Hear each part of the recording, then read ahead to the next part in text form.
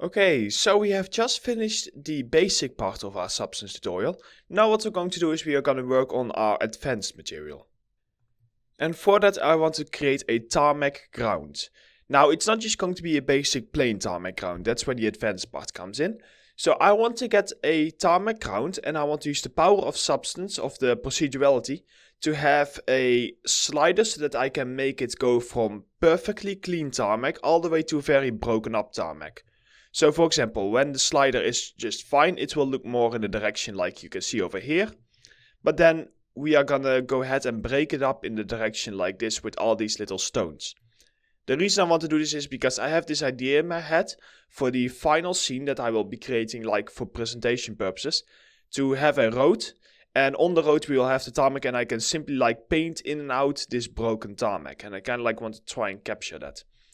So this is going to actually be very easy. We will mostly just focus on creating a broken tarmac. And because we will already have a mask that will mask out where these areas are, where our clean tarmac is, what we can do with that mask is we can just throw a slider on there to make sure that when the mask is completely white, everything will be completely clean. And then wherever there is black, it will show up these pieces. So that's the general idea for this. I have a bunch of reference images. They all look very cool. So we will be using, for the broken pieces, we will go for something like this. As you can see, it's not just like a few stones, it's actually stones, smaller stones in between, and they are all clustered together. Parts of them are sunken into the ground, other ones are just laying on top, so there's a lot of stuff going on here if you really look at it. We will not go for the moss. The reason for that is because these pictures, I took them myself, they are taken from a bicycle path, and you can already see they are right next to like a forest area. That is why there is moss here. We will be creating it on a road, and as you can see over here, roads, they do not really have this type of moss unless they are bordered to something like a forest area or like plants or something. But ours will be bordered next to just a simple curb, so that's why it wouldn't happen like that. So that is the general idea. I think we just need to jump right in. I want to get started first of all with our stones. I made this picture not very good. It's really blurry. There we go. I want to get started first of all with our stones, because I think that is like a very large feature. Because even these stones, we also need them over here. For this, what I'm going to do is I'm first going to create sort of like a stone generator that will just be able to generate the stones. And we will do this in a separate graph and then we'll just throw it all together. Now, doing this one, normally I use one that I've made a long time ago, but that one is way too advanced. Even I barely understand how I made it, because I followed a few tutorials to make it myself. Because it uses like pixel processors and FX maps, but I'm still learning those things myself. They are a little bit more technical, I should say. I would recommend looking on ArtStation. There's someone called Ben Wilson if you want to go that technical in it. But for this, even though it's an advanced substance tutorial, I don't want to spend 2 hours on one single stone generator, so we're just gonna go ahead and create like a nice bare bones version of it. So don't worry, it will still look good, of course. So basically, I'm just gonna go ahead and create a new substance. I created this one, which is just like our empty scene that I called Advanced Tarmac. And this one I will call Stone Generator. And just press OK. And let's close our 3D view because we don't need it. So for this one, I don't need all of these outputs, because we are not going to have it's not going to just be like a texture map that we will output. We will actually create a node that we can use in other graphs. So the first thing we need to do is we need to start by generating like the stone shape. Now for this, the beginning part is very similar to our cracks. We want to go into patterns, but this time we want to go for a much more complicated one. We want to go for the tile sampler. Yes, so I need to make sure that the pattern, not the mask map input, that we have at least a mask map input so that we can control that. And it's just nice to have like a few of these inputs in general. So once again, these are just pixels. So what we can do is we can just go ahead and we can set them very high, so 64 by 64. And then just set the scale very low, 0.1. There we go, so we just have like these random pixels over here.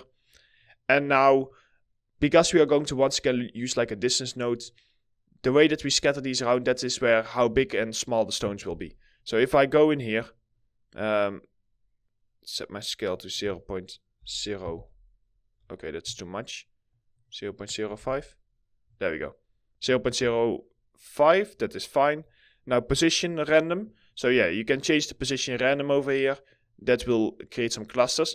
But the nice thing is, with this node, we can actually just create some clusters very well. But we are going to expose all these sliders. Exposing the sliders means that once we are basically going to create a .spsar file. You might have seen it before. This file, basically what we can do is we can drag this file into other graphs, and whatever slider we expose, and expose just means that we ask the slider to show up. Whatever slider we expose, you will be able to see that in the file. Now, at this point, I will mostly just focus on creating the graph, and then it's better to just show you in practice how this will look. So we got this stuff over here. I don't care about rotation for now. All I care about is to go into my color and just throw in like a color random over here. There we go, because that was, remember how I added that extra little bit in the end of the basic tutorial about how I forgot to do that. It's quite important because else it messes up our distance node. So having this node, I'm now gonna go ahead and I'm going to add a distance to it over here. And this time what you want to do is delete this, throw this in the source input, and then in the mask input we can just go ahead and we can have like a very simple levels. And we push this out. Like this, so that it's all perfectly square. Throw that in here, and then our distance will look something like this. So these are basically just going to be like our stones, and what I'm planning to get is once we actually have these smaller pieces, we can just like mask out some of these stones, basically. So that will look something like this. I'm just double checking. Okay, one thing not to forget is set your distance really high to like 5000 or something, just to make sure that all the colors are flat. Now what we're going to do is we are going to start working on the first type of masking. This will be generic masking out pieces. Now normally you would just go in here and you would just like set your randomized mask or something. Like a mask random for this. However, we cannot do that because then our stones would become crazy big if we do that in here. See? Because the distance node, it will just try to push it out. So once you have the size that you like in your distance node, you want to go ahead and you want to add a histogram select over here. We've done this before, actually. Yeah, we've done this before. Boost up your contrast. And now what we can do is here, you can play around with your position. Your position will basically be acting like your seed, like your just like a randomizer. Your range will be the one that will be used to really say like, okay, these are all the stones that I do want or do not want. So you got this piece and you want to blend it. Here, so we just like go in here and just blend together our position map with our distance and set this to be subtract.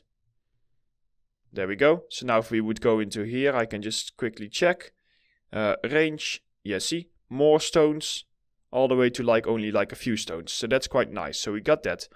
Now what we need to do is we need to add functionality to also have the stones mask out based upon a very simple, like anything we input. In this case, what we are going to temporarily input is like a grunge map. But we are going to expose this so that we can input whatever we want later on. So let's throw on like a grunge map 001, for example. Now I'm going to go in here and I'm going to maybe change my random seed. I just need something so that I can preview. So set your contrast all the way up. And basically, the way that the system is going to work, that I want it to work, is whenever there is a white pixel, it will leave the stone. And wherever there is a black pixel, if the stone touches a black pixel, it will simply just get rid of it. So, of course, it won't be as precise as this. It's going to be a little bit lax, but that's basically the general idea. So actually before we do that, I'm getting a little bit ahead of myself. I need to just drop in a quick note in between here to actually convert this to stones, because right now they're just shapes and we basically just need to get oh wait, remember how we had that fine edge detect? I most likely want to use that one. So let me just quickly Simple type. No, where did I place that? Saves. Substance. Ah, there we go. Define edge detect. Hello. Let's drag that in here. There we go. Okay, so we just want to plug this in here. Set your edge strength pretty much all the way on. Actually, do I want to do that? Because no, I do not want to do that. I want to set my edge strength. But that's the tricky thing. So I want to set my edge strength to make sure that we have all of these separate shapes. However, sometimes it will cut in between the shapes, which I do not really like. So what I'm basically going to do is we have our edge strength over here. That is fine. Now what we need to do is we need to add a levels over here. And I'm just going to go ahead and if we go to our levels, let's push this all the way up so that it becomes completely white wherever we want. Now, I just need to check, is this already good enough? Because else we would need to overlay another fine edge detect just to make sure that... Okay, that looks spot on. So sometimes we will have like a cut like this, but that shouldn't really matter because there are plenty of thin stones. Only thing is like, yeah, this kind of stuff over here, it's... if you set the black threshold to 0. Oh, and we can do that. In that case, it's a very minimal error. Out of all of these stones, that's a very minimal error, so I can live with that. In your levels, just flip around your black and white slider like this. And that will just make sure that our stones are like white. So now we can do like proper masking out. So we got this stuff over here. At this point we can throw this in here and that should still mask out fine. I'm just checking. Yes, so it properly masks everything out. That is all correct. Okay. So now that we have these stones, the reason we need to do it like this is because we are going to use flood fills. And as you might have remembered, flood fills, they need masks. They cannot really get away with gradients as well as masks, basically. So we got this stuff over here. Now we are going to go ahead and, there you are, start working with this. So we need a flood fill to get started with. And there is a flood fill to grayscale. Yes, flood fill to grayscale. And basically what you can do with that is you can give it a grayscale input. So we are basically going to control how we want our grayscale to look. And based upon that we can mask it out. So if we nicely like, throw this up here. So here you can already see it happening. Flood fill to grayscale. And because this is a very contrasty mask, if this wouldn't be as contrasty, this would happen. So you can actually, this is quite cool. If you ever want to use this, it's great if you, for example, want to have like pieces sunken down at a very localized area. But if you set your contrast all the way up, it's basically the same as using your mask map input and then throwing on your slider over there. Because I can now very simply use my balance to add more or less stones. That's the general idea for this. So we got that stuff ready to go. Oh, actually, we don't even need to. We can just put it like this. For some reason, I thought we were going to blend it. So, we got these pieces. Now what we're going to do is we are going to go ahead and we are going to actually make these look like stones. We're going to do this in a few stages. The first stage will be that we are going to now add gradients to these stones. And once we've done that, we can very easily with like a levels decide how much roundness we basically want. So for the first type, I need to get gradients in the corners basically. We can try a non-uniform blur grayscale, but what I'm worried about is that the blurring will not be as nice. So if you plug this in here, throw up your samples, and then your intensity. So it does blur, but it feels a little bit uneven in the way that it blurs. So let's keep it as an option, but often what I do, it takes a few more nodes, is our flood fill. Yeah, we need to add another flood fill after this. So we need a flood fill. And let's move it down here. And then just do like a flood fill to gradient. And because the gradient is going to be like one angle, what we can say is we can say up, right, down and left, for example. So 0. Double click this one, 90 degrees for this one. Let's do 180 degrees for this one. And minus 90 degrees. So now we have every single level. And then it's just a matter of blending them together. And then overlaying them on top. So we got these. Blend. Blend. And blend. So I'm just adding more blends that I can add all of these pieces. And I believe it's going to be just like a simple multiply.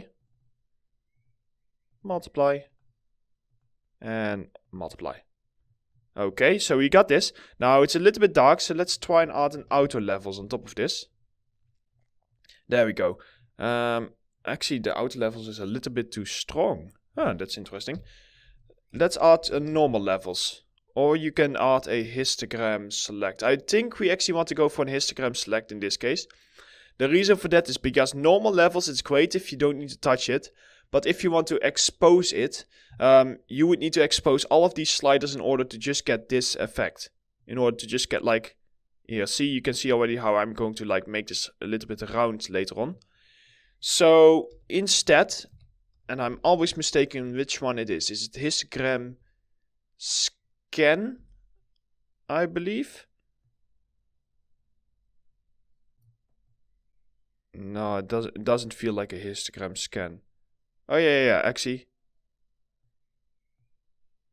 And then the contrast. Yeah, okay. Histogram scan should do the trick. Although I also think like a histogram range would have done the trick probably. Or not. Oh no, sorry, not histogram range. I don't use the histogram nodes too often myself. So I would look into it. But yeah, the histogram scan is able to give us this effect that we get over here. And now we can use our contrast slider to, for example, make the edges very strong or not.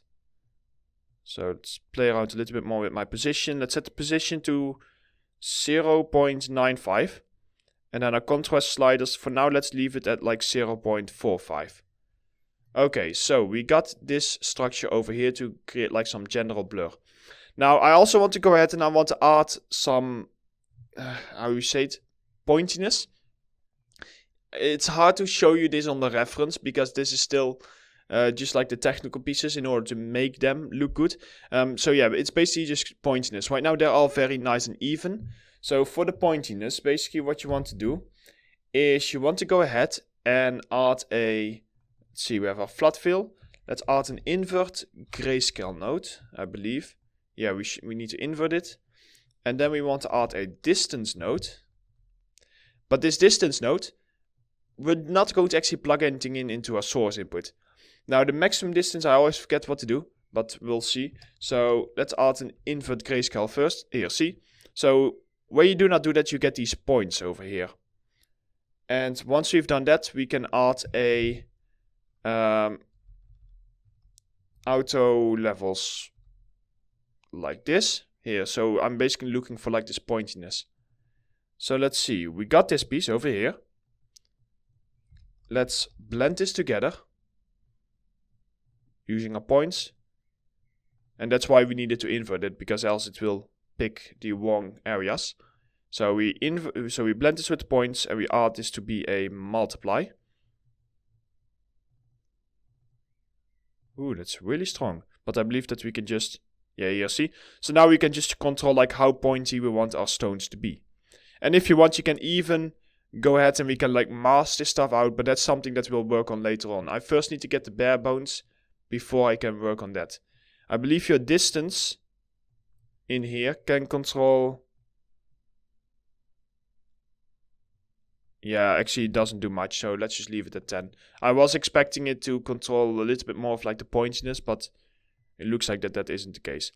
So we got these two. We have them now nicely overlaid. Now what we're going to do is we are basically just going to go ahead and we are going to mask out some of the roundness. So we are going to give it control over how round you want things to be. And that will basically happen like this. So at this point, do we want an outer levels? Yeah, actually, let's do just an outer levels.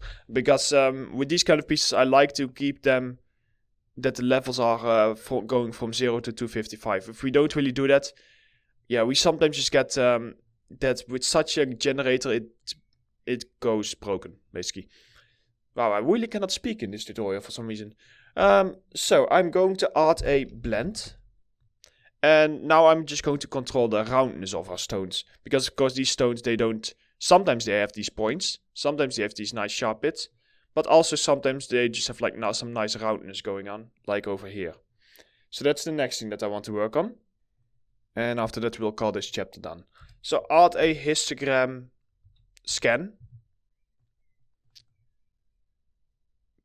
Push your position and contrast all the way up. There we go. See, this time I didn't use the levels, just for you. So the histogram scan, we push it all the way up. And then we add a very basic blur. Should we do blur high quality? Let's start with a blur. Let's do a blur high quality. A blur high quality is just often, yeah, higher quality. So we just give it like a little blur, like you can see over here. And this blur is just here to make the fall off. So now if we go into our histogram scan and just lower down the contrast. Well, yeah, it should be able to mask. There we go. Actually set higher the contrast. Sorry, higher the contrast, lower down the position. And then we can control basically the roundness of our stone. So we can say like, okay, stone roundness. We then blur this. Might be a bit too much, so blur it. And then in the blend we set this to be a multiply? Yes, multiply. So the reason you want to blur it is so that the stones do not have like a super sharp cutoff, but they just like nicely and softly mask out, as you can see over here. So now this position map will basically control how sharp we want the stone to be. So we can go all the way from like little pebbles to just like sharp corners, like you see over here. But they will still be sharp in some areas, and that's the nice thing. So this is where I'm going to leave it off. As you can see, it's slowly starting to look like stones. They are like nicely clustered together. We need to of course keep working on the variation and make sure that this looks not very procedural and just very organic. So let's save your scene and let's continue with our stone generator in the next chapter. Okay, so what we're going to continue with now is we are starting to get like some quite nice stones. The jagged edges over here I don't really like. Now there is this technique that we can use, which will also immediately, it's a bit difficult to explain. It will kind of like soften things out. So if we go ahead and add a slope blur grayscale over here.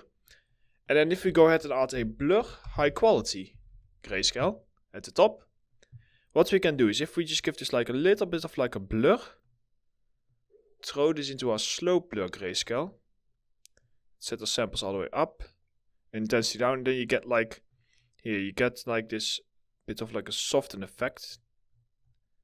That's really intense. Let's see, can I go for 0.005 or something?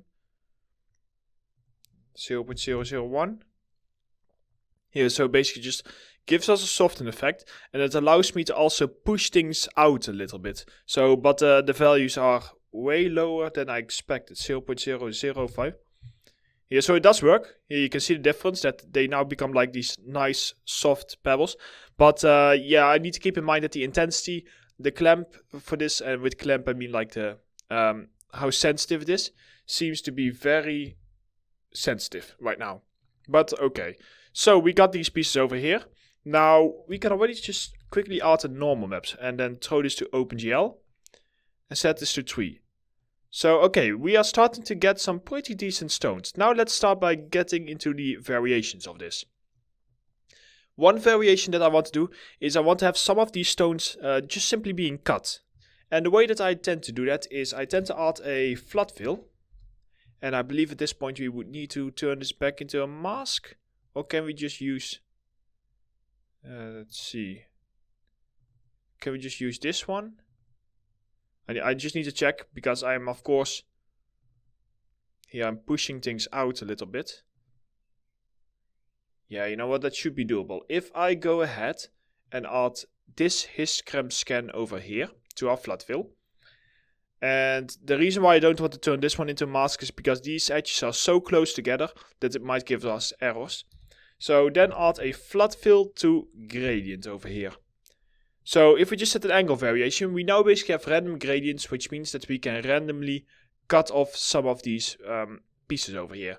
Now another thing that we would need to do is we probably would need to end up with some masking, but let's first of all add a quick blend. Like this. And these gradients, as you've seen here, the masking doesn't fit perfectly. So I would recommend just adding a very quick blur, high quality grayscale after it. And just give it like a little bit of like a blurring, like this. And then throw that onto your foreground. Now, if you set the blending mode to be a min darken, what will happen is this. As you can see over here, see? So you can see that it will start to cut off some of these stones. Here on the normal map you can really see it. So it starts to just nicely cut off some of these stones. Now, one of the problems that we do have in this case is that they are cut off everywhere. And I do not really like that. So I do want to like create a quick mask. So if I just go ahead and go in here and I will probably... You know what? We can probably use this one. Oh no, sorry. We can... Yeah, no. No, we cannot use that one. We need to have a... I have a little brain freeze over here. Yeah, so we need to go ahead and add a flood fill to a random grayscale over here. Flood fill to random grayscale. And just throw in the same flood fill that we've used before. And then we are going to go ahead for a histogram select. Wow, I don't know why I have that brain freeze over there, but okay. So I can say like, okay, only these pieces I want to have all of my smoothing. And now if I just go ahead and duplicate my blur behind this. So we soften this out and we throw this into our blend. So now it should only happen on a few stones and not on all of them. See? So now we get like even more variation in between those pieces. Okay, so we got that stuff done. Now I do need to remember that later on we also need to create like masks for this so that we can cluster stones together better. But let's at this point continue on by... I think let's just start by adding some general warping and some overall noise on this, I believe. Let's see. Yeah, I think that's the next way to go. Let's add another blend. And for this blend, I basically want to have a... Actually, I want to grab our flood fill to random grayscale. And I just want to throw on my blur. So I'm basically doing this. I have my flood fill to random grayscale. I blur it a little bit. And I throw this into my blend and set my blend to be a multiply. And when I do that, if I lower down my opacity, I can have some of these stones to basically be very strong and sticking out, while other ones are just kind of like sitting a little bit in the background. This is mostly for a height map, because in a height map it means that we will have different heights in our stones. So that's why this is handy. So I'm gonna leave my opacity at around 0.4 in this case. There we go. And what I'm going to do after this is I'm going to add, let's see, let's add a quick directional warp. Let's add a quick directional warp and just throw in a few waves. So if we go for like some pearly noise over here, just give it like a random angle, and you basically just want to set your pearly noise scale quite high and just give it like a little bit of like an intensity. I expected it to be a bit stronger. I will set my intensity to like 10. Because if I set to 10, I can just easily move it down. Okay. So one thing that I do see... Do you see those lines here? I need to keep an eye out on those. Not that it's like breaking the tiling. So I basically just give it like a little bit of a warping around this. And I will be able to control that. And after that, now for our noise. If we have a look... Oh, I think actually this is the best image. Okay, so looking at this noise, most of the noise is sitting on top and then it just cuts around the edges a little bit. So let's start with the classic, which is going to be a slope blur grayscale. And with the slope blur grayscale, we want to throw in a moisture noise over here. Just throw that into our slope. So that now if we set our samples all the way up, intensity all the way down, and just set our mode to minimum. Ooh, it's really sensitive. 0.05? No, even less. I need to go very careful with this. 0.01. Here, it will just like add some generic noise to this. So that's 1. And then on top of this, if I just add some very bass noise. So if we add another blend, we can just grab something like let's go for a, where is fractional sum? Let's go for fractional sum 1. Actually, let's do fractional sum base. The reason I want to grab the base is because this one has controls, so I can set this like to be a bit rougher. And if I now go ahead and blend this together with something like B&W spots 1 to basically create a bit more variation. So let's blend this as a multiply. Just tone down your opacity a little bit and just throw. This might still be too big. I might need to make this smaller, but we'll see. So throw this into our blend. Set this to be a multiply and just like tone down our opacity. Let's go into a normal because I cannot really see this anywhere else. Okay, so yeah, so what I'm first going to do is I'm going to add a transform in between here. And I'm going to set this transform to -2 in order to make just tile it twice and make it even smaller. So that's 1, and then this slope blur is still too strong actually. So 0.005, no, that's 0.008. There we go, just to reduce it a little bit. We are also later on just in our actual graph, we are going to add even more details to this. But I first want to just go ahead and start with something like this. Okay, so we got these stones over here, which would then be considered like the big stones, and then later on we can like add clusters to this. So they will have random cuts, they will have random angles. Now I might want to also just give the option to also have a random tilting in the stones, which we do after this blend. So we basically go after this blend. And then we duplicate our flood filter gradient along with our blur over here. And then we just like change the angle variation a little bit, so that our angle is like slightly different. And then I plug this basically in the top and also set this to be a multiply. So now I can control if I want stones to be like slightly angled, as you can see over here. This all works way better in our height map. So don't worry, once we actually preview this in our height map, it will look a lot better. Because the norm map is mostly a support in this case. So we got these pieces done. That is all fine. I still feel like the stones are too perfect. I don't know if I maybe want to do something with like a multi-directional warp. So you have this warp, which will just do some warping in one single direction. However, we also have a multi-directional warp grayscale over here. And if we grab a noise for this, let's try like a Clouds 1 noise just to see how it looks. If you throw that in, yeah, it's really strong. So you can basically set your intensity here and it will just basically try to like warp these stones. You can set the mode, and I'm going to set the mode to minimum because I want to like kind of try like cut into these stones a little bit. And then you have your direction. So one direction would be like a normal warp, and then you can go all the way up to like 4 directions. So let's see. What does chain do? No, chain probably doesn't work. Let's go for minimum. And let's actually have a look in normal. So I can see some errors here. That's why I think minimum doesn't work as well. Here, see, you can see these errors. So the average or chain. Actually, you know what, chain might actually work. I've never used it before, but it actually looks kind of cool. So let's set this to like 1.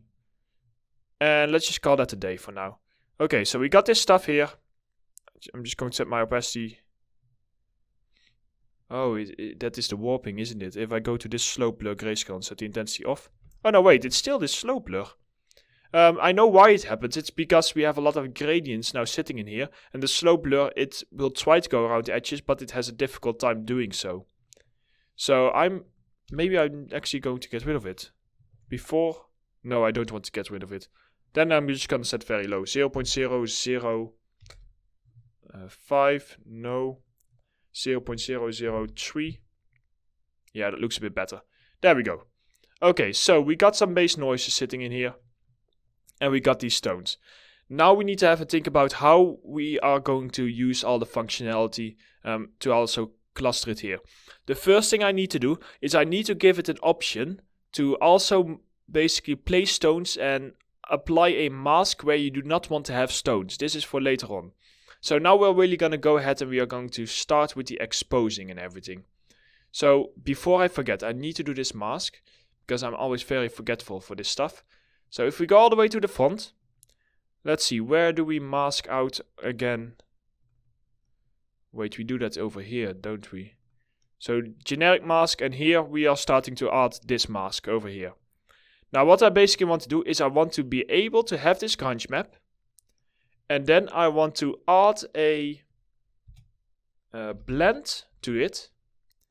And I want to add a node which is called an input. And let's do an input grayscale. So this input basically allows us to later on apply whatever we want. We can just throw it in here and that will be added to this mask. So if I go ahead and call this no stones mask, for example, and just copy that identifier and also paste it into the label so that it will show up correctly. And this doesn't really matter, I just press add item and just leave it like that. I want to add this on here and I want to set this to be add because I expect that, let's see, is it masking out? Oh, sorry. I need to set this to be subtract. Because I expect that we input whatever is white. We do not want to have stones generating on top of that. So if I set this to subtract, because this mask is the other way around, in this mask everything that is black, we do not generate stones on top. This should do the trick. So I will basically show you how this will look later on, so that you have a better understanding of like the exposing. So we got this stuff over here. Now we have a normal, but we don't actually need the normal. We just need a height map. So I'm going to create an output node. And I'm just going to call this height, for example. Copy the identifier into the label. You always need to do this because the label is basically how it will be named whenever we use this. And then if you save your scene, and then press right click and press publish.spsar file. Now I'm just going to paste it into the same folder as where we have our save file. And I'm just going to press save and press OK. So now we get this stone generator.spsar. And this is basically how it will work. So we have our advanced star max scene over here. This is going to be our empty scene. You basically then drag in the .spsar file. And now you can see what is happening is we have a height output and we have that one input that we created. Now there are no settings here, but now what we can do is we can expose all of the settings we want to change and then we can change them in here. As an example, for the height map, let's say that I go for like a grunge map 001. I can do this, I can plug it in, and what will happen is it will avoid, see, it will not place stones wherever I have it white. So that's already working. So now that you know that, we can simply go into our stone generator and just close the 3D view. And now we can start by exposing it. Okay, what kind of control do we want to have? We have these pieces. We want to have control over the X and Y amount. And we want to always have this control to be even, so we can use the same setting. This will basically say how small we want our stones to be. So what I can do is I can go down here and I can press expose above my value. Now then it will ask you for a name. I like to always go to new and give it its own name. So this is going to be stone underscore scale. I then press OK and press OK again. Now you can see that we can no longer edit this value. This is because now it is exposed. Now for the Y amount, the nice thing is that you can reuse the same values. Because I know that these will always be the same, I can go in here and I can just click on stone underscore scale. So that's basically all that will do. So let's see, we add it to a distance, that's all fine. We then detect it, that is all fine. And here we are starting with our first one, which is we are reducing pieces in our histogram select. Now we are doing this, let's see, are we doing this using our range, I believe. So if we go in here, we can expose this. And this will basically randomly get rid of the stones. So random underscore stone underscore removal. Let's press OK and OK. So we can now control how many stones we want to randomly remove. Then what we do here is we have our mask.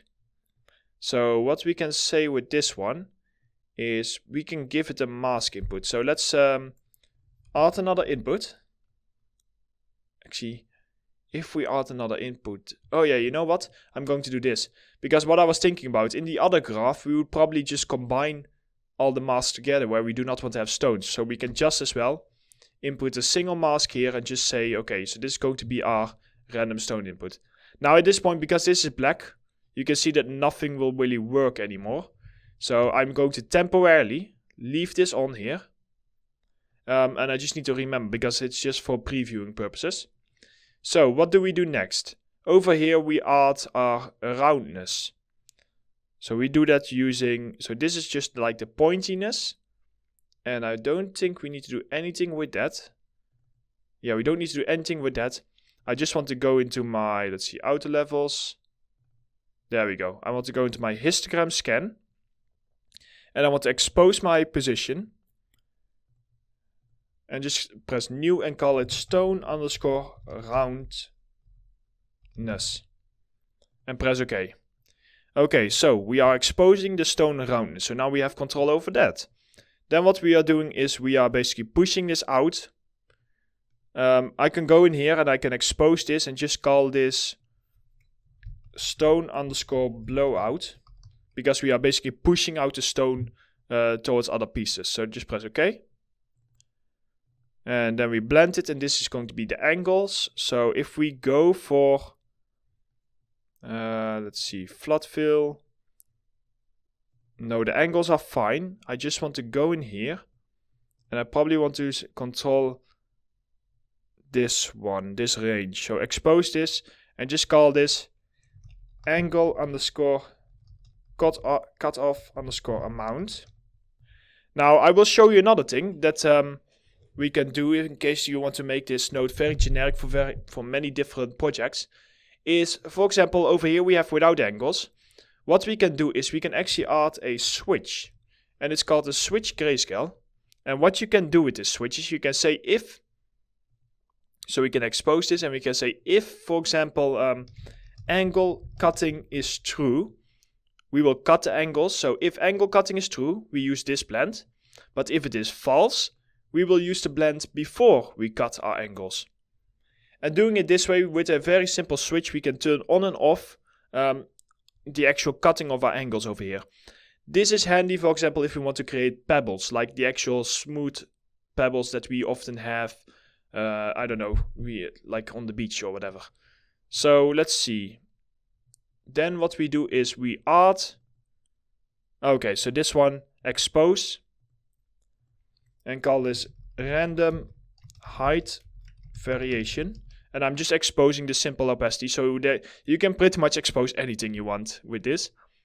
Then this is the expose this one, new random angle variation, because this one will like expose the angles. Then we have this directional warp, and then we have this noise over here. Let's just expose this. Noise underscore A underscore intensity. And now we have this one, which is a moisture noise.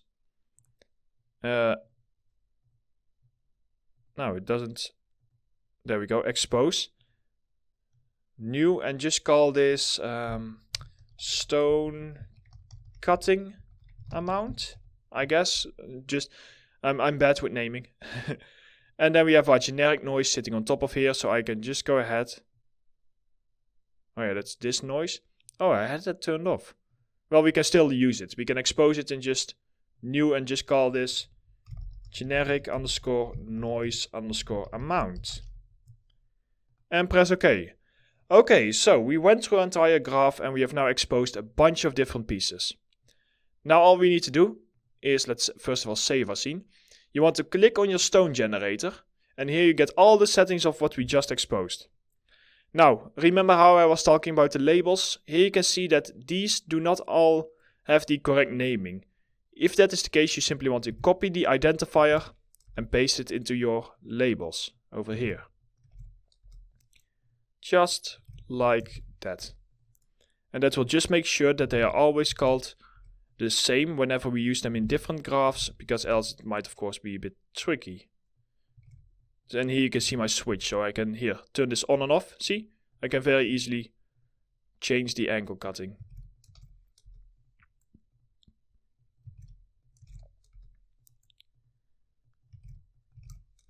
So I'm just doing this. Now I'll show you a few extra things. They are not really needed, but I'll show you.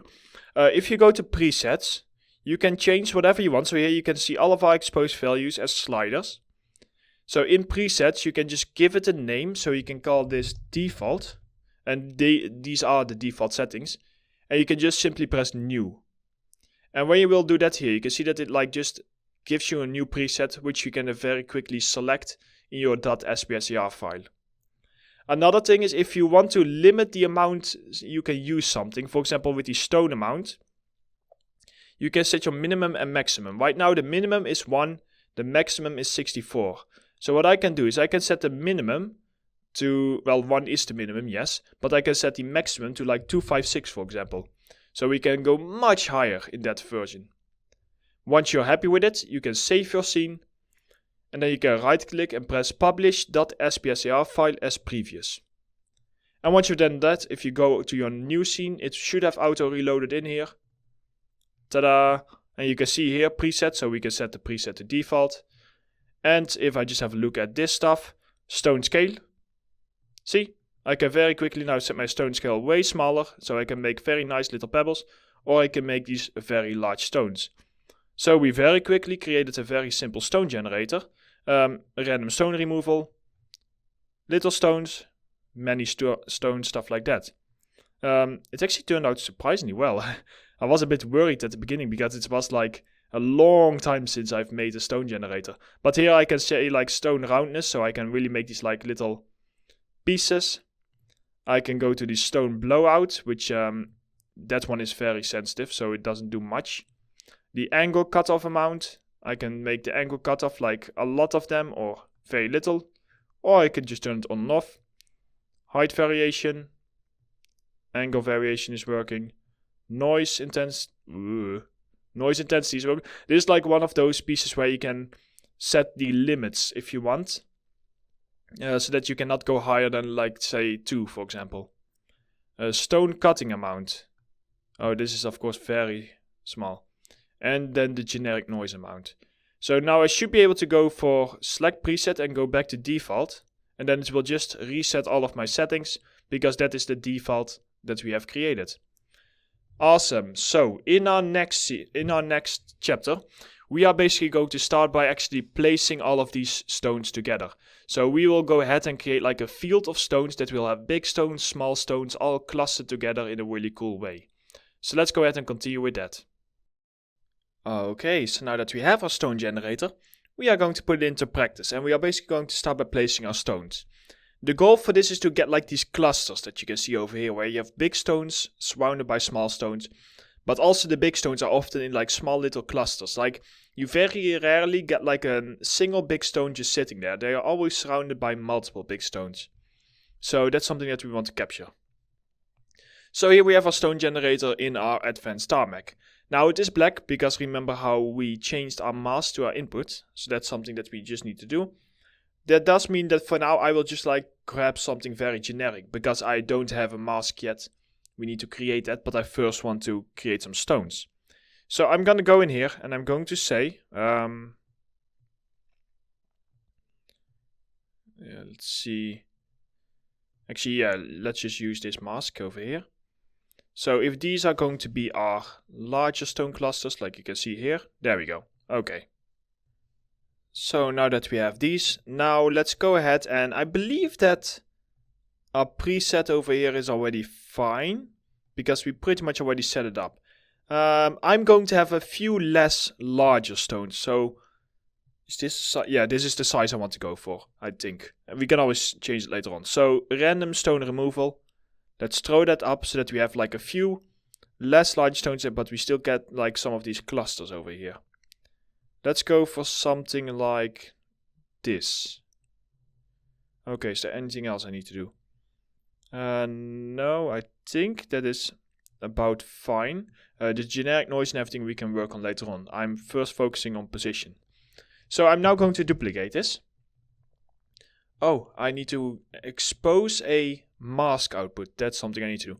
We might be going back and forth because sometimes I just tend to forget some stuff. So if we go to the very end, sorry, let's plug this one back in so that I can actually see what I'm doing. If we go to, let's see, where does our final mask end up?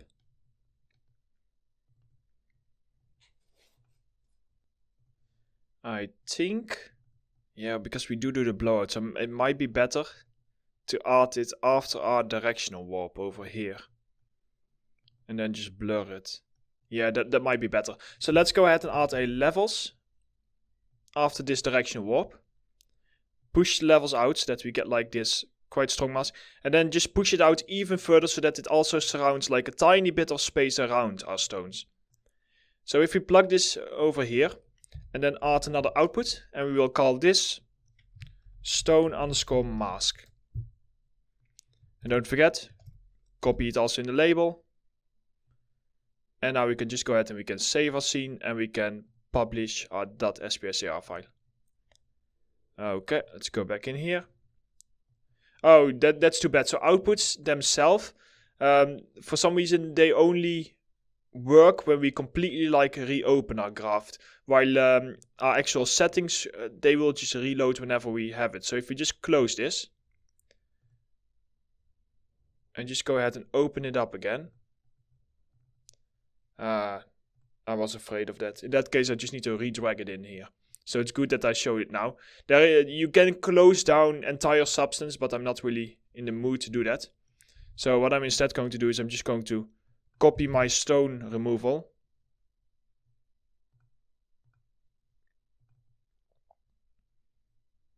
Huh?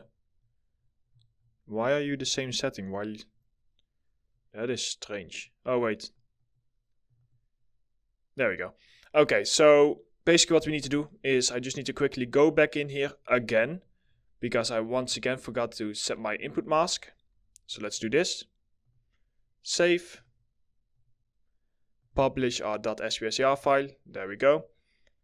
So basically just update. So this one we can get rid of. So now we have this one over here. Great. Okay. Our stone removal, let's tone that down. I'm not sure why it still shows up like this, but okay. So big stones are going to be 0.7. Let's go 0.7 for that. There we go. And now we also have our stone mask over here. So what we can do with this is basically this. We can duplicate this node. And in this one, what I can say is, okay, these ones I want to have like medium stones, for example. So I can go to my random stone removal, add a few more, and then go to my stone scale and add like a bunch more stones. Now with this, I can go ahead and I can still use this mask most likely, but I probably want to, let's duplicate it a little. Let's duplicate it and then just make it a little bit bigger. And then what you want to do is you want to add a blend. And you want to grab your stone mask over here and you want to throw this in here. Now if you set the stone mask to be a subtract so that it will cut out, it should make sure that no stones, see, no stones are generated where our large stones are. So they should be just like generated out like this.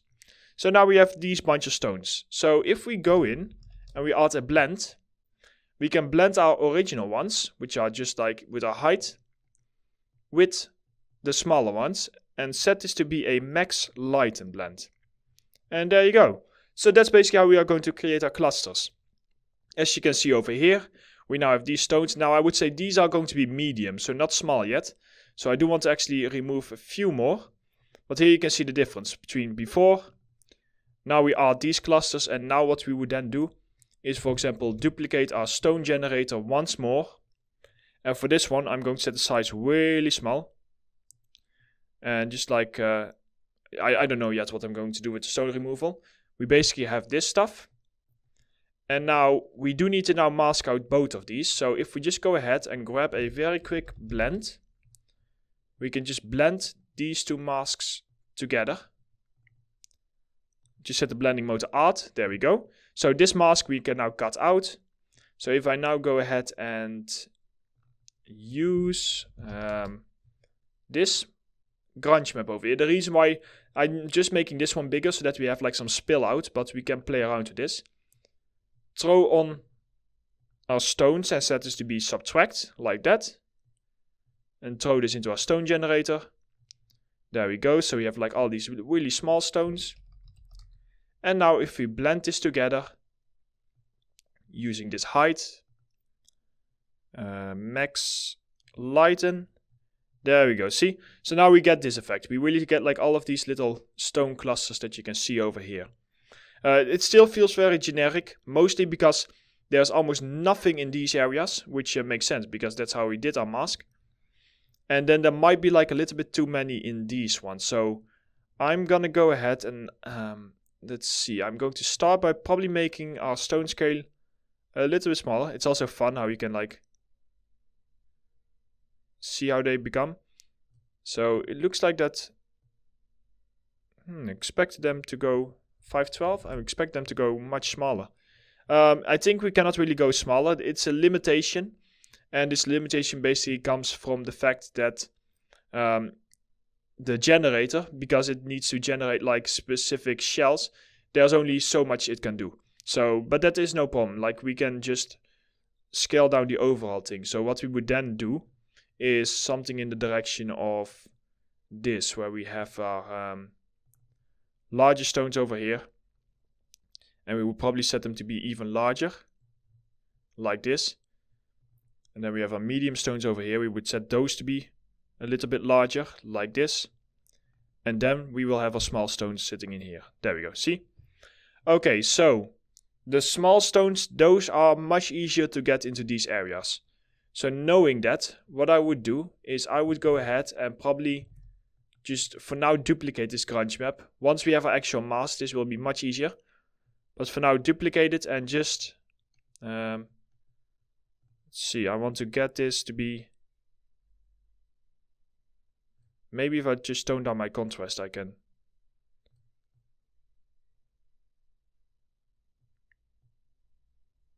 Yeah, so we get like a few of them.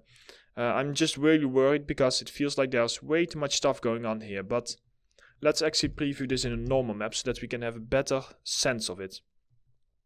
So let's add a normal map and just set this to be like 10. Okay, that's maybe a bit too much. Let's say 5. Okay, see? Yeah, it feels very, very generic right now. So that's something I do want to work on. The first thing I'm going to do is in our small stones. Let's go down here and let's go into our height variation. Boost this all the way up. And our angle variation. So that should give us like quite a bit of variation. Also in our medium stones, some height variation. Some angle variation to get rid of some of those. So we got these stones over here. Now what I was planning to do is to later on to simply just tile my texture a little bit more. So I'm just tiling it like twice in order to get those stones. But it is basically a lot of balancing out. If we would already just have a quick setup for exporting here. Let's delete this. So let's set this to 3. And now let's also plug this into our height map. And add an ambient occlusion node. And remember, you can hold Ctrl to duplicate your output. There we go. So our ambient occlusion. By the way, in our ambient occlusion, just turn on the GPU optimization. So we got this stuff over here. Let's just go ahead and save our scene and export this. So that I can actually see it with height map inside of MatSDTuT. Here we go, TGA, export, that's all fine. Let's have a look. So we got that stuff. Yeah, we definitely need to work on the stones. What I will do is I will still in this chapter just already set up like a base scene in MatSDTuT.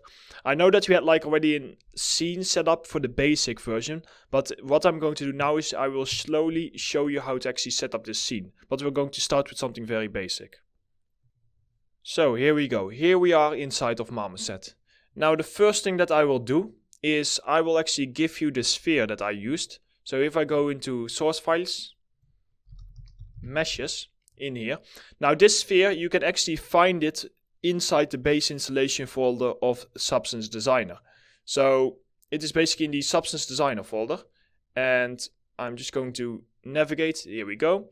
So in your program files, if you go to Substance Designer, if you want to find more of these, you can go to Resources, View 3D, Shapes, and in here you will have your material ball, a rounded cube, and all of these extra shapes.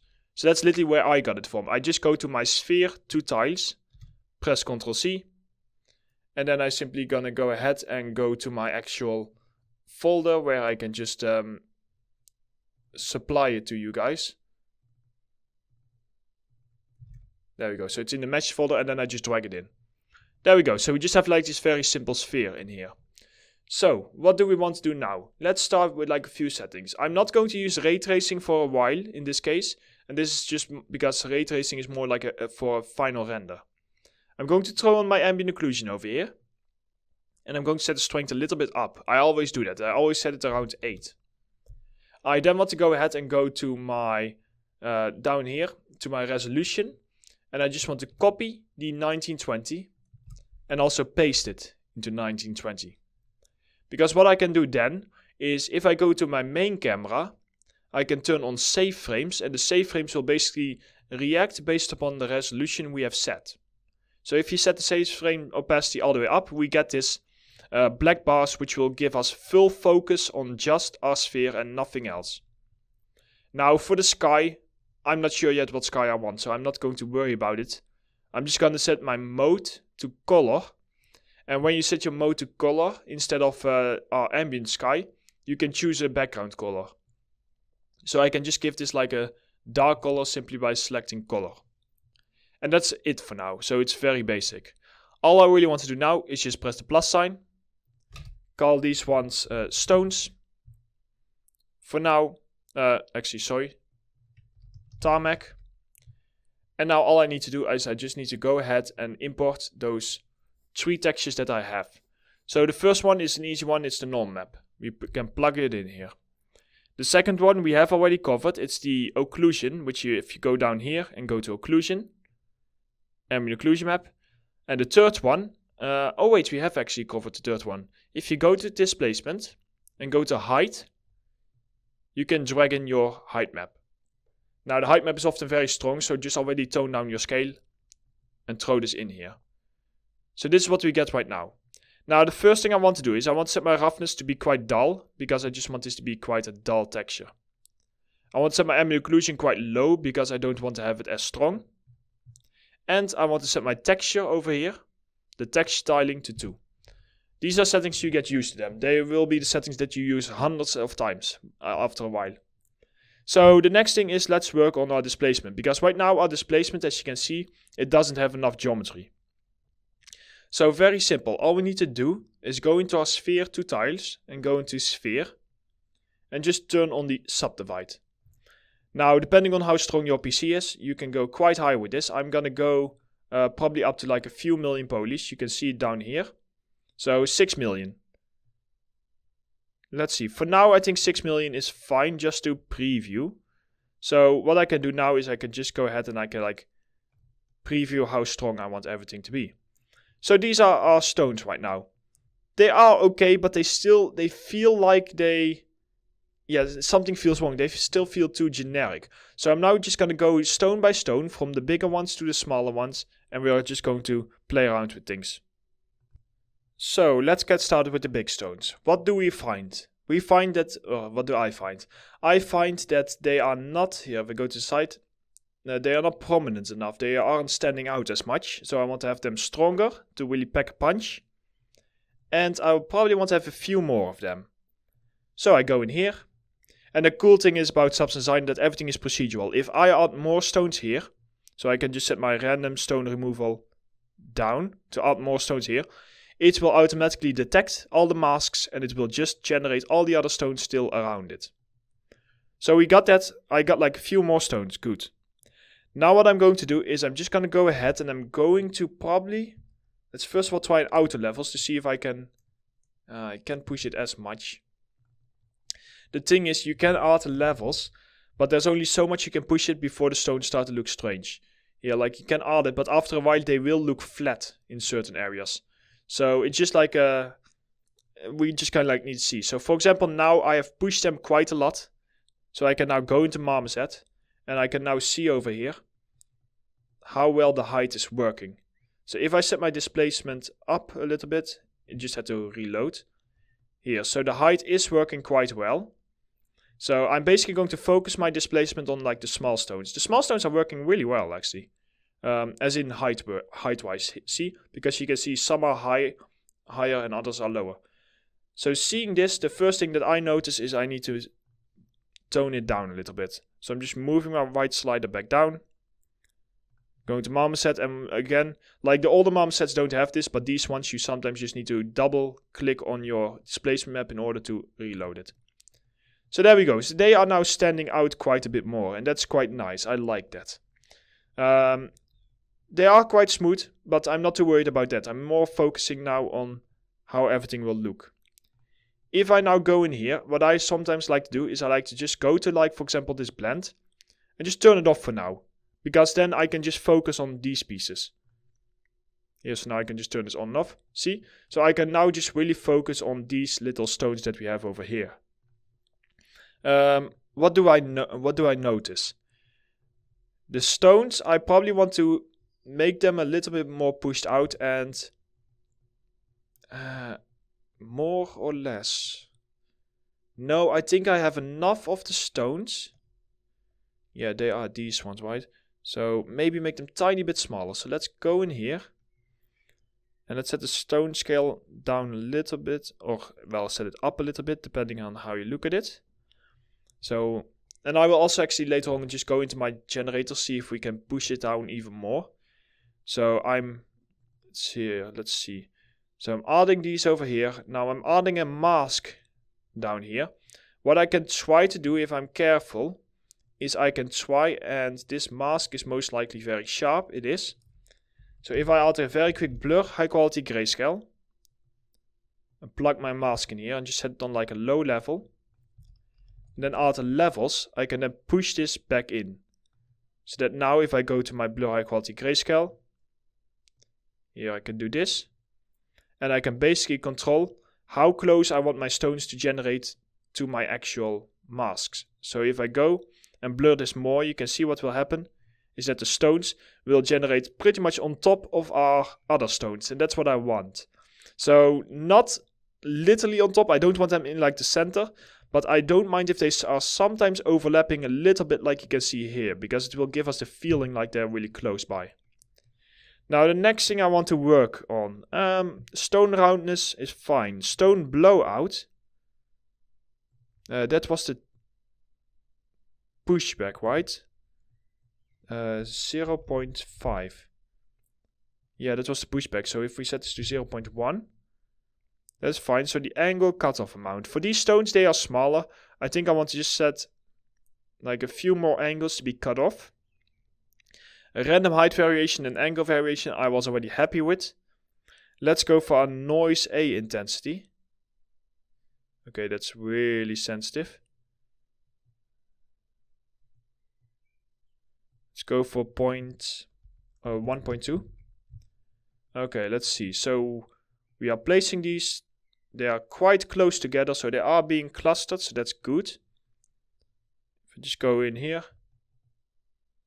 let's tone down my occlusion map a little bit more.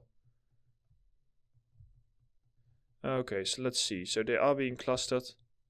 I don't think I have. I think I actually need to go one more subdivision. This might take a second. Oh, I didn't need to go one more subdivision. I forgot that I had to reset my mask. But luckily I just mispressed. So, okay, so that is fine. Yeah, I can live with that. That's looking good. Okay, so we got these clusters over here, so they are working. And now we want to just have like tiny stones in between. Now, we are running out of time. So what I will do is in the next chapter, I will start by creating these really, really small stones to have them in between here. And once we've done that, we can take it from there and just continue with this texture. Okay, so we are slowly getting there. We now got this. I'm now going to start working more on like the really small stones over here. Yeah, that's pretty much it, because I don't think the overlapping Like, I'm not sure we can push this even closer. What was that? Roundness? No, it was not the roundness. I believe it was like the stone blowout, but it can only go one way, doesn't it?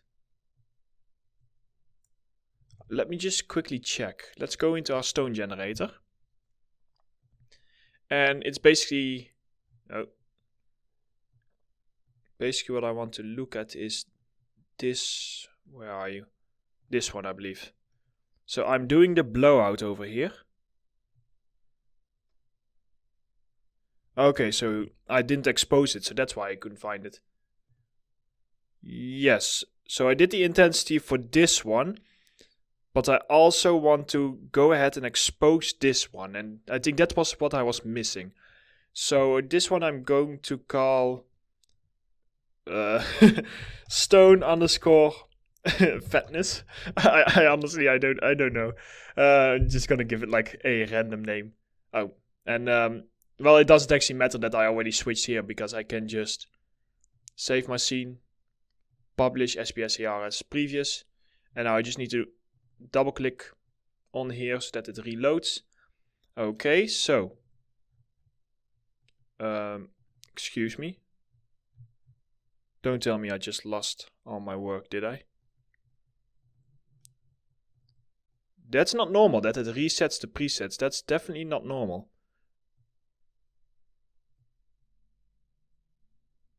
And I once again realize why this is the case. Because for some reason I have something with just forgetting to actually do this. To just set it back. I don't know why. I do apologize. It doesn't look very professional in the tutorial. But mistakes can be made. Okay. So, we got this stuff, and now basically what I wanted to try is see if I can increase the blowout a little bit more. Not this blowout, I mean the stone fatness over here. So this is very, very sensitive. So if I set this to 7. Okay, so we are getting close to that. 0.01. 0.02. Okay, so I'm pushing these out, and now if I just play around with my stone blowout. Okay, so this one can now control kind of like the softness. So if I set this to 0.2. Yeah, I wonder if that works. For now just... Yeah, there we go. See, so now the stones, they are so close together. That's looking a lot better. Okay, so I got that stuff. Now, what I had in mind for this one, if I just add it. So these stones, we couldn't make them a lot smaller, but we are able to actually change the size by going just into our stone roundness, I believe. So if I go and set my stone roundness, here you'll see, if I go and set my stone roundness lower, I can actually make these a lot smaller. So if I go in here and I set my stone roundness lower, but I'm going to set my random removal also lower, so that they basically just show up in more areas. Now, with this technique, we cannot, they still feel a little bit generic, like we cannot get as many pieces in here. But what we could do is we could just go in and we can do like a blend. And if we just go ahead and, by this point the stones are so small, I might be able to get away with just doing like a generic blend. So if I just change my random seed for this, to randomize the position, plug in these two stone masks and just set this to be a max lighten. So I hope that this blend will just work and that we don't need to like separate these out, but we'll see. So that we get like a few more stones in those areas. Let's turn off on and off my displacement. Okay, so we are getting the stones. That's good. And yes, as I expected, what I'm not happy about is that over here they are still too far out with the spacing. And yeah, that's just something that I cannot get around. So I do want to actually fix that, because it just doesn't look as nice. So if we go into our stone generator over here, we can have a look and see how that we can fix this. So over here we have our distance node. Now this distance node is basically, that's how we are basically controlling all this stuff. So there's only so much we can do with this. If I go, let's save my scene. Let's also save my tarmac scene. if I just go into my stone generator, what I can do is I can just like fiddle around with the settings in my preset over here. So if I just go, for example, well, it doesn't matter because as long as I don't press update, it should be fine.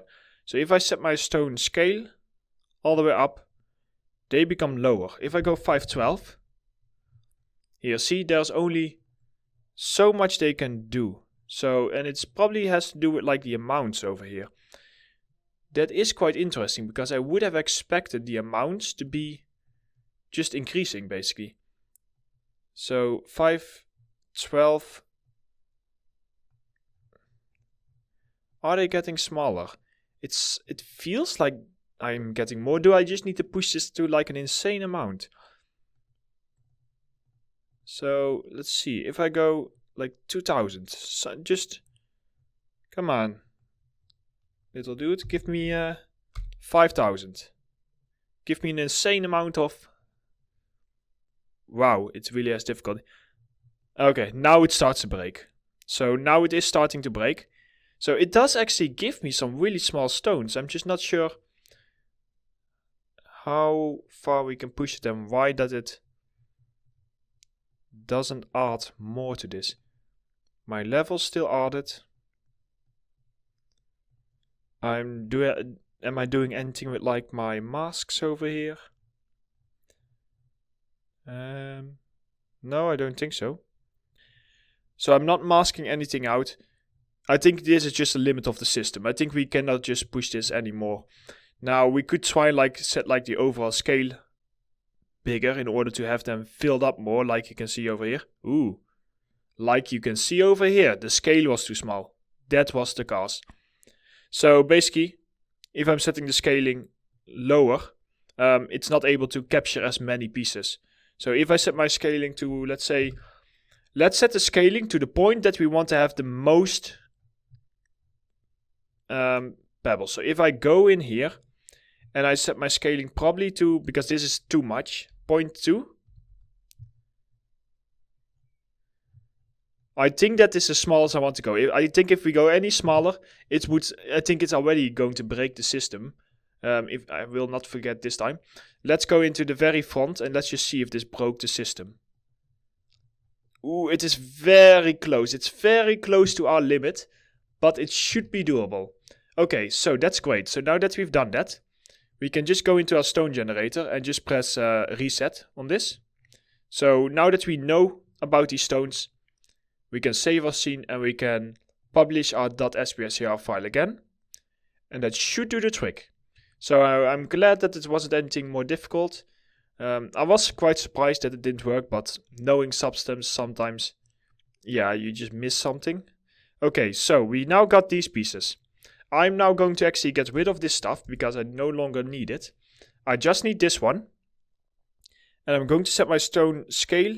Here, see, now it's also being pushed. Now I only need to go up to 100 to get as many stones. So if I go in here and set my stone roundness a little bit up over here so that the stones are quite close together. My random stone removal I will just set a little bit higher. And now I can just play around with my stone scale. Nice. Let's have a look. Turn on and off my displacement. There we go. That's what I mean. That is what I mean. So now that we have like a bunch of little stones just sitting in between there. Let's not look at the top over there. But it's starting to look a lot better. So we really get like some of these clusters over here that you can see. And if you want, what you can do with this is you can even have clusters that are really, really close by over here. So if we create a mask that is out of blend, that is going to be this mask over here. Along with this stone mask over here. So let's just set this to art. So we got all of these little pieces. And now if I go in and just duplicate this one. So just duplicate the smallest one. Set a random seed. In the no stone mask, what I want to do is, let's see. So these are just stones, right? Yes, they are. What I want to do is I basically want to go ahead and yeah, I want to get this, but I'm not sure if that would be. Yeah, okay. For now we can just do that. Let's move our shapes over here. Here we go. I'm going to change this masking system later on, but I first need it to actually work. So for this one, just basically set your balance a lot lower so that it's only around these areas. And what should happen then is that if we add a blend to this and just blend this into the bottom,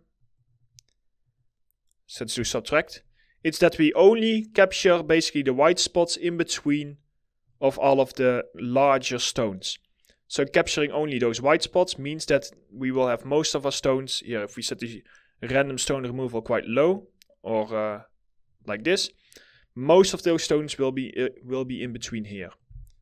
So then logically, if we just add a quick blend and blend this last one together as a max lighten, you can see that now there should be even more stone clusters around the larger stones. And then it just slowly fades out until there's almost nothing left over here. And where there's nothing left, that is where we can now focus on just creating like a few extra stones. But honestly, all we need to do for that is we just need to go into this mask, I believe. Yeah, probably like play around with our balance a little bit more. It is a little bit tricky, so this balance, right now what it is doing is, yes, it is adding more stones to the rest. So what I might want to actually do is I might want to actually push this balance down a little bit. Like you can see over here, so that the clusters are more there. And then I will just probably add something on top using like a blend. And this will be more of like a generic mask that we can just throw on top that will just randomly scatter a few stones here and there. So for that, I'm probably going to go, let's say like a clouds 1 with the levels. Throw that on top and just set this to be a add. And if you play around with your levels, you basically just want to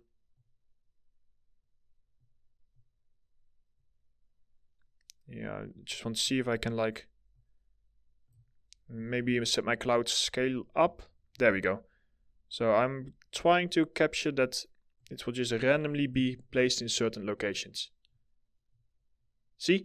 So big clusters here, once and twice some stones over here. Let's just see before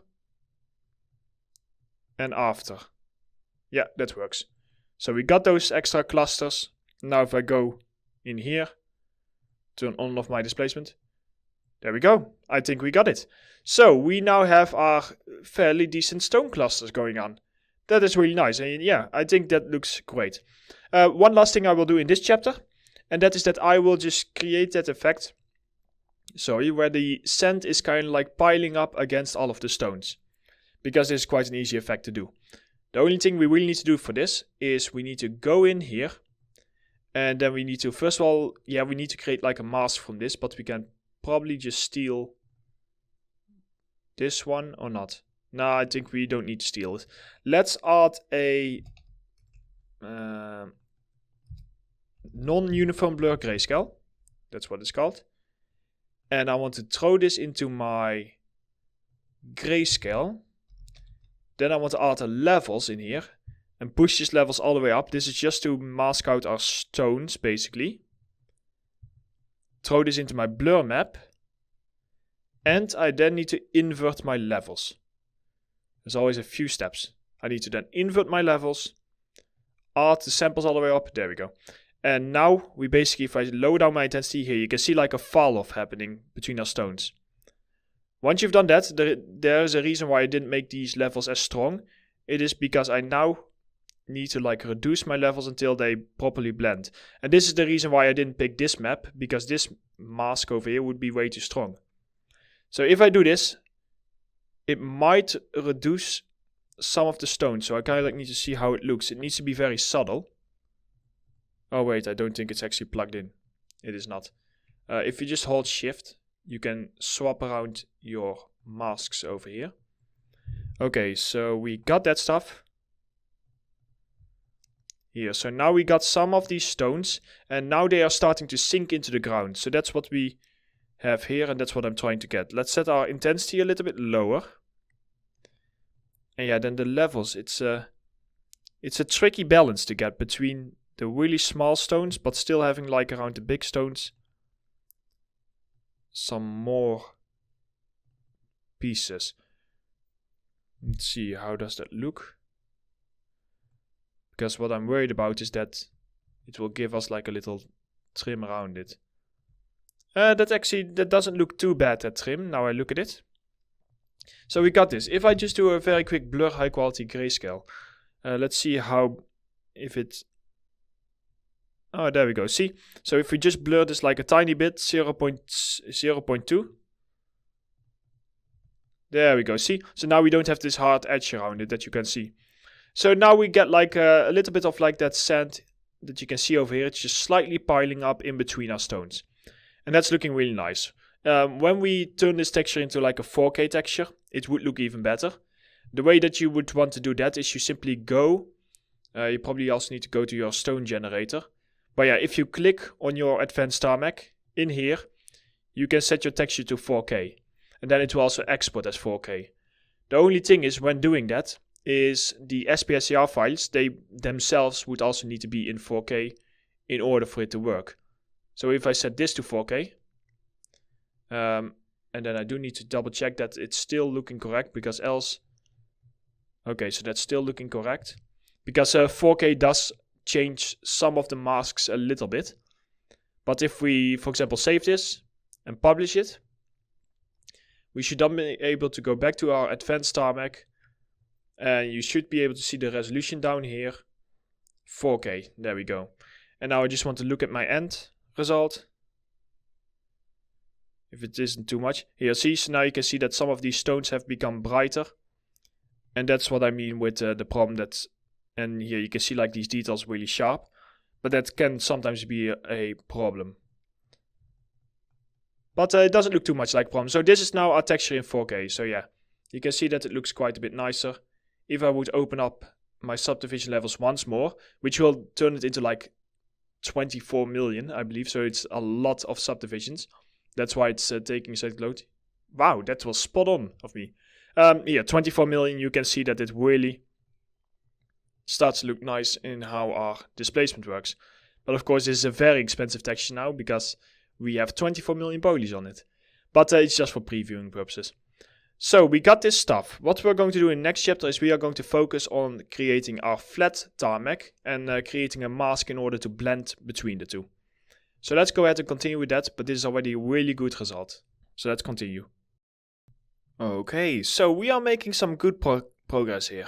Now there's of course some things like over here we have like some strange cutoffs going on, but those are most likely just because of like the clamping of our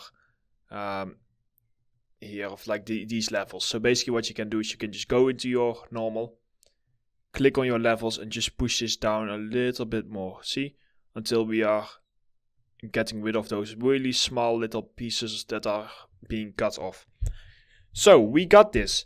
Now what we're going to do is we are going to focus on first of all like our plain piece, which will look like this little area over here. So it's just going to be plain and then having like a few more extra small stones on top. So that's the general idea. And once we have done that, we can go ahead and we can start blending everything together. So if I go here, what I can do with these pieces is I can go ahead and move them, let's say down here, art frame, and just call these ones stone underscore clusters. Now for these pieces, if I have a look at this. So for the very base, you know what I'm tempted to do? Maybe I can actually use my stone generator to create a very rough base and then have something on top. And then like clamp it down. So let's try that. Let's grab, for example, one of these, and we don't even need the mask. For the mask in this point, because we want to have these literally everywhere, we are going to go for a uniform color, set it to grayscale and just make it white. Throw that in here. Now once we've done that, random stone removal all the way down. Sorry, looks like we cannot go all the way. Oh, that's too bad. Interesting. Okay, but that doesn't matter too much. So we got this piece. Now for my stone scale, I just want to set this way up. So it just becomes like this. It just becomes this very gritty looking texture that we have over here. Angle cutoff amount, let's just boost that up so that we just have like a bunch more. Stone fatness, let's set this to 0.5. 0.0, no sorry, 0.1. No, I did that wrong, 0.01. There we go, 0.01, so that they are very close together. We have some gaps here, but don't worry about that. Basically, the idea is that it will look like this. If we add a normal map to this, and I want to just grab the same strength as this one, so 3, OpenGL with a strength of 3. Here, see? So that already starts to look a little bit like this piece. Now, once I've done that, because I want to have more stones sitting on top, I need to kind of like soften this out. And the way I'm going to do that is very simply with the levels. I'm grabbing the levels and I'm just pushing my black and white slider closer together. And when I do that, we get basically here, if you look at the normal, see, you get like this really softened out effect, like we can see over here. So this is like our base, basically. Now that we have our base sitting over here, now what we can do is we can say, okay, let's have a look. These stones are in clusters. They are all very close together, but they are all very small. So I feel like that the best one would be if I duplicate this one over here. So we have this one. For the clusters, I'm just going to go for something that is... let's go for something that's quite generic this time. Let's do clouds 2. And add the levels to this, because we need to turn this into like a sharp mask. And then just play around first of all with your black slider and then your white slider. Here, see? So quite generic. We can throw this in here. And there we go. Now we have our stones mostly in those areas. Now if I just go to my levels and just like tone down. Oh, we probably need to like throw something on top of this. Or do we? No, you know what? No, we probably don't even need to do that. So we got these pieces over here. They are clusters. They are close together. I'm going to actually play around with my levels and just like reduce them a little bit more. Let's see. It's like, it kind of looks like Europe. Here, Italy. Sorry. Never mind. I always get distracted like that. So we got this stuff. I want them... Let's see, the random stone removal. Let's have those a little bit less, that we have a few more of those. And let's just see. So if we have our levels, let's add a blend on top. And this time, this blend is actually interesting. So this blend that we want to have them on top. We don't so much want to blend them together. Now I can try and first of all blend them together. Let's see. Because maybe if we just add them on top. Here, let's see, add. Multiply, no. Max lighten. Okay, so we would need to like press Alt. I just want to make sure that I'm not losing too many.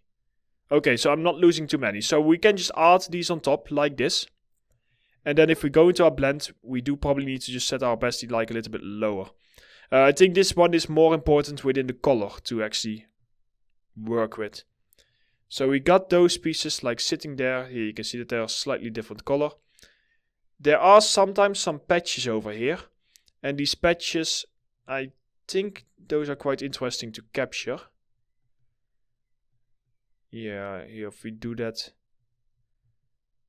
I feel like the background, it is, right now there are too many plain stones over here.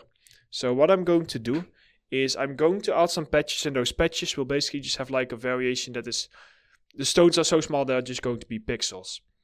So if we go in, let's first of all just grab like the pixels. So if we go for a, let's see which one will work best for this stuff. Probably maybe fractional sum rough base. If we boost up the contrast, no, I don't like that. Fractional sum 1. Let's throw on a normal on this and just see. No, I also don't like that. Let's try and duplicate my stone generator and just boost up the stone scale to like really small. I mean, that's good work. And we basically just want to also then boost up our levels. And then blend between the two. So we are going to blend between this one. And this one. And then this levels down here. You guys will be a little bit darker. So they are further down than these guys. And then they will just be blending along with a very simple grunge map. For example, grunge map 001. change the random seed, play around with your balance and contrast a bit, and throw that in here so that we get this effect. And now my hope is, okay, so that's not my hope. I think we just need to blur it, but my hope is that we can like blend between the two and there will be enough of a difference. So if we go ahead and blur high quality grayscale this one, click on your normals and only blur it as much as you need to. Here, see? And now if I just say, let's make this like a little bit stronger, so that this is a bit darker. See? So now we get like these down bits over here. And then we add these stones on top, and these stones I now probably want to make it a little bit stronger. There we go. See, so that now it starts to look a lot rougher. So we get like a little bit more of like variation. And now it's just a matter of maybe going into my levels and maybe pushing them up a little bit. You can also go into your blend and like play around with your opacity a little bit. Just to get this exactly how we want it to be. Okay, so we got that. Let's tone down this opacity a little bit. And at this point, we can already just like have a quick preview at it. So if we get rid of our normal and actually just hold shift and just here, swap this around. So let's see, norm map, ambient occlusion map, height map. So that should have auto exported. So now if I just refresh my displacement, there we go. So this is our current tarmac, sorry, wow, brain freeze again. This is our current tarmac. I think, if I set my tiling to like 3, just to, yeah, okay, so inside of substance, I probably want to set my tiling to make everything a little bit smaller. Yes, that's probably the best case. And I'm going to make these a little bit less intense. So first of all, let's make these a little bit less intense. And now if we just go ahead and add a transform today, tone this down.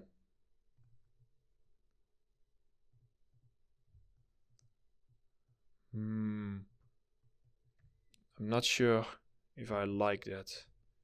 I think doing the tiling was a mistake. Let's not do that. Yeah, here, I think the tiling was a mistake. I think something like this is better. So we got these two pieces over here. If you want to see them a bit sharper, you can go into your main camera. Just tone up the sharpening over here to make it a little bit easier to see how they are working. So let's see. Yeah, I think once we have the color, that should give us enough height information. And the only thing is like those, oh no wait, here they are here, the patches. So let's just see how that looks. Okay, so those are those ones. Let's see, is there maybe like a more interesting looking patch? So if we go for, let's maybe tone down our blur a little bit.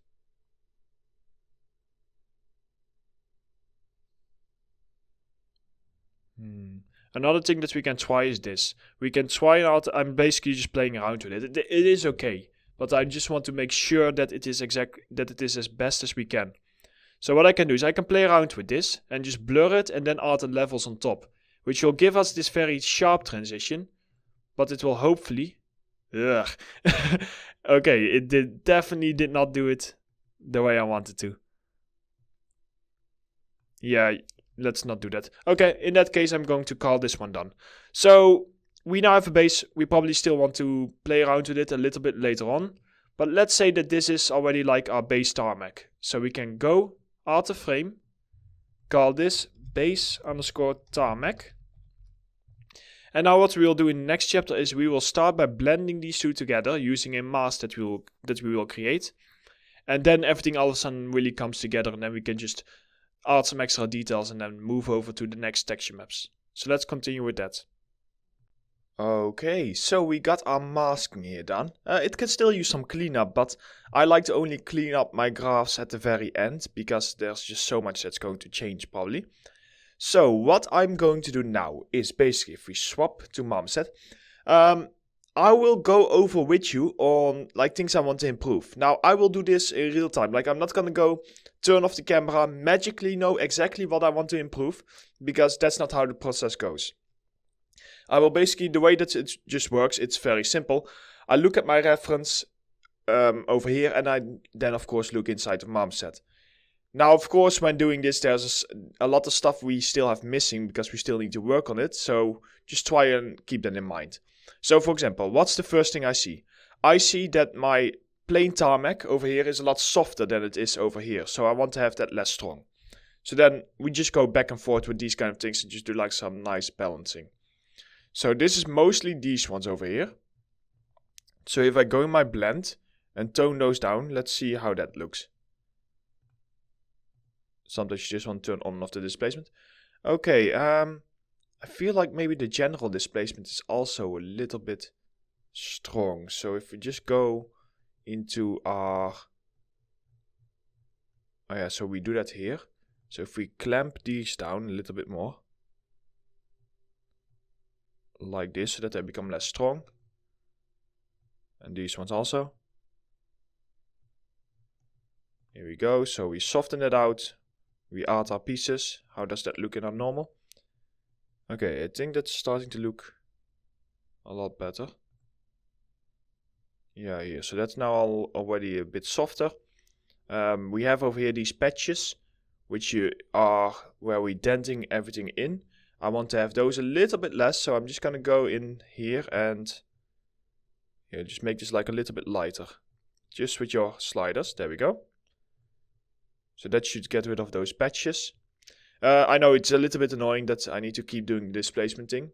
Maybe if I update my MatSDTuT, recently a new version came out, so hopefully that will fix it. So what else? Okay, I'm now going to focus probably... let's focus on the fall off first. So the fall off I see here.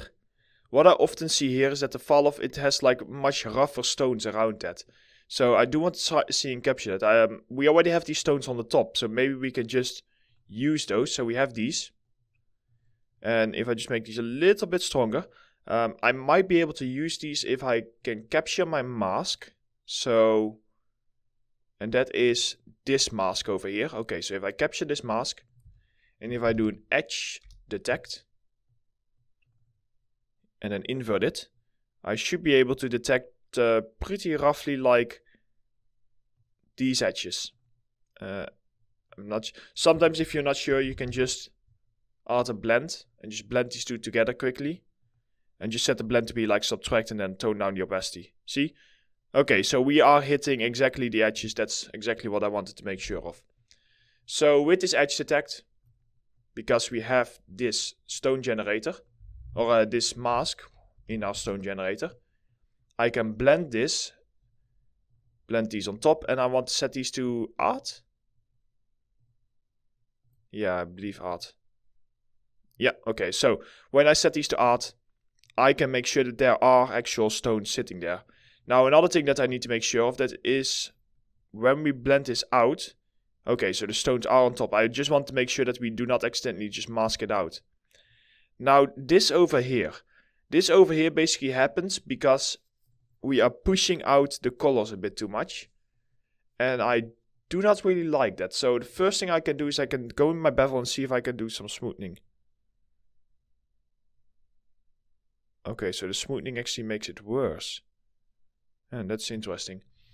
In that case, so let's see. I'm adding that on top of here, using my mask. That is quite interesting, but honestly, can we even see it? Let's go in here. Yeah, we can see it. See? So you can see the strong edge. These stones here on the corner, that's already looking a lot better. So that's working. Okay, so these edges on the corners, that is not very good. So that's something that we definitely need to fix. And I feel like I want to make my tarmac a little bit less strong. That might actually fix it. So in the beginning here, I pushed it a little bit too much. So let's just tone this down a bit. And something like this. Because I feel like, yeah, the stones themselves, they would have been broken up, but the rest not. And hopefully that might also like fix our normal problem. So let's push it down a little bit more. There's always going to be like some balancing. Sometimes I feel like it looks good and then I change my mind a little while later. Okay, so we still have like some of these edges over here. That is quite What's the word? Peculiar? I'm not sure. Quite interesting. One thing I can do just to test it is I can add a blend. Oh, sorry, not a blend. A blur high quality grayscale to this. And then just look in my norm map. And then play around with my intensity just to see. Okay, see? Yeah, that is interesting. So apparently in the bevel the smoothing doesn't work as well. So we can just add like an intensity here. And set the intensity low enough that you only just get rid of these pieces. So 0.35 seems to do the trick. And then you don't really need to touch it anymore. So you just press D to dock it. Okay. Here, so now all of these pieces are nice and smooth. So that's good. Okay, so we got that stuff. Now I'm going to go ahead, lock camera 1. And go into, actually, you know what? Duplicate camera 1. Call this FreeCam. That's what I like to do often because the FreeCam has all of my settings already in here. And if I then go into my FreeCam, I can use this to like have closer looks and everything and just make sure that everything is correct. So, stones. If I look at this, we have some areas where there are no big stones. Let's see, do we have those? Very little. So we might actually want to just like reduce the big stone amount a little bit just to capture that area. Another thing, my stones, are they too big or not?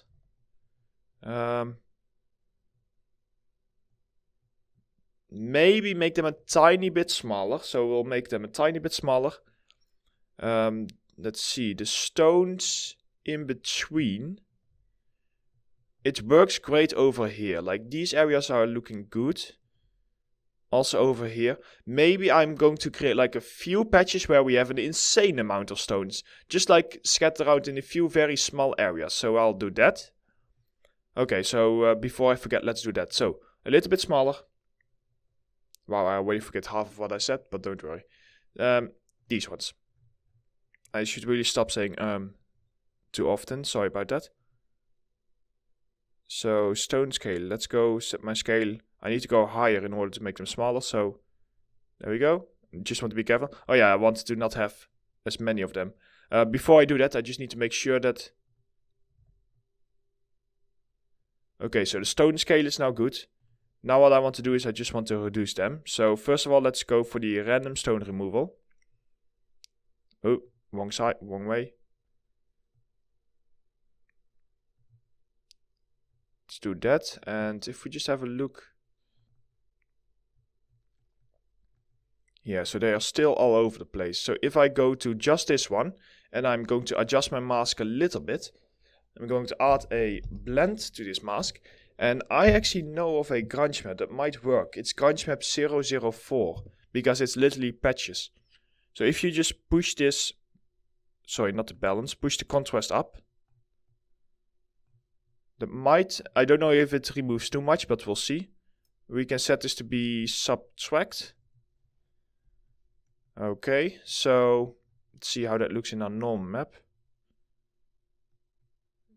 Let's see, is this too much or not? So now we have these big stones sitting over here. And then some areas, so here, lots of big stones. This is a really nice area over here. This is exactly what I like, and over here. And let's see, and sometimes you have an area where there's almost nothing, like you can see over here. Okay. This is good, so this will work. So we got those pieces done. That is all well and good. The next thing I was going to add some extra clusters. So let's see. I'm already doing something like that over here, where I'm adding them in some of these areas. See, I'm adding a lot of them in those in between areas. Now I think of it.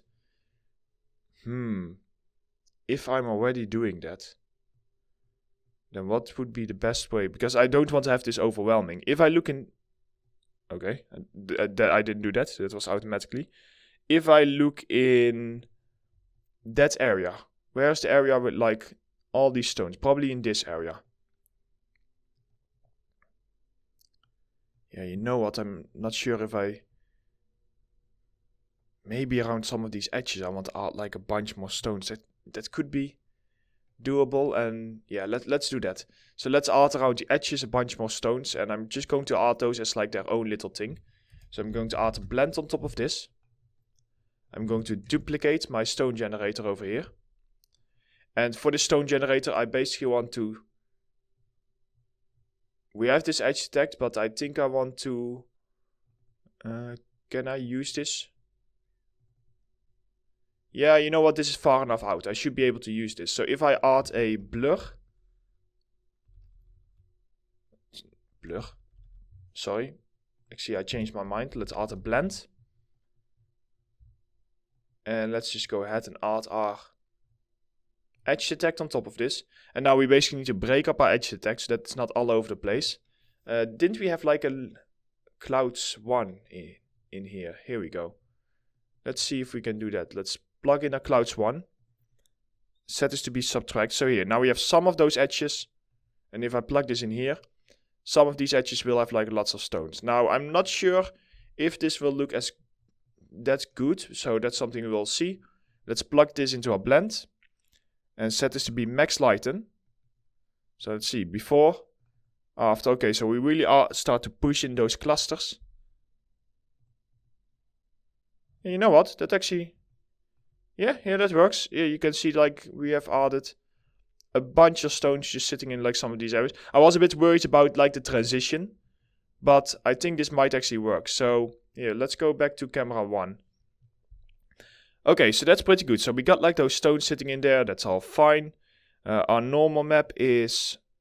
I don't think it's too strong. I think it's just because of there's only gray in here. So that's pretty good. So we got like this softness going on. We got this going on. Anything else I need to do on the shape before I move on? Let's see. So yeah, like these really large shapes, I wouldn't do those in the texture because my texture is tiling. If I really want to get something like that, I would make like a unique norm map and just use it as a norm map only decal on top of the road. Okay, so we got those stone formations sitting in here. Cracks.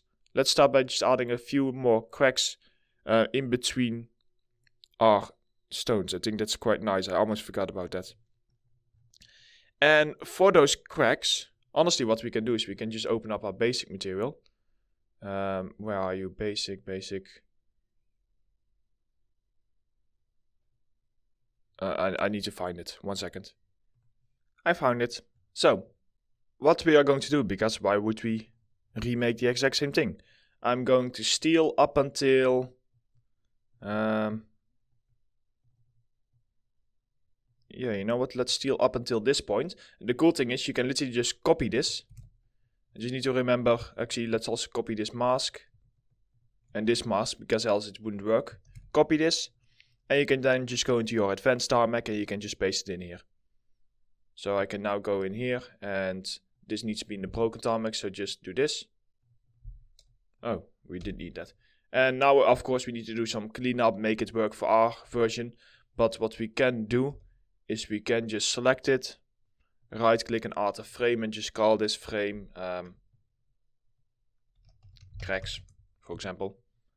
Okay, and if you then double click, it will regenerate all of your thumbnails. So let's have a look at this. We have our tile generator, a blend, a distance node. These cracks, I'm actually gonna go in my tile generator and I probably want to make the cracks a little bit smaller. So let's set this to 64 by 64. We then do outer levels, fine edge detect. Yeah, actually the edge strength should be fine. Invert. Warp it around. Let's see, do I need to like slow blur it? So that's fine. And add some more warping like that. Okay, so that's fine. I just want to go into this warp. And probably in this one, because these cracks, they are, here see, they are quite a bit more warpy. So, warpy. Probably not even a word, but let's set the scale up a little bit for our Berlin noise. And then just tone down the intensity a bit more. But yeah, we just get some of that warping. And another thing I want to do is I kind of want to... I might need to make them bigger in this specific case. But maybe this slope blur already takes care of that.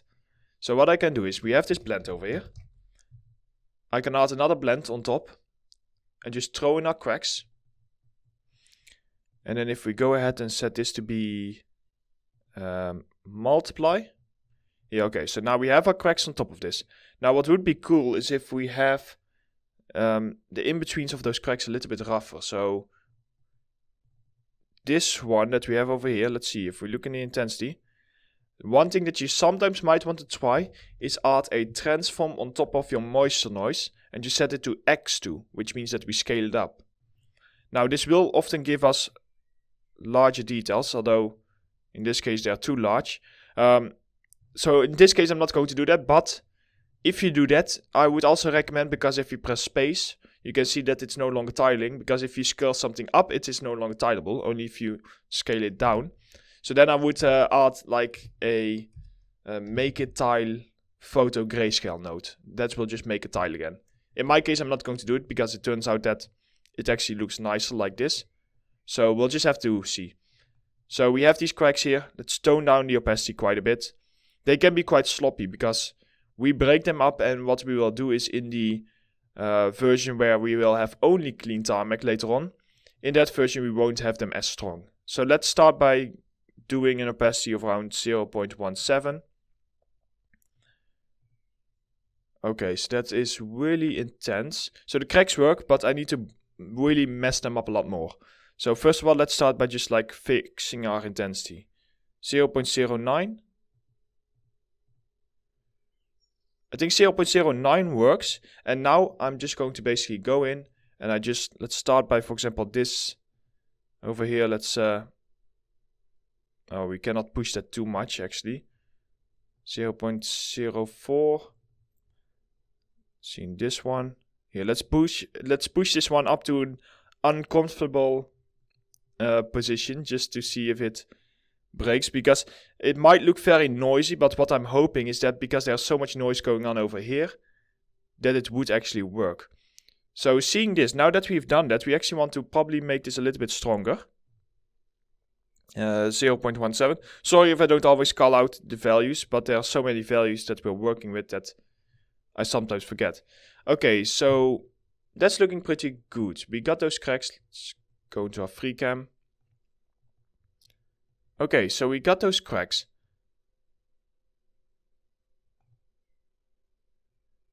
They might feel a little bit strong, and if I just go in here, let's set this to 0.13, so 0.13. And if I just go into like my very fine cracks over here, maybe if I just add like the tiniest bit of like a blur.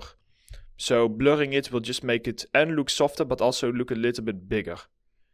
The only thing that is risky is that the blur might make it harder for these cracks to actually register. But here you can see that when I blur it, there's actually quite a big difference here before and after. So that's what I mean with it might damage some things, but we'll see. Now you know what, it doesn't. These cracks are good. Let's go into our showcase. I like to, of course, make everything look very nice compared to camera 1, because that will be our main camera that will create our beauty render from. So I'm going to make these 0.15 in the final strength, and I need to break them up a little bit because we now have a few too many cracks. So we can do that simply probably after we've done our, let's do after our invert grayscale. Let's add a simple blend. Let's add a uniform color. That will be a grayscale at white. Throw it into the top. So we are basically just going to use a mask, and we are going to mask out some of these areas. For this, I'm going to go, let's do a clouds too with a random seed this time, because I don't want to just keep using the same clouds too. Add the levels. And I'll later on show you how you can optimize this stuff. And just like push this out. I think something like this. Just throw it in here. See? So now they are only in some areas, which will hopefully also translate correctly here. And that I don't lose the ones that I really liked. I'm losing the ones I really liked. Because this area, I want to have this area also to show some cracks if possible. Just because I really like those. So if I just go in here, I can simply, well, I can actually look in here. Yeah, it's probably like around this area. So if I just play around with my random seed. See? So now I can see some more cracks there. Yeah, so we got some cracks here, we got some cracks here. We got a few more here and there. I think I want to have a few more cracks. So when you want more cracks, you can just go in here. Push this, yeah, push this more towards the black. Like this.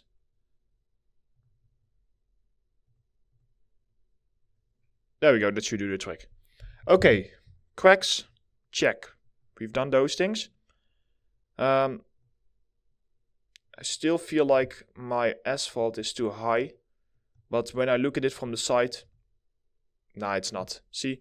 So it's just like a bit of an illusion. So we got this stuff done. Okay, what next? If I have a look over here at my stones, for example. These stones that I have over here, they feel very round. Now, some of these stones actually do feel round. But I feel like I want to get a few more sharper stones, especially like the big ones.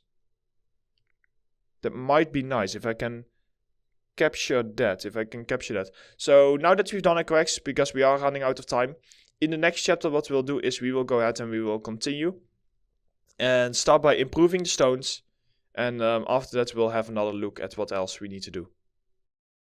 Okay, so it is mask creation time. So a few takeaways. Big shapes, so they're all like solid shapes. We don't want to have like tiny little bits in a mask, we just want to go for big shapes. The fall off that you can see over here we want to capture. So that fall off is going to be a little bit interesting. It feels like the stones are incorporated with it, which actually within Substance makes it handy for us. Because this effect that you can see over here, that is literally the max lighten effect. Basically where they are just merging together. So let's go ahead and get started with this. So yeah, we are going to later on like replace them here, but I first want to just generate a mask. So I'll go down here or something. Something nice. Big shapes. We can do big shapes using like blurring and everything. So that's not really that big of a problem often. Getting rid of those really tiny small shapes, that's a little bit annoying, but we'll see. So if we go for... I feel like I'm just using Crunch Map 001 too much lately, but we'll try it again. Okay, so if we do this, balance down, contrast all the way up. Now this has a lot of little small shapes, but hopefully I can find a way to mask out those really large shapes. And I want to make this fully procedural, so I want to have control over how many of these shapes I want. Let's go for like this one again. So I believe this is pretty much the same as this one. So we got this. Okay, now to blend out these large shapes, what I want to do first is I want to go ahead and I just want to add like a blur high quality grayscale. And I might need to do a little bit of fiddling around here in order to make this perfect. But I think it is good if I do this on camera instead of just magically showing you how I did all of this. So we got these shapes, like you can see over here. So now we already start to get like some of these large shapes. Now all these little tiny pieces over here, I don't really care for them. So the first thing that I can try to do to mask those out is I can add a flood fill. And then I can add a flood fill to bounding box size. And what this often does is it will often basically make the larger shapes lighter and the other shapes of course less. But we can use this to our advantage, so we can add like a histogram select, and if we set our contrast all the way up, we can hopefully set our range. See, so we can kind of like control how many pieces, let's see how many pieces we want in. Something like, yeah, something like this seems like enough pieces. Okay, so we got this. Now the next problem is going to be like we have all these, well basically this, it's looking very strange. It's, yeah, we definitely need to play around with that because right now it's just like one blobby mess and I don't know, it looks very strange. What I often do like to do is I like to throw an edge detect just to see if I can It doesn't always work, but just to see if I can get like some really large shapes. Like you can see, I'm trying to just use an edge text basically to my advantage to get some really funny looking shapes. And yeah, let's press invert. I don't know, this could work. Now this looks very silly because it doesn't really feel like this. But if I would add like a slope blur on top of this, that could do the trick. Yeah, that could do the trick. These patches, I think for now we can leave them. I'm not sure yet if I want to remove them or not. But if I do, we can just use the flat fill method for that. So let's say we got this. Now if I add a slope blur grayscale to this, which you remember we can use to cut out pieces, we can add a purlin noise to this. So I am going to add my purlin noise here, and let's make this a little bit bigger. And then in a slope blur, samples all the way up, mode to minimum, and here you can see that I can start by like cutting out some of these pieces. I'm not a big fan of what is happening here, but we'll see. So this will cut out some pieces. Let's play around with our purlin noise size to see. Here, if we set to around 22 and an intensity to around 1.3-ish, and then add one more levels. See, we can start by like creating some cuts like this. Okay, so we got something like this. Now we do need to like make sure that this works with like our height map and everything. The first thing that we can try is we can try a very simple bevel node. And a bevel node just basically adds like or it will try to add like a bevel. If we push this out, the bevel will become nice and round. If we push this in, it will become quite sharp. In our case, we probably want to go out because we want to go for nice and round bits. And you can also play around with your smoothing in order to like get the same effect. So it's basically like a non-uniform blur, but with more controls and with a flat base. So let's say something like this. If we would add a normal to this, it will look like this. So based upon that, I can also here play around with my smoothing. And let's see, a mask like this might work. Yeah, I think that could work. If we add the stones in here, I think this could work. So let's give this a go. So we got these pieces. Now I want to decide. I'm going to have my white pieces to be perfect, to be clean. Yeah, white pieces to be clean. Okay, let's get started. Let's start by adding a blend.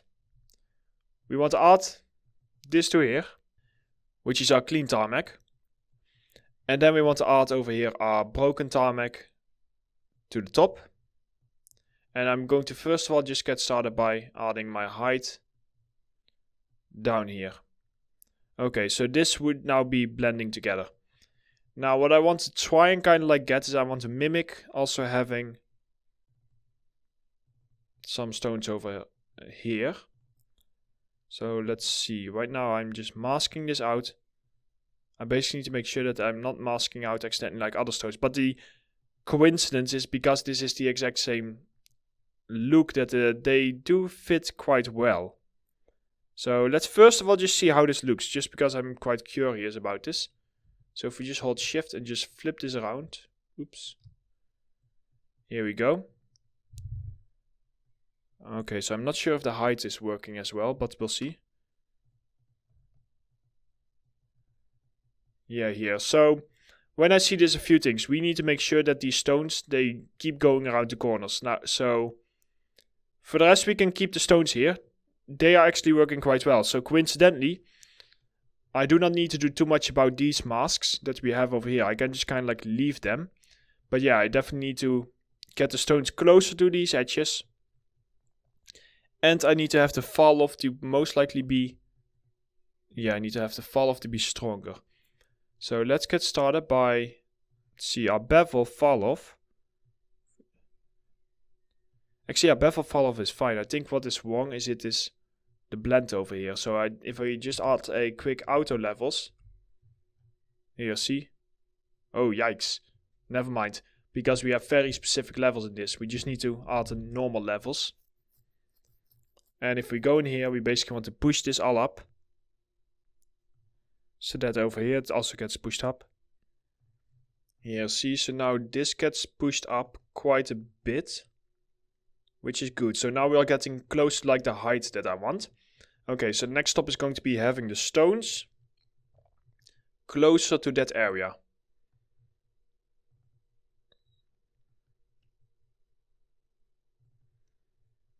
So what I can do for this is, let's bring these masks out over here. I can go ahead and basically do something like this. Let's add a blend. So it's a bit of think work. So basically what I can do is I'm going to mask this out so that we won't have the stones around this area. But the only reason I'm doing that is so that I can see where they are. So if I blend this together and set this to be subtract, I know that in these areas we will not have stones, right? Yes, because they go into the white areas. Based upon that, I can go in here and I can play around with my balance. Here, see, so they do now go around these areas over here. But just not everywhere. So based upon this, I can play around with my balance. And I can say, okay, I throw this in here. So the stones will be quite close to those areas. That is fine. Now what I want to do is, let's see, so over here, I probably want to go ahead and do the exact same thing. Where I plug this one in. Throw this in here. So let's see. So we add this. And then we add even more stones over here. And then we add like a bunch of extra stones next to it. So it's mostly focused around the larger stones. No, sorry, I need to invert this. Instead of subtract, just set to add subtract. There we go, add subtract. That was the one.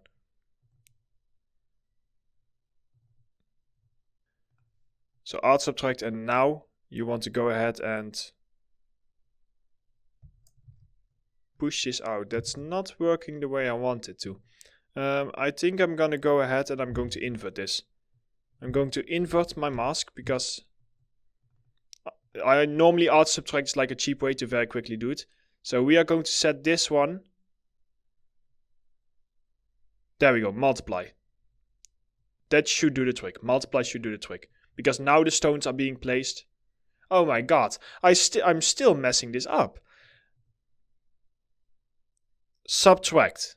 Yes? Okay. Subtract. Sorry guys, I'm really sorry. Subtract is the right blending mode. Jesus.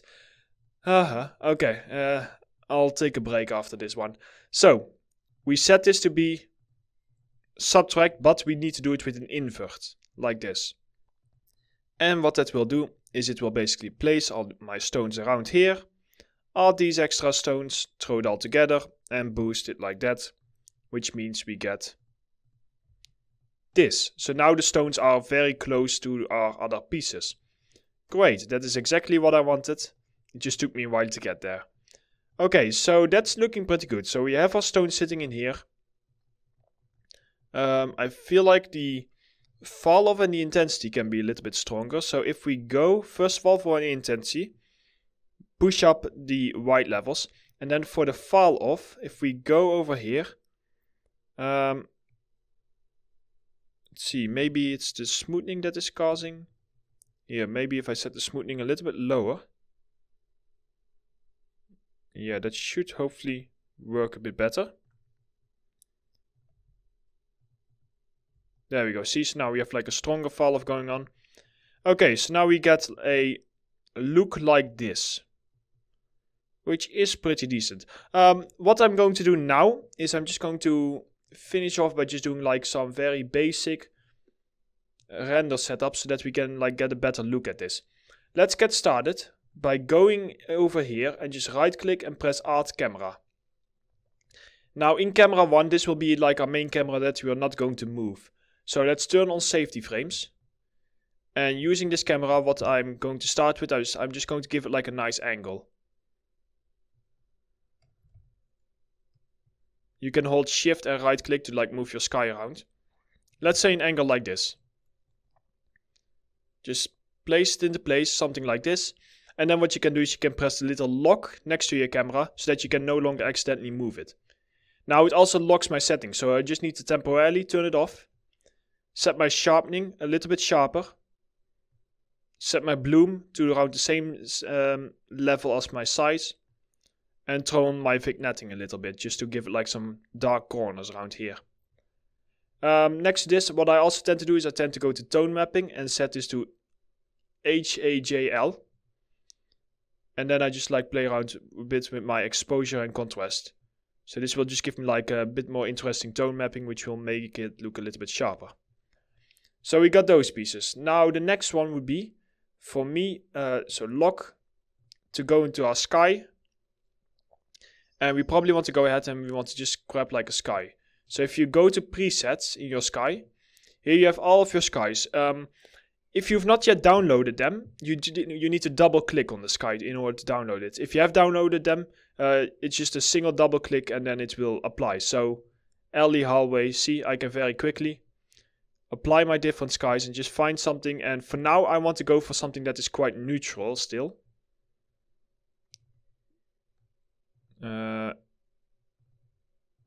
See. So yeah, basically I just need to find something that is quite neutral in terms of color. Maybe a little bit in the, here, something like this might work. So a little bit bluish, but still with some orange in here. Let's go for something like this, because it has also like some strong lighting. Of course, this will most likely change later on. Once you've done that, so you got your sky now ready to go, basically. The next thing that we're going to do is we are going to go ahead and add a light. If you right click, you can add a light and add a directional light. Now this directional light, if you click on it, you can go up here or you can press W and go to translate. So I like to always move them a little bit to the side. And then if you press E, you can go to rotate, or once again you can click here. And I'm basically going to have this light to come from my... Here, it's a bit hard to see because we have a white texture, but I want it to come from my right top. And then you can see here that it already adds a lot to our scene. If we just have like a single light with just some shadows.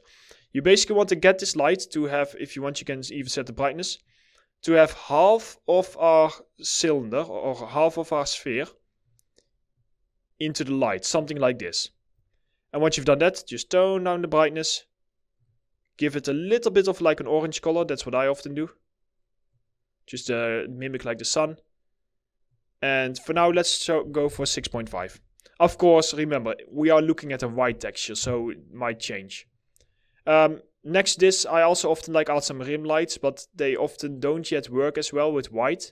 So if you press Ctrl D, you can duplicate a light. And a rim light is basically this. You basically let your light come from the very top. And then you basically like rotate it so that it looks and that it captures just like the very tips. This is great to preview like your roughness mapping, like your material response from a distance. But yeah, the thing is that here, see. So I often do something like this, and then this one I make always like a little bit more of like a bluish color. And then just tone down brightness. But the brightness is going to be a bit stronger. I'm going to wait with the other one. There will often also be one in the left corner. But I think in this case, because we are still looking at the white texture, I will leave it to this. So, we now got these pieces. Now basically what I want to do here is I'm gonna, first of all, let's go in my inclusion map and just set this a little bit stronger. Like this. I want to go up here to our little settings and just make sure that high DPI is turned on. This will often give you a little bit more of like a sharper look. And for the rest, go into camera 1 and maybe set the sharpening a little bit stronger. Like this. And I'm going to save my scene. I would say that this is like a decent basic setup. So yeah, everything still feels a little bit blurry, so I also need to double check my texture to make sure that there are no problems there. One cool thing, if you are ready for it, what you can try to do is already turn on ray tracing, just to give it a nice look. Ray tracing often with stones like this can cause problems with the shadows if you do not have enough resolution. So it's kind of like we need to double check. Okay, so this is currently our ray tracing. I think the brightness of our sun might be a little bit too strong. Here, if we like go into our tarmac. So because this would of course often be like a little bit darker, as you can see over here. Here we go, see? So when it looks a little bit darker, it feels a little bit more logical how everything looks. So then yeah, we've set our light to like 8. Really, 8 is that bright. 6.5. That's strange that there's such a difference in brightness. 6.8. But yeah, basically, just to make the ray tracing look a bit more interesting. It works better when we have a fill texture, but here you can already see. Now, looking at this, the last thing I will do is I will go into my camera 1, and I'm going to just set my contrast to be, yeah, a little bit sharper. It looks like that I cannot reach the contrast amount that I want. You can also play around with your sky to try and like capture exactly here. See, because like this, the sky is very bright, but if I just rotate it, here I can get more of my sky to look into the darkness, like you can see over here. So that's something that you can like work with. Now we can like see some interesting things going on with our ray tracing. I am personally going to just leave it off for now so that I have this look. And in the next chapter what we'll do is we will do some quick polishing. And after that, yeah, we will just do some improvements and then start working on like the sand in between and adding variations and doing a bunch of different things. So let's go ahead and continue with that. Okay, so we got our masking here done. It can still use some cleanup, but I like to only clean up my graphs at the very end because there's just so much that's going to change probably. So what I'm going to do now is basically if we swap to MatSDTuT, I will go over with you on like things I want to improve. Now I will do this in real time. Like I'm not gonna go turn off the camera, magically know exactly what I want to improve because that's not how the process goes. I will basically, the way that it just works, it's very simple. I look at my reference over here and I then of course look inside of MatSDTuT. Now of course when doing this there's a lot of stuff we still have missing because we still need to work on it. So just try and keep that in mind. So for example, what's the first thing I see? I see that my plain tarmac over here is a lot softer than it is over here. So I want to have that less strong. So then we just go back and forth with these kind of things and just do like some nice balancing. So this is mostly these ones over here. So if I go in my blend and tone those down, let's see how that looks. Sometimes you just want to turn on and off the displacement. Okay, I feel like maybe the general displacement is also a little bit strong. So if we just go into our... Oh yeah, so we do that here. So if we clamp these down a little bit more. Like this, so that they become less strong. And these ones also. Here we go, so we soften it out. We add our pieces. How does that look in our normal? Okay, I think that's starting to look a lot better. Yeah, here, so that's now already a bit softer. We have over here these patches, which are where we're denting everything in. I want to have those a little bit less, so I'm just going to go in here and just make this like a little bit lighter. Just with your sliders, there we go. So that should get rid of those patches. I know it's a little bit annoying that I need to keep doing the displacement thing. Maybe if I update my MatSDTuT, recently a new version came out, so hopefully that will fix it.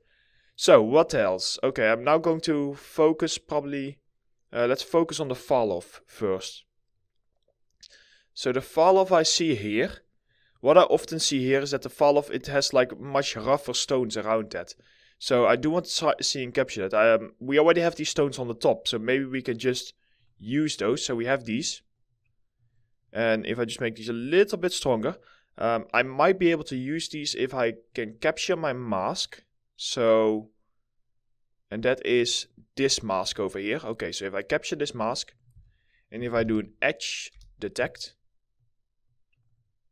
and then invert it, I should be able to detect pretty roughly like these edges. Sometimes if you're not sure, you can just add a blend and just blend these two together quickly, and just set the blend to be like subtract and then tone down the opacity. See? Okay, so we are hitting exactly the edges. That's exactly what I wanted to make sure of. So with this edge detect, because we have this stone generator, or this mask in our stone generator, I can blend these on top, and I want to set these to art. Yeah, I believe art. Yeah, okay, so when I set these to art, I can make sure that there are actual stones sitting there. Now, another thing that I need to make sure of that is when we blend this out, okay, so the stones are on top. I just want to make sure that we do not accidentally just mask it out. Now, this over here basically happens because we are pushing out the colors a bit too much. And I do not really like that. So the first thing I can do is I can go in my bevel and see if I can do some smoothing. Okay, so the smoothing actually makes it worse. And that's interesting. In that case, so let's see. I'm adding that on top of here. Using my mask. That is quite interesting. But honestly, can we even see it? Let's go in here. Yeah, we can see it. See? So you can see the strong edge. These stones here on the corner, that's already looking a lot better. So that's working. Okay, so these edges on the corners, that is not very good. So that's something that we definitely need to fix. And I feel like I want to make my tarmac a little bit less strong. That might actually fix it. So in the beginning here, I pushed it a little bit too much. So let's just tone this down a bit. And something like this. Because I feel like, yeah, the stones themselves, they would have been broken up, but the rest not. And hopefully that might also like fix our normal problem. So let's push it down a little bit more. There's always going to be like some balancing. Sometimes I feel like it looks good and then I change my mind a little while later. Okay, so we still have like some of these edges over here. That is quite, what's the word, peculiar? I'm not sure. Quite interesting. One thing I can do just to test it is I can add a blend. Oh, sorry, not a blend. A blur high quality grayscale to this. And then just look in my norm map. And then play around with my intensity just to see. Okay, see? That is interesting. So apparently in the bevel the smoothing doesn't work as well. So we can just add like an intensity here.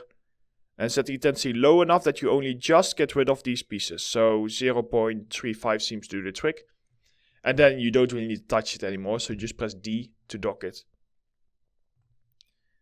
Okay. Here, so now all of these pieces are nice and smooth. So that's good. Okay, so we got that stuff. Now I'm going to go ahead, lock camera 1. And go into, actually, you know what? Duplicate camera 1. Call this FreeCam. That's what I like to do often because the FreeCam has all of my settings already in here. And if I then go into my FreeCam, I can use this to like have closer looks and everything and just make sure that everything is correct. So, stones. If I look at this, we have some areas where there are no big stones. Let's see, do we have those? Very little. So we might actually want to just like reduce the big stone amount a little bit just to capture that area.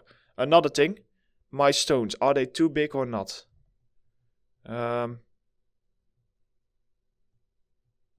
Maybe make them a tiny bit smaller. So we'll make them a tiny bit smaller. Let's see, the stones in between. It works great over here. Like these areas are looking good. Also over here. Maybe I'm going to create like a few patches where we have an insane amount of stones. Just like scattered out in a few very small areas. So I'll do that. Okay, so before I forget, let's do that. So, a little bit smaller. Wow, I already forget half of what I said, but don't worry. These ones. I should really stop saying too often. Sorry about that. So, stone scale. Let's go set my scale. I need to go higher in order to make them smaller, so there we go. Just want to be careful. Oh yeah, I want to not have as many of them. Before I do that, I just need to make sure that... Okay, so the stone scale is now good. Now what I want to do is I just want to reduce them. So first of all, let's go for the random stone removal. Oh, wrong side, wrong way. Let's do that. And if we just have a look. Yeah, so they are still all over the place. So if I go to just this one, and I'm going to adjust my mask a little bit, I'm going to add a blend to this mask. And I actually know of a grunge map that might work. It's grunge map 004, because it's literally patches. So if you just push this, sorry, not the balance, push the contrast up. That might, I don't know if it removes too much, but we'll see. We can set this to be subtract. Okay, so let's see how that looks in our normal map. Let's see, is this too much or not? So now we have these big stones sitting over here. And then some areas, so here, lots of big stones. This is a really nice area over here. This is exactly what I like, and over here. And let's see, and sometimes you have an area where there's almost nothing, like you can see over here. Okay, this is good. So this will work. So we got those pieces done. That is all well and good. The next thing I was going to add some extra clusters. So let's see. I'm already doing something like that over here, where I'm adding them in some of these areas. See, I'm adding a lot of them in those in-between areas now I think of it. If I'm already doing that, then what would be the best way? Because I don't want to have this overwhelming. If I look in... Okay, I didn't do that. That was automatically. If I look in that area, where's the area with like all these stones? Probably in this area. Yeah, you know what? I'm not sure if I... Maybe around some of these edges I want to add like a bunch more stones. That could be doable, and yeah, let's do that. So let's add around the edges a bunch more stones, and I'm just going to add those as like their own little thing. So I'm going to add a blend on top of this. I'm going to duplicate my stone generator over here. And for this stone generator, I basically want to... We have this edge detect, but I think I want to... can I use this? Yeah, you know what? This is far enough out. I should be able to use this. So if I add a blur. Sorry. Actually, I changed my mind. Let's add a blend. And let's just go ahead and add our edge detect on top of this. And now we basically need to break up our edge detect so that it's not all over the place. Didn't we have like a clouds 1 in here? Here we go. Let's see if we can do that. Let's plug in a clouds 1. Set this to be subtract. So here, now we have some of those edges. And if I plug this in here, some of these edges will have like lots of stones. Now, I'm not sure if this will look as that good. So that's something we will see. Let's plug this into our blend. And set this to be max lighten. So let's see, before, after. Okay, so we really start to push in those clusters. And you know what? That actually... Yeah, that works. Yeah, you can see like we have added a bunch of stones just sitting in like some of these areas. I was a bit worried about like the transition, but I think this might actually work. So here, let's go back to camera 1. Okay, so that's pretty good. So we got like those stones sitting in there. That's all fine. Our normal map is... I don't think it's too strong. I think it's just because of there's only gray in here. So that's pretty good. So we got like this softness going on. We got this going on. Anything else I need to do on the shape before I move on? Let's see. So yeah, like these really large shapes, I wouldn't do those in the texture because my texture is tiling. If I really want to get something like that, I would make like a unique norm map and just use it as a norm map only decal on top of the road. Okay, so we got those stone formations sitting in here. Cracks. Let's start by just adding a few more cracks in between our stones. I think that's quite nice. I almost forgot about that. And for those cracks, honestly, what we can do is we can just open up our basic material. Where are you? Basic. I need to find it. 1 second. I found it. So, what we are going to do, because why would we remake the exact same thing? I'm going to steal up until yeah, you know what, let's steal up until this point. And the cool thing is you can literally just copy this. You just need to remember, actually let's also copy this mask. And this mask, because else it wouldn't work. Copy this. And you can then just go into your advanced tarmac and you can just paste it in here. So I can now go in here and this needs to be in the broken tarmac, so just do this. Oh, we did need that. And now of course we need to do some cleanup, make it work for our version. But what we can do is we can just select it, right click and add a frame and just call this frame cracks, for example. Okay, and if you then double click, it will regenerate all of your thumbnails. So let's have a look at this. We have our tile generator, a blend, a distance node. These cracks, I'm actually gonna go in my tile generator and I probably want to make the cracks a little bit smaller. So let's set this to 64 by 64. We then do outer levels, fine edge detect. Yeah, actually the edge strength should be fine. Invert, warp it around. Let's see, do I need to like slow blur it? So that's fine. And add some more warping like that. Okay, so that's fine. I just want to go into this warp. And probably in this one, because these cracks, they are, here see, they are quite a bit more warpy. So, warpy. Probably not even a word, but let's set the scale up a little bit for our Berlin noise. And then just tone down the intensity a bit more. But yeah, we just get some of that warping. And another thing I want to do is I kind of want to, I might need to make them bigger in this specific case. But maybe this slope blur already takes care of that. So what I can do is, we have this blend over here. I can add another blend on top. And just throw in our cracks. And then if we go ahead and set this to be multiply. Yeah, okay, so now we have our cracks on top of this. Now what would be cool is if we have the in-betweens of those cracks a little bit rougher. So this one that we have over here, let's see, if we look in the intensity.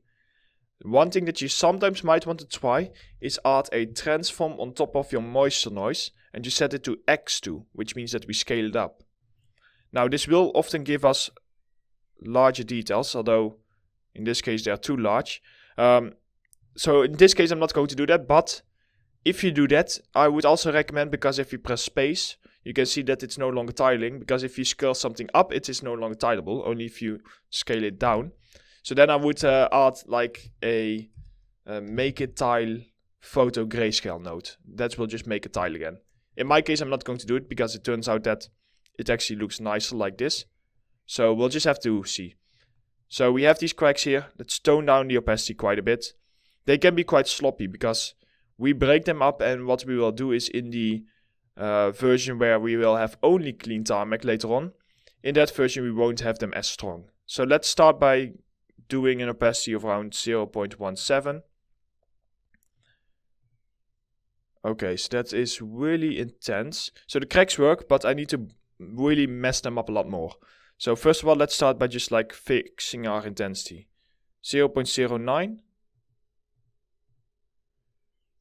I think 0.09 works. And now I'm just going to basically go in and let's start by, for example, this over here. Let's, oh, we cannot push that too much actually. 0.04. Seeing this one. Here, let's push this one up to an uncomfortable position just to see if it breaks, because it might look very noisy, but what I'm hoping is that because there's so much noise going on over here, that it would actually work. So seeing this, now that we've done that, we actually want to probably make this a little bit stronger. 0.17. Sorry if I don't always call out the values, but there are so many values that we're working with that I sometimes forget. Okay, so that's looking pretty good. We got those cracks. Let's go into our free cam. Okay, so we got those cracks.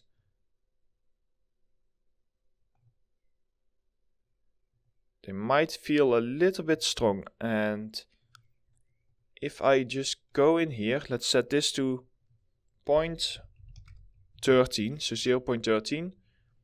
And if I just go into like my very fine cracks over here, maybe if I just add like the tiniest bit of like a blur. So blurring it will just make it and look softer, but also look a little bit bigger. The only thing that is risky is that the blur might make it harder for these cracks to actually register. But here you can see that when I blur it, there's actually quite a big difference. Here, before and after. So that's what I mean with it might damage some things, but we'll see. Now you know what, it doesn't. These cracks are good. Let's go into our showcase. I like to, of course, make everything look very nice compared to camera 1, because that will be our main camera that will create our beauty render from. So I'm going to make these 0.15 in the final strength. And I need to break them up a little bit because we now have a few too many cracks. So we can do that simply probably after we've done our, after our invert grayscale.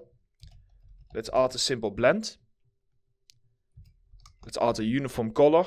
That will be a grayscale at white. Throw it into the top. So we are basically just going to use a mask and we are going to mask out some of these areas. For this, I'm going to go, let's do a clouds too with the random seed this time, because I don't want to just keep using the same clouds too. Add the levels, and I'll later on show you how you can optimize this stuff. And just like push this out. I think something like this. Just throw it in here. See? So now they are only in some areas, which will hopefully also translate correctly here. And that I don't lose the ones that I really liked. I'm losing the ones I really liked. Because this area, I want to have this area also to show some cracks if possible. Just because I really like those. So if I just go in here, I can simply, well, I can actually look in here. Yeah, it's probably like around this area. So if I just play around with my random seed. See? So now I can see some more cracks there. Yeah, so we got some cracks here, we got some cracks here. We got a few more here and there. I think I want to have a few more cracks. So when you want more cracks, you can just go in here. Push this more towards the black. Like this.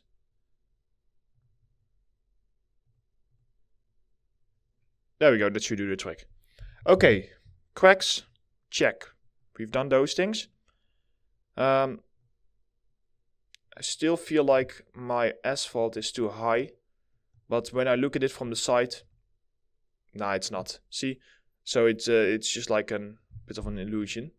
So we got this stuff done. Okay, what next? If I have a look over here at my stones, for example. These stones that I have over here, they feel very round. Now, some of these stones actually do feel round. But I feel like I want to get a few more sharper stones, especially like the big ones. That might be nice if I can capture that. So now that we've done our cracks, because we are running out of time, in the next chapter what we'll do is we will go ahead and we will continue and start by improving the stones, and after that we'll have another look at what else we need to do. Okay, so it is mask creation time. So, a few takeaways. Big shapes, so they're all like solid shapes. We don't want to have like tiny little bits in a mask. We just want to go for big shapes. The fall off that you can see over here we want to capture. So that fall off is going to be a little bit interesting. It feels like the stones are incorporated with it, which actually within Substance makes it handy for us. Because this effect that you can see over here, that is literally the max lighten effect. Basically where they are just merging together. So let's go ahead and get started with this. So yeah, we are going to later on like replace them here, but I first want to just generate a mask. So I'll go down here or something. Something nice. Big shapes. We can do big shapes using like blurring and everything. So that's not really that big of a problem often. Getting rid of those really tiny small shapes, that's a little bit annoying, but we'll see. So if we go for, I feel like I'm just using Crunch Map 001 too much lately, but we'll try it again. Okay, so if we do this, balance down, contrast all the way up, Now this has a lot of little small shapes, but hopefully I can find a way to mask out those really large shapes. And I want to make this fully procedural, so I want to have control over how many of these shapes I want. Let's go for like this one again. So I believe this is pretty much the same as this one. So we got this. Okay, now to blend out these large shapes, what I want to do first is I want to go ahead and I just want to add like a blur high quality grayscale. And I might need to do a little bit of fiddling around here in order to make this perfect. But I think it is good if I do this on camera instead of just magically showing you how I did all of this.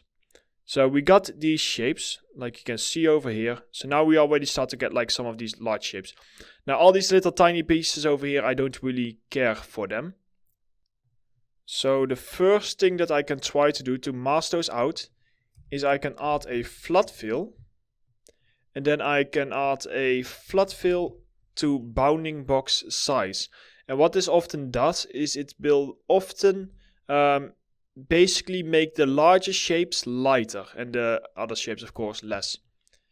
But we can use this to our advantage, so we can add like a histogram select, and if we set our contrast all the way up, we can hopefully set our range. See, so we can kind of like control how many pieces, let's see, how many pieces we want in. Something like, yeah, something like this seems like enough pieces. Okay, so we got this.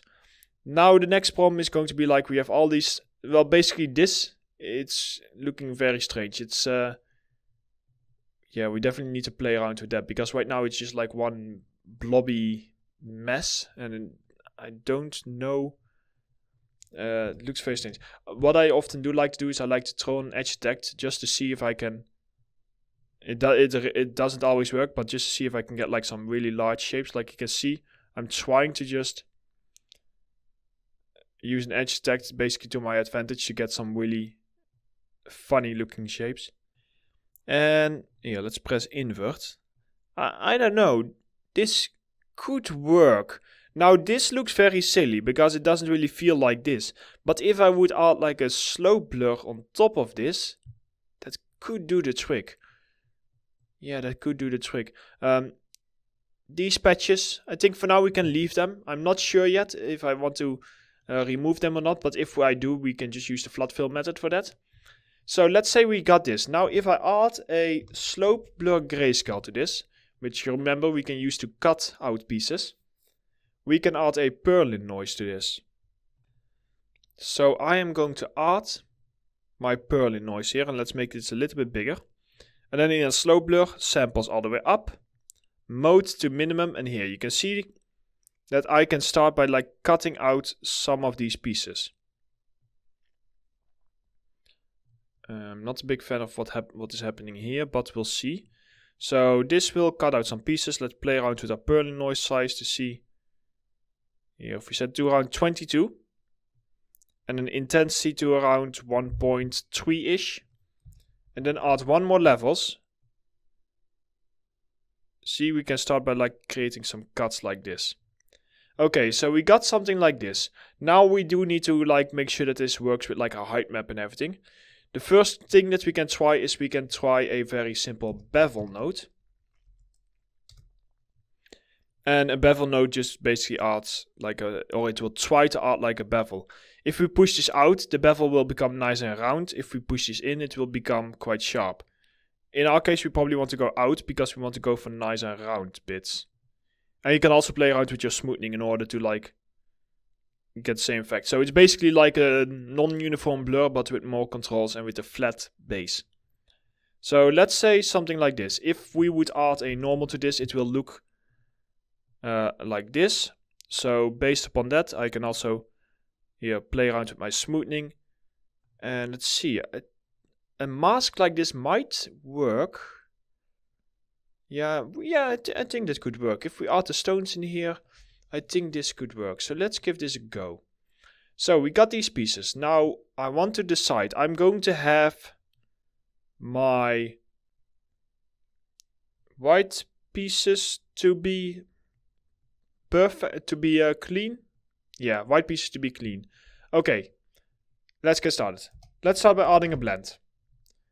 We want to add this to here, which is our clean tarmac. And then we want to add over here our broken tarmac to the top. And I'm going to first of all just get started by adding my height down here. Okay, so this would now be blending together. Now what I want to try and kind of like get is I want to mimic also having some stones over here. So let's see, right now I'm just masking this out. I basically need to make sure that I'm not masking out accidentally like other stones. But the coincidence is because this is the exact same look that they do fit quite well. So let's first of all just see how this looks, just because I'm quite curious about this. So if we just hold shift and just flip this around. Oops. Here we go. Okay, so I'm not sure if the height is working as well, but we'll see. Yeah, here. So when I see this, a few things. We need to make sure that these stones, they keep going around the corners. Now, so for the rest, we can keep the stones here. They are actually working quite well. So coincidentally, I do not need to do too much about these masks that we have over here. I can just kind of like leave them. But yeah, I definitely need to get the stones closer to these edges. And I need to have the fall off to most likely be... Yeah, I need to have the fall off to be stronger. So let's get started by... See, our bevel fall off. Actually, our bevel fall off is fine. I think what is wrong is it is the blend over here. So if I just add a quick auto levels. Here, see? Oh, yikes. Never mind. Because we have very specific levels in this. We just need to add the normal levels. And if we go in here, we basically want to push this all up. So that over here it also gets pushed up. Here, see, so now this gets pushed up quite a bit. Which is good. So now we are getting close to like the height that I want. Okay, so the next step is going to be having the stones closer to that area.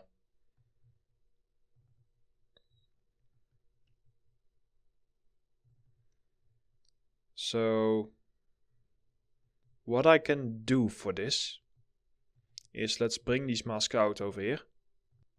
I can go ahead and basically do something like this. Let's add a blend. So it's a bit of think work. So basically what I can do is I'm going to mask this out so that we won't have the stones around this area. But the only reason I'm doing that is so that I can see where they are. So if I blend this together and set this to be subtract, I know that in these areas we will not have stones, right? Yes, because they go into the white areas. Based upon that, I can go in here and I can play around with my balance.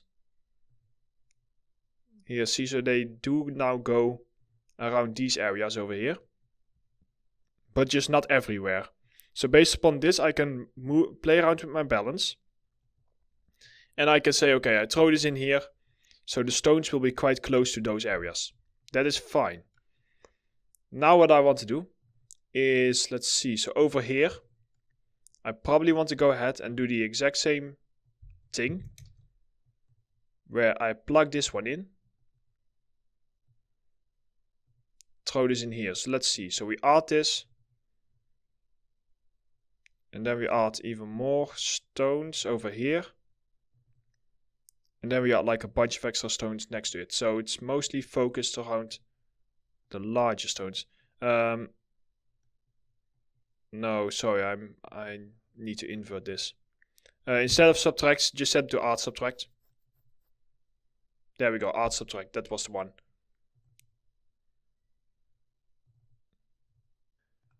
So add subtract, and now you want to go ahead and push this out. That's not working the way I want it to. I think I'm gonna go ahead and I'm going to invert this. I'm going to invert my mask because I normally add subtract is like a cheap way to very quickly do it. So we are going to set this one. There we go, multiply. That should do the trick. Multiply should do the trick. Because now the stones are being placed Oh my god, I'm still messing this up. Subtract. Yes? Okay. Subtract. Sorry guys, I'm really sorry. Subtract is the right blending mode. Jesus. Okay, I'll take a break after this one. So, we set this to be subtract, but we need to do it with an invert, like this. And what that will do is it will basically place all my stones around here, add these extra stones, throw it all together, and boost it like that, which means we get this. So now the stones are very close to our other pieces. Great, that is exactly what I wanted. It just took me a while to get there. Okay, so that's looking pretty good. So we have our stones sitting in here. I feel like the fall off and the intensity can be a little bit stronger. So if we go, first of all, for an intensity, push up the white levels. And then for the fall off, if we go over here, let's see, maybe it's the smoothing that is causing. Here, maybe if I set the smoothing a little bit lower.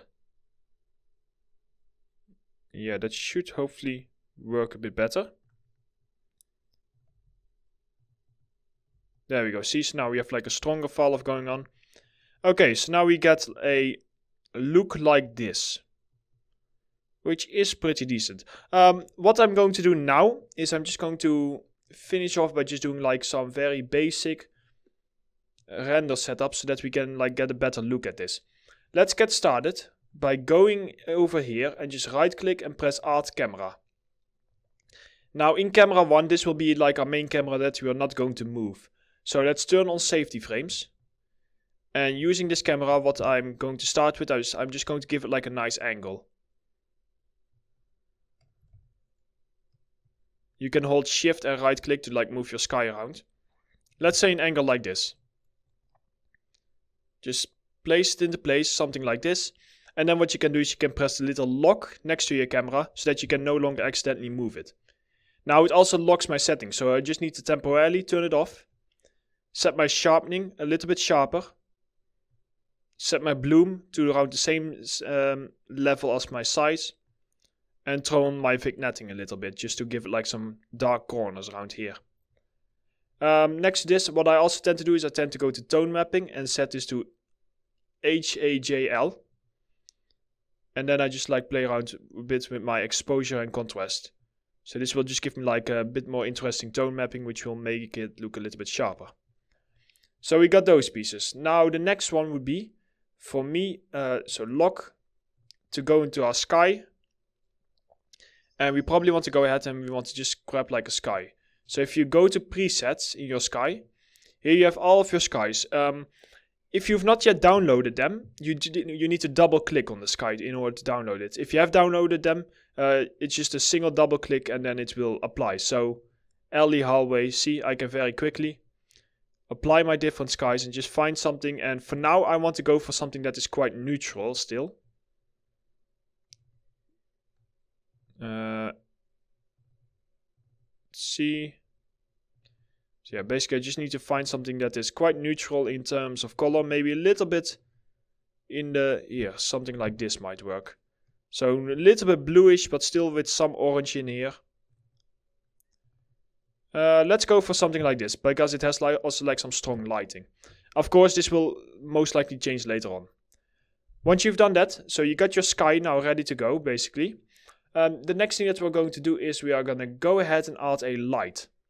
If you right click, you can add a light and add a directional light. Now this directional light, if you click on it, you can go up here or you can press W and go to translate. So I like to always move them a little bit to the side. And then if you press E, you can go to rotate, or once again you can click here. And I'm basically going to have this light to come from my... Here, it's a bit hard to see because we have a white texture, but I want it to come from my right top. And then you can see here that it already adds a lot to our scene. If we just have like a single light with just some shadows. You basically want to get this light to have, if you want you can even set the brightness, to have half of our cylinder or half of our sphere into the light, something like this. And once you've done that, just tone down the brightness. give it a little bit of like an orange color. That's what I often do. Just mimic like the sun. And for now, let's go for 6.5. Of course, remember, we are looking at a white texture, so it might change.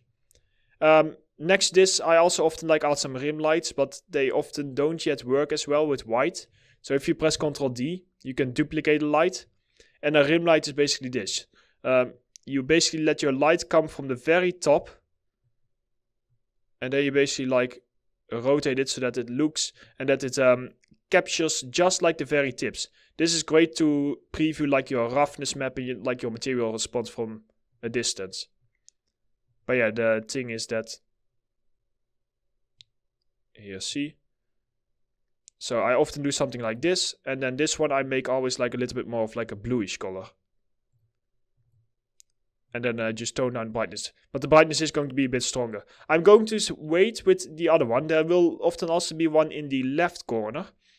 But I think in this case, because we are still looking at the white texture, I will leave it to this. So, we now got these pieces. Now basically what I want to do here is I'm gonna, first of all, let's go in my inclusion map and just set this a little bit stronger. Like this. I want to go up here to our little settings and just make sure that high DPI is turned on. This will often give you a little bit more of like a sharper look. And for the rest, go into camera 1 and maybe set the sharpening a little bit stronger. Like this. And I'm going to save my scene. I would say that this is like a decent basic setup. So yeah, everything still feels a little bit blurry, so I also need to double check my texture to make sure that there are no problems there. One cool thing, if you are ready for it, what you can try to do is already turn on ray tracing, just to give it a nice look. Ray tracing often with stones like this can cause problems with the shadows if you do not have enough resolution, so it's kind of like we need to double check. Okay, so this is currently our ray tracing. I think the brightness of our sun might be a little bit too strong. Yeah, if we like go into our tarmac. So because this would of course often be like a little bit darker, as you can see over here. Here we go, see? So when it looks a little bit darker, it feels a little bit more logical how everything looks. So then yeah, we've set our light to like 8. Really, 8 is that bright. 6.5? That's strange that there's such a difference in brightness. 6.8. But yeah, basically, just to make the ray tracing look a bit more interesting. It works better when we have a fill texture, but here you can already see. Now, looking at this, the last thing I will do is I will go into my camera 1, and I'm going to just set my contrast to be, yeah, a little bit sharper. It looks like that I cannot reach the contrast amount that I want. You can also play around with your sky to try and like capture exactly here. See, because like this, the sky is very bright, but if I just rotate it, here I can get more of my sky to look into the darkness, like you can see over here. So that's something that you can like work with. Now we can like see some interesting things going on with our ray tracing. I am personally going to just leave it off for now so that I have this look. And in the next chapter what we'll do is we will do some quick polishing. And after that, yeah, we will just do some improvements and then start working on like the sand in between and adding variations and doing a bunch of different things. So let's go ahead and continue with that. Okay, so the pointy stones that we have over here. You can probably remember that we actually did something for that. So if we go ahead and go to our stone generator over here, we can go in and yeah, let's just temporarily swap this around. Here we add. There we go. So here we add like this pointiness. So let's see what we do. So we add this pointiness. Outer level, so that's all fine. Although it's the pointiness, we might be able to push this up. But what I'm thinking about is we most likely end up cutting some of it out. So let's go. Actually, no, we don't do that everywhere. Let's go ahead and look at this version over here. And now start by adding the pointiness. I need to make sure that I don't break it. So if I add this pointiness, it pushes it out, but it does add some of that sharpness. That's I don't think that's worth it doing it over there. But what I can do is I can go ahead and basically what I'm doing here is I'm creating this mask and then adding pointiness, but I believe that I can add that mask somewhere else too. You know what, I might be able to add that mask in my advanced tarmac. Oh, sorry, I forgot to do something. I forgot to just copy this. And doing it in my advanced tarmac, I feel that is a little bit safer in this case, because I just need it for one stone. You can do it in like your stone generator, but because we already have set up our stone generator in a very specific way, I don't want to risk accidentally breaking it again. So if we copy this stuff in here, I believe that we have this stone mask over here. Now if I throw this into an invert grayscale, distance it, invert grayscale again, auto levels it, I should be able to now see. So we add our levels. Let's do this before we add our levels. Throw this on top of here. And I will mask these out later on, so don't worry about that. Yeah, so is multiply the only one I can? Or min darken? What is min darken doing? Now I think let's have a look at my norm map, because I can read this way better in my norm map compared to the rest. So min darken adds some sharpness to some of them. That's actually pretty good. And then multiply just destroys it, so that's not good. So let's go for our min darken. Let's also look in like some other areas just as a second opinion. Before. Okay, so min darken definitely adds some sharpness, so that's good. Now that we have this one, the tricky thing is with this sharpness, it's right now it doesn't. Yeah, it kind of like needs more samples almost. But then we get into that funny area where if we want to be able to smooth this, we would lose that sharpness. So for now, let's not do that. For now, let's actually just have a quick look over here. Let's go into my FreeCam. Okay, see, so yeah, now we have some of these sharper stones. That's actually really good that we have that stuff. Let's start by just masking them out, because I don't want to have them all over the place.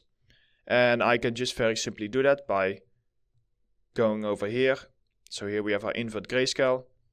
I need more space, but I will nicely clean this up later on. And we can go and start by adding a flat fill. Actually, I'm going to do this before I invert it.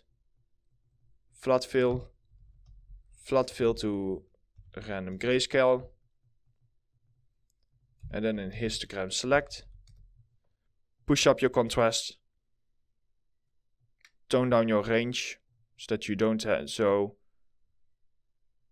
and then you like find whatever pieces you don't want. And now we can just go ahead and we can add a blend over here. Throw this in the top and just set this to be a subtract. So let's see if those edges cause any trouble. No, they don't. So then we can just ignore them. So now we have this sharpness only sitting on like a few stones, not on all of them. So that's pretty good. So we got that sharpness in there. Looking at it from a distance, I'm not sure if I even need to blur it. Like you might want to blur it a tiny bit, but for now I'm actually happy with this. Because here, I can see like these nice little points and the sharpness. So this is actually working quite well. Let's see if I tile it even more. Yeah, see here, because once you tile it even more and becomes these really small tiles, you can see that, yeah, that detail becomes a little bit more difficult to see anyway. Doing this tiling, this actually looks quite cool, so I'm not sure if we might want to go for a tiling that's higher than 2. Because if you do that, you would need to like tone down your displacement, so it would look something like this, for example.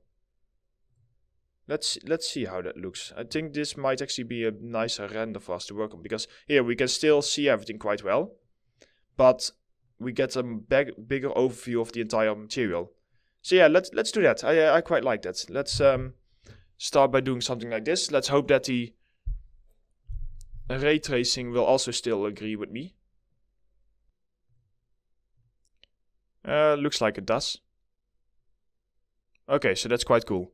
Okay, so we got those pieces done. Let's turn off ray tracing and let's get started with the rest. So for this, maybe at this point I just want to like rotate this a little bit so that I get a little bit more of like the bigger stone patches over here, you can see. And now what I want to do is I want to start working on the sand in between the stones. So the sand in between the stones. For that, technically it's just more stones, but we'll at that point we have so little resolution that we will just go for like noise, basically. Here, let's go. Here, see? Sand in between the stones. Let's go in here. And I think maybe good if we just do a very quick cleanup pass. So this one over here. Oh, this looks ugly, but let's call this mask generation. And yeah, also of course things that you can start doing is, for example, you can start docking things that you no longer use. Things like here, like levels I don't use because it's just a clamp. The bounding box size I don't use. Edge detect I might need. The purling noise you can like dock. So yeah, you can dock a bunch of that stuff. Another cool thing is that you can, if you want to like align your nodes, you can select them. And up here you have your alignment tools. So this will just very quickly and neatly organize things for you if you want. So that you can then, here like nicely place it down. And that just makes everything feel a little bit more clean. Also, I'm used to using this type of previewing. However, what you can do is you can go up here to the rectangle links. And that will basically give you this type of previewing where, but I cannot read this. I actually find it difficult to read this because after years I'm just used to seeing this. So you'll get better at it. That it will be very easy for you to read exactly where everything is going and stuff like that. So we got those pieces all ready to go. Another thing that's annoying me is that my outputs are so far away. So let's do this. Okay, sand. So this is all still going to be our height map over here. Set our levels. Yes, so I want to set my sand over here in between these pieces because before we mask it out. So let's go ahead and start with that. Let's add a blend here. We will just create our sand like in this area. For the sand is going to be super easy. It's basically going to be a generic noise like a fractional sum base that is a little bit stronger in roughness. And it's going to be like a rougher noise, for example a B&W spots 1. And we are just going to blend these two together in order to create sand that has different roughnesses. So if we set this to like a multiply in our blend and play around with our opacity a little bit, we can then add a normal map. OpenGL. Okay, and when I look at this, let's start by just toning down the roughness of our fractional sum. Here, that will actually matter quite a bit. Like this. Here, so now we get like some rougher sand over here. You can play around. Yeah, we might actually want to go for like the more smaller sand over here. But yeah, basically you can also here play around with like your roughness. So it's very easy for us to just play around with these few sliders to get something that looks like sand. Now once we've done that, we have this one, but of course we need to capture a mask, and I believe that we can just reuse this mask because this sand is already included. So if I just reuse this mask, I can throw this on top, throw this at the bottom over here, and I want to set this to be max lighten. I believe, let me just double check. Yeah, max lighten, and then tone down the opacity a lot. And let's just have a look. You basically just need to look mostly in your normal in order to know how strong. Okay, so this is bad. So we don't want that mode because we are losing it. Another cool thing that we can do is if it doesn't work in a height map, because this sand doesn't really need to be in our height map per se, what we can do is we can just do this after we've already converted it to a normal map. So here we have a normal map. I can then do, for example, this. Because a normal map is a lot more forgiving, because a normal map you can overlay without affecting anything below it. So I can add a normal node to this. OpenGL it, and let's keep it at 1 for now. And then in my normal, I can go for a normal combine and set the normal combine to be high quality. And I believe that we've already done this in the basics actually.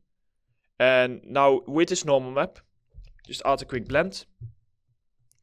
And in the top, just add a normal color node, which is just like a plain normal map. And then use your mask in the bottom. So, is this, yeah, see? No, wait, sorry, I need to invert grayscale my mask. There we go, so it's in between. We throw this into the normal combine, and there you go. And now you can just play around with your normal intensity in order to like get stronger or less strong sand, which should look something like this, see? So now we get the sand in between. Now what I'm going to do is I'm going to make it a little bit stronger. Let's go for like 3. And another thing that I noticed there is we have some patches that feel like, let's press space. We have some patches, over here, that have like almost nothing in them. You know what, actually that might actually be fine, because it gives us a little bit of like a calm effect. So in the massive mess that's going on over here, you all of a sudden just have like a little bit more of like a calm area, and we will just in our base color make this look a bit more interesting. So we got these pieces over here, that's looking pretty good. Now what I will be doing in the next chapter is, I'm just going to go off camera and I'm just going to have a look this time. So that I have like a little bit of a plan going on, because it's just some thinking. And then we will just continue. But we have like all the base stones are here. For example, maybe we want to like break up some of these areas a lot more in certain areas, where they are no longer cracks, they are just going to be like these broken up patches. But that's something that I will have a think about, and we will work on this in the next chapter. Okay, so I had a look, and yes, I think the last thing we need to do for a height map is we need to break up our solid surfaces a lot more. So right now, we have them way too perfect. So I want to have a few things. One, I want to have a very slight height variation in between the pieces. 2, I want to add like this breakup like you can see over here sometimes, just like some random patches. So we'll just do those on the outer side. Here you can see it even better. And yeah, I think after that maybe like add some randomized stuff in there, and we'll see how it looks. So for these pieces, we probably need to start by doing most of it after we've, if it wants to load, after we've done our blend. So here, this right now it feels very plain. So I'm going to get started with this. First of all, what I will do is I will start by going over just some very soft height variation. The way that I'm going to do that is I'm just going to add a very simple blend after our levels over here. And I'm just going to basically throw on a very large purlin noise. And set this to be like multiply. So that should create like some denting in. You won't probably be able to see it really in our normal map. Oh yeah, you can probably see it like a little bit. Maybe set my purlin noise a little bit bigger. Here, see, you can kind of like, if I set it smaller, you can see it a little bit. And just like we need to make sure that I don't overdo it. Here, you can see it like a tiny bit. Maybe make it a little bit stronger. You know, multiply. Here, see? And it just gives us like that effect as if on top of everything having been broken, a lot of like trucks went over it and it just got some bumps and bits and all those kind of things. So I think that's quite interesting. Another thing I want to do is I want to improve my mask a little bit. So I have, here if we just press D, I have this mask. I'm going to start by just going into my mask and throwing on a very large slope blur with also once again a purlin noise. This can hopefully just break up some of my edges a little bit more. Might be a little bit too much, but we'll see. So slope blur, samples all the way up, intensity down. And probably, you know what, no, in this case we can actually go for like blur. So if I set my direction up, I was hoping to get like these things. This is what I'm hoping for. So where they have like a large grain, maybe it works better if I do minimum. No, that's maximum. Yeah, I think it actually works better if I go for like a maximum. So we basically just have like these pieces that are being pushed out, which will look like this, and hopefully what I have in mind is that it will kind of like fade in here. See? Yeah, it does work. So you can see that you get like some fading in where it just slowly starts to fade into the rest of the ground. So almost like it has been crushed together. And that was basically my general idea. The only problem is that we sometimes get these areas over here where I just need to make sure that my mask is sharp enough that it doesn't accidentally generate stones on top of this. But I think, yeah, here, like this kind of stuff, it is working a lot better. So let's just see where. So we use this mask.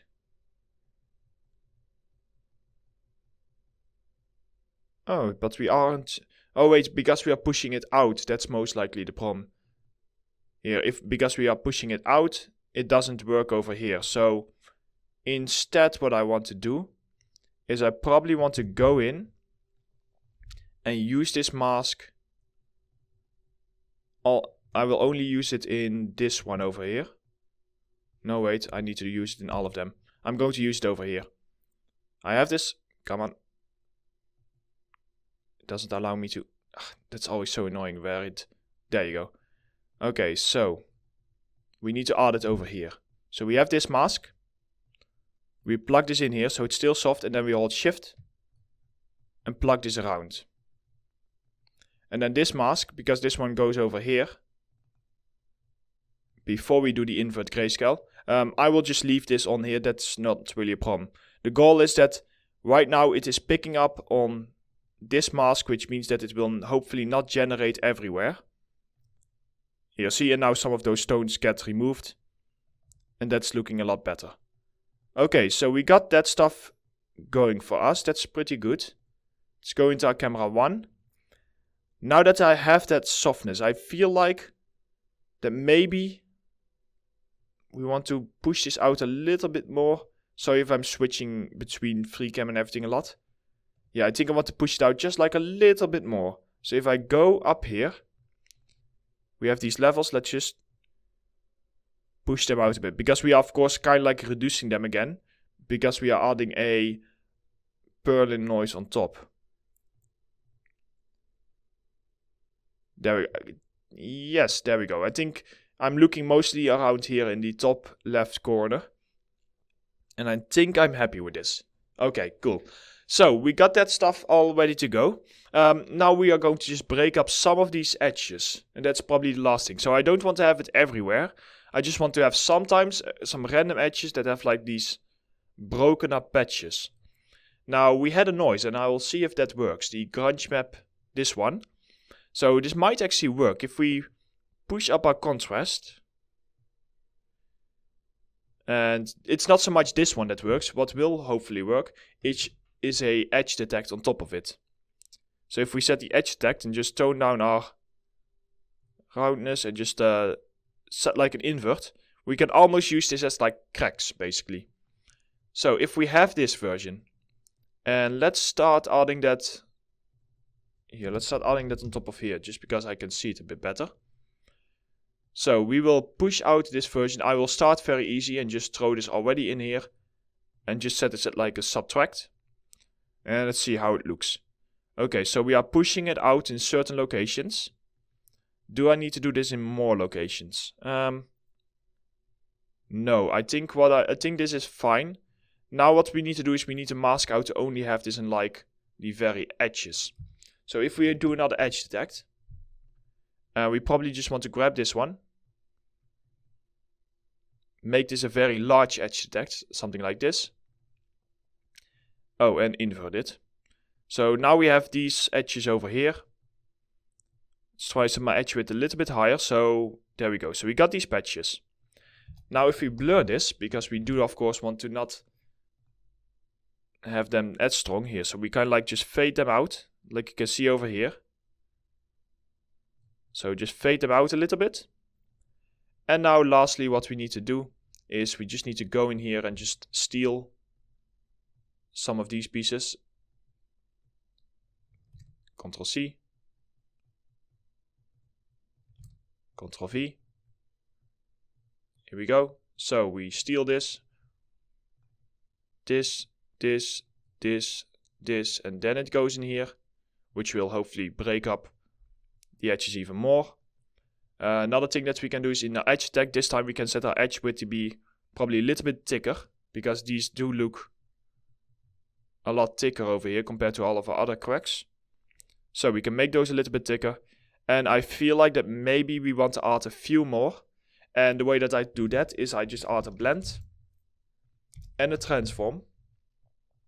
And I basically just push these two together and just slightly move the transform around in my center, which will do this. If I set this to add, see, it will just like push this around, which hopefully in our edge effect, it will not become too overwhelming, but we'll see. There we go. Okay. So that is the first generation. Now what I want to do is I only want to have this in certain areas. I should be able to do that also. Well, actually I can do it on both sides. I can do it or here or in our mask.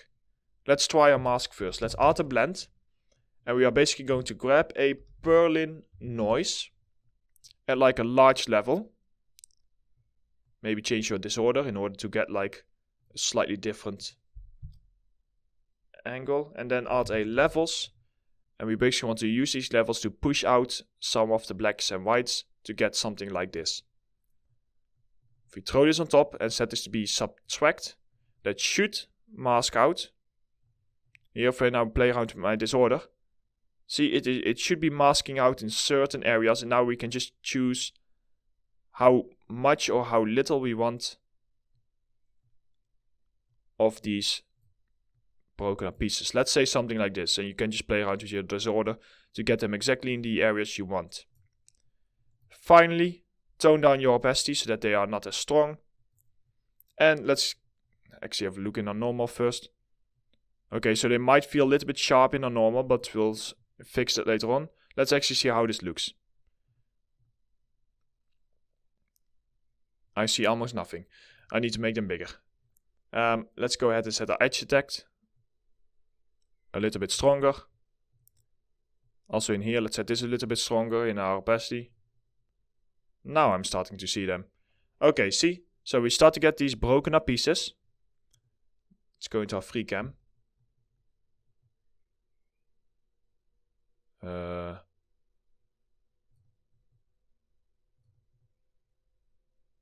have no idea where I am. Okay.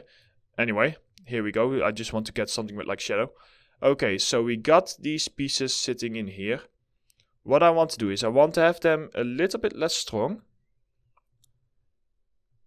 I want to have them a little bit blurry. So let's add like a blur high quality grayscale in between our cracks. Just to give them like a little bit more of like a softness to them. Here, see? Quite subtle. So we got some of that softness going on. And maybe I want to have like a few more. So maybe I want to go in here and just in my levels push those levels back a little bit so that we get like a few more of them. I feel like this might still be too strong, but we'll see. So it's starting to get there. Here, we're starting to get like these nice pieces. Let's make this a little bit less strong, even. There we go. So now we're slowly starting to get there. So here, we just get some of these random cracks sitting in between. See, in those random patches that we get over here and there. I'm going to probably, yeah, it's mostly in this area. I'm just going to change my disorder because I think we have enough. I just want to have it in like a different area. Here like this. And if we just have a look, yeah, okay, so we have plenty of cracks everywhere. So maybe we want to like set our edge detect a little bit bigger so that it's going a little bit more towards the center. There we go. See, I think that will do the trick. So we got that stuff. I'm going to make it just like a little bit less strong, and then I'm going to call it a day. Because it's just like a little bit too overwhelming. But I need to keep in mind that most likely when we start adding our base color, based upon our base color, we want to like increase it or decrease it a lot. So that's something just to keep in mind. But this is looking good. I quite like this. Yeah, here if I just play around with my my offsets. Yes, I like that. That's looking good. Okay, so we got all of these pieces ready to go. So I'm just playing around with my offset a little bit more. See if I can get like a nice angle. Okay, so we have done this stuff. I would say that for now, my height map is done and my norm map also.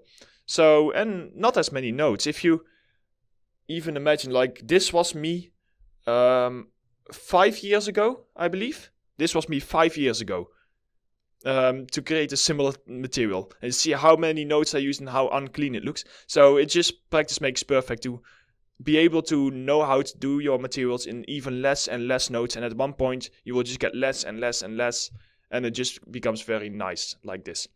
Although this is still quite messy, but that's something we can work on. So we got these pieces. I'm gonna go ahead and I'm going to add a frame to this, and this is going to be our large patch. Oops, cracks. Something like this. This over here, I'm just going to add a frame and call it height map underscore combine.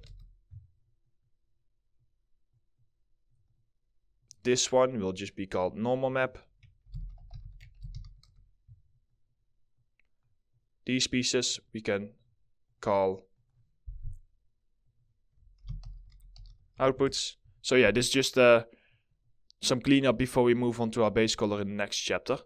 And then with this kind of stuff, I would like just make them nicely aligned a little bit more, like you can see over here.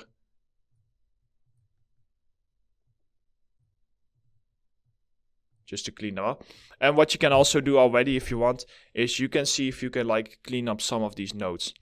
I'm not going to do that yet because I want to dedicate my own chapter to it, because else it might get lost in translation, because it's quite important for you to know this. And I'm sure that not everyone is watching this specific chapter if they already know how to do most of this stuff and just are here for other stuff. It's just how tutorials work. Not many people actually follow the entire 100% tutorial. Some people just cherry pick whatever they want to get in it. So I'm just going to call this done for now. And in the next chapter what we'll do is we will start working on a base color. Our base color will be most likely in the direction of, probably in the direction of this color. So a little bit darker, so not so much gray. So a little bit more of like this darker color and a little bit more dusty and sandy instead of mossy and wet. So that's the general idea for this. So let's go ahead and continue with that in the next chapter. Okay, so let's get started with the base color. Now I'm going to start with like the clean tarmac part of the base color, and then we'll move over to the stones. For the clean tarmac, what I want to do is I most likely want to use the gradient map technique. We've used it in the simple tiles also before. So let's go ahead and add a gradient map to get started with. And for the clean tarmac, I want to probably grab this one before we add our purlin noise. Yeah, this one should hopefully do the trick. Let's just grab this height map, throw it in here, and I'm basically going to capture somewhere in this area. So I don't know if I can show you. If I go to gradient, enter, pick gradient. Wait, maybe I can show you. Can I like scale this down? There we go. Okay, that should be doable. So let's see. Let's start over here. It's a bit tricky for me too. Okay, that's not looking good. Let's do something like a bit shorter. I was hoping that it would bring out those little stones a lot more. I think that the stones are not strong enough for us to pick up. Like you can see like a tiny bit, but it's not as nice as I would have hoped it to be. So if the stones are not able to pick up, I should be able to just kind of like split them up and more likely use something like this. So let's see. If I should be able to just use something like this. What if I do this? I grab this one. And then what I will do is I will have another gradient map. And this gradient map will be for like our stronger stones. So we're basically just going to split up the texture in a few bits. So we start with, here, this is already starting to look a lot better. So we are going to start by grabbing a gradient. And this is just going to be our bare stones. So here, if we go over here, we really just want to grab like something like you can see over here. Actually, that might be, we will balance out the colors, don't worry. But I still want to see, I always like to try like for a few different colors. And just see if we want to like do only like a very short line like this. Or if we want to go for more like a noisy line like that. I think we want to go for like a little bit more short. Sometimes takes a second to get exactly what you want. Here, let's have a look at something like this. And now what I want to do is I want to try and get more of my brownish dirt in between here. So that is this one. So if we turn this here to like a more brown dirt.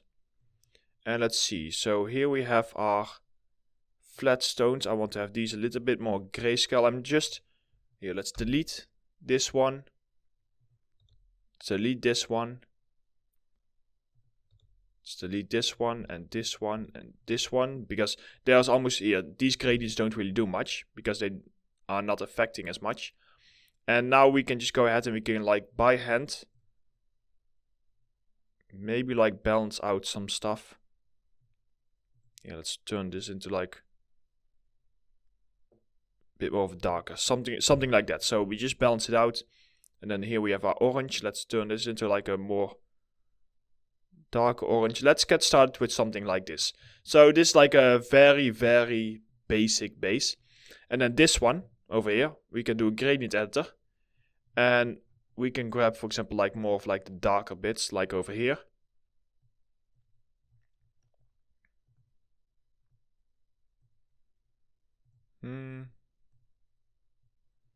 Something in this direction, for example. And then maybe grab some of the more lighter areas and just like push them down a little bit more. See, I'm just trying to find, this is the one. Push it down a little bit more so that we get like this. Now this might still look silly, but don't worry, we will work on this to make it look more interesting. So if we now go ahead and first of all blend. And I will need to blend the darkness spots. So if I add an HSL node, what I can do with that is use saturation and lightness. I can simply push my lightness down for this so that it becomes a bit darker. And maybe also like play around with your saturation a little bit if you want. And you throw this into the top. Now all I need to do is I need to grab the same mask that we use over here to blend them. Throw it in here. See? And then we can just like play around with our opacity. We don't want to have it as strong as in our height map. So we get something like this. Then we add another blend on top of this. And this blend will be for this gradient map. And all we really need to do is we need to grab the stone. Actually, no, we cannot grab the stone mask because the stone mask is too large. So let's just grab a levels. Throw that as our mask and then just push your white slider up until like around this point. You can even like move your white slider back a little bit to have it blend a little bit better. So now we get these pieces sitting on top. Of course, what you can do at this point is you can, if you want, like play around with your opacity a little bit, just be... actually, you know what? No, I want to probably just go in here and add an HSL node. Because if I play around with my opacity, I can see the stones below it. I didn't think it was that bad, but it looks like it is. So here I can like play around with my lightness to just... and my saturation to get it exactly how I want it to be. So we now got something like this. So it's starting to sort of look like tarmac. It might not look like this yet, but that's something we'll work towards. So we got these pieces over here. Now what I want to do is I want to start by just adding some very base dirt. So if we add a blend to this and add a uniform color, This uniform color will just be like a brownish dirt color. Something like this, for example. And then in the bottom, what I want to do is I always first like to try and use the actual dirt node in this case, because the dirt node can hopefully generate exactly what I need. So I have this dirt node, and basically I need an ambient occlusion map and a curvature map. Those are the two important ones. Now you know already how to create an ambient occlusion map. You just add an ambient occlusion node. Curvature map is literally a curvature, that's what it's called. And it basically needs a norm map input. So if we set this to OpenGL, we can start with the ambient occlusion. For the ambient occlusion, I can just grab this version over here. That is no problem. Because the ambient occlusion is strong enough to actually pick up in between all those cracks and everything. So you can plug this in. Curvature map. We need to add a norm map because we cannot use this one since it's already split up. And just plug this into your norm map. Set it to like 3. So that's strong, and throw this into your curvature. So then a curvature map is basically like edge highlights. That's how you can see them. Once you've done that, you should be able to get this. So now if I play around with my dirt level, you can see that I can basically create dirt in between all of the cracks. And I can also set my grunge amount to have like more or less dirt. My edge masking doesn't do a lot when we have such very specific shapes. But basically if you throw this into your blend, you should be able. Let's go in here. There we go. See? You should be able to get like some dirt in between here. And now we can also just go in and we can like play around with our dirt level. To have like more or less. Play around with our color so that's not as overwhelming. But I just want to have this color to be like a little bit more of like an orange color. And also in our roughness. This will matter a lot in our roughness. Because we can make this look dull in our roughness. So that it's, well, dull, not shiny. And that will just capture that effect. Now, always with the base color, it's almost always a miss at the first time. You just need to get like the bases in there and then you need to balance it out. So when I look at this, I can see like some white patches in here. Those might also be nice to just try and capture. For now, what I will do is I will just add a very simple blend. And just duplicate my uniform color and just make this uniform color like whitish. And then in our blend, what we will do is I often just grab like a grunge map for this kind of stuff. So let's say grunge map 013. Maybe play around a little bit more with like your random seed and your balance. And just get like, try and get like some nice masking to get like these white patches, see? And then tone them way down so that they are just becoming, I need to play with my random seed. I need to have it a little bit more generic, something like this. Here you see. So now, and you can also play around with your contrast to make them stronger or less strong. So yeah, there's a bunch of stuff that you can do in order to make this look more interesting. Now that we have this is like a very basic base color. I first of all just want to already try it out and make sure that we take this one completely to final before we move on to like the stones version. For that we need to do a few preparations. The first thing is that I will add this one to my base color. And we also have like we don't need a metallic map. We also have a roughness map. Now for the roughness map, what I want to do for this is a roughness map is gradient, as I said before. So we can do a grayscale conversion. And I just want to turn this one into grayscale conversion. The nice thing is, because these stones are slightly lighter than the background, in our roughness map they will actually also be slightly shinier than our background. We can then add the levels on top. And in these levels we will throw in, for example, our dirt. Like this. And we set this to be art. So the dirt will be even duller. Then we can add another blend. And we can, for example, set this dirt up here also to art. So this dirt, yeah, it will just basically add like a bunch of different dullness. Finally, if you just go ahead and add the levels after your grayscale conversion, this is for later on, because we most likely just want to make this also like a little bit lighter, and we just want to play around with everything. So we throw this into our roughness like this. The very final thing we need to do is we need to actually set up a switch so that we can turn on and off the damage. Now this switch we can most likely use all the way over here. So if we simply, technically, if this would work, let's see. Let's add a grayscale that is white. Because, oh no, sorry, I think black. Yes, we need to have this to be black. Technically, if I would drag this into my blur, nothing should it should just nullify everything and should just become plain. Okay, so we still have like some pieces in here. Where does this happen? Over here. Over here it still happens that we start to add more pieces. Now that is no problem. That just means that we need to move this one a bit forward. And I believe I want to add this one then after here. And the reason I do that is because these outputs go to different areas. And it might be easier if I just add like a blend. Oh, sorry, not a blend. A switch grayscale. If stones is true, we will have stones. If stones is false, so if I turn the switch to false, it will almost, looks like we need to have a double switch. We need to have a switch over there, and we need to have a switch over here. So, set these to false. How is this? I think only the ground is the last thing that I need to do, I believe. Yes, because I add the ground after. See, before, after. So because I add the ground after, I can also, because the ground will only show up whenever we have our broken pieces, I can also add a switch color this time in here. And I can say if stones is true, and if it is false, do this. And swap it around. See? So this is now going to be our plain tarmac.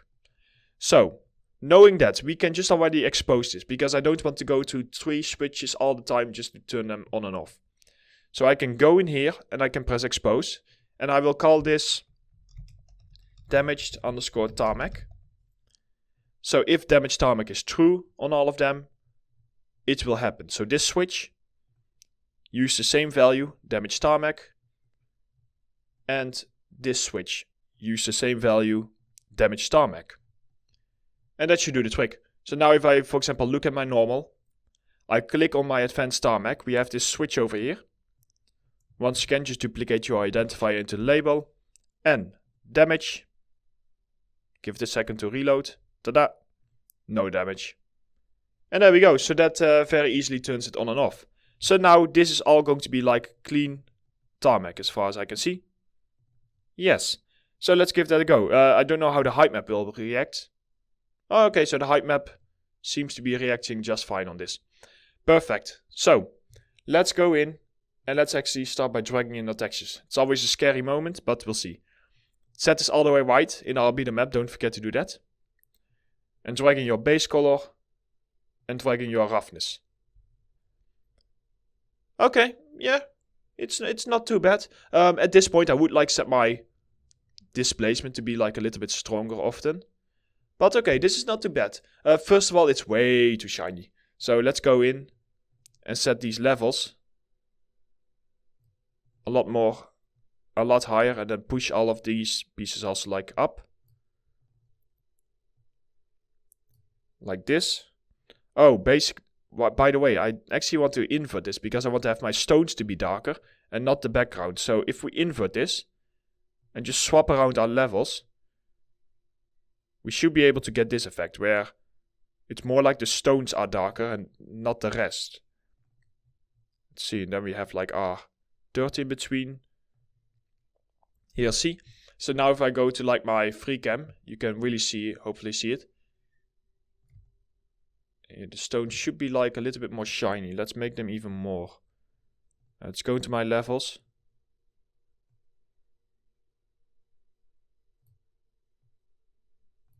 Here, let's try that. Here, see? You can see the shine coming off them. And that often happens when you look at tarmac on the road. You can often see like little specks of shine. And that's basically what I'm doing over there. Oops, wrong one. There we go. Okay, so we got that stuff done. At this point, let's have a look. I want to bring those stones out a little bit more. I need to keep in mind that I'm not just working from memory, but actually looking at something. Okay, so those stones I want to be a little bit darker. Maybe at this point I would also want to just turn on ray tracing, just to give me like a closer look at everything. And I want to just see, everything feels a little bit too blurry for my taste in my normal map when we have this one. Now, I'm not sure where this blur is happening. Most likely, let's see, over here. Or is it just because it gets added? Now, a quick trick that you can do to just see if it's where the blur happens is you literally add a sharpen node after it. Which will just like, if you just push the sharpening out, that sometimes even already fixes it. Okay, so now we have our ray tracing turned on, as you can see. You can definitely see because my PC is a lot slower. So the shadows get quite nicely picked up right now because of the ray tracing, which is of course a lot more accurate like this. Having a look at this, so I think I probably want to go in and start improving my render a little bit. Just start like adding an extra backlight to this. So if I just quickly turn off ray tracing, because moving lights around with my graphics card during ray tracing is not fun. So let's just duplicate light 2. Go to rotate and have this light come from here, from like the very bottom, and make it even like sharper. So we make it like only just from the very bottom. Make the color to be like a little bit more of like a softer color. Yeah, don't make it too bright, but we do want to make it like, let's see, I want to try and make it like quite sharp, so that is, sorry, the rotation is quite sensitive. So that's only like just hitting the side over here. Okay, so we got that one. Now if we go to this light over here, maybe I can set it like a little bit brighter. And maybe I can make it like a little bit more orange. Here we go, so that it just feels a little bit more like a sun. So yeah, basically what I'm talking about is, it's already adding the sharpness worked, so it is already looking a little bit better. But I still feel like there's some kind of blurriness going on. And I'm just wondering, it's most likely because we are using a art with an opacity, which is causing some of the blurring to happen. So I just wonder if we can literally make it as easy as just adding some sharpness nodes, or if we need to do anything else. So if I go ahead and add another sharpness node over here. Here, that will just, in this case sharpness works quite well, because it literally just brings out the details a bit more. Here, see? You can see the difference. So there was definitely some blurring going on over there. I can turn on and off my displacement just to check. So that blurring seems to be working better now. Now, if I just swap this around so that I also have my sharpness included in here, will that not give me any errors? No, I don't think it does. Okay, so, cool. So now what we can do is we can start by just balancing this out a little bit. Because right now it does not look like that. And we of course do want to fix that. So if I have a look at this, the first thing I would say is that the colors are too monotone. I'm going to start by bringing out the stronger rocks over here. And I can do that by going into my HSL and just set my lightness to be a bit darker. Bit more maybe. Too much. Lightness is very sensitive, so 0.49. Okay, so that brings those out a little bit more. That's good. Now what I'm going to do is, we have our dirt over here. Let's go ahead and just push this a little bit more, so that we get like a little bit more of this dirt coming in between everywhere.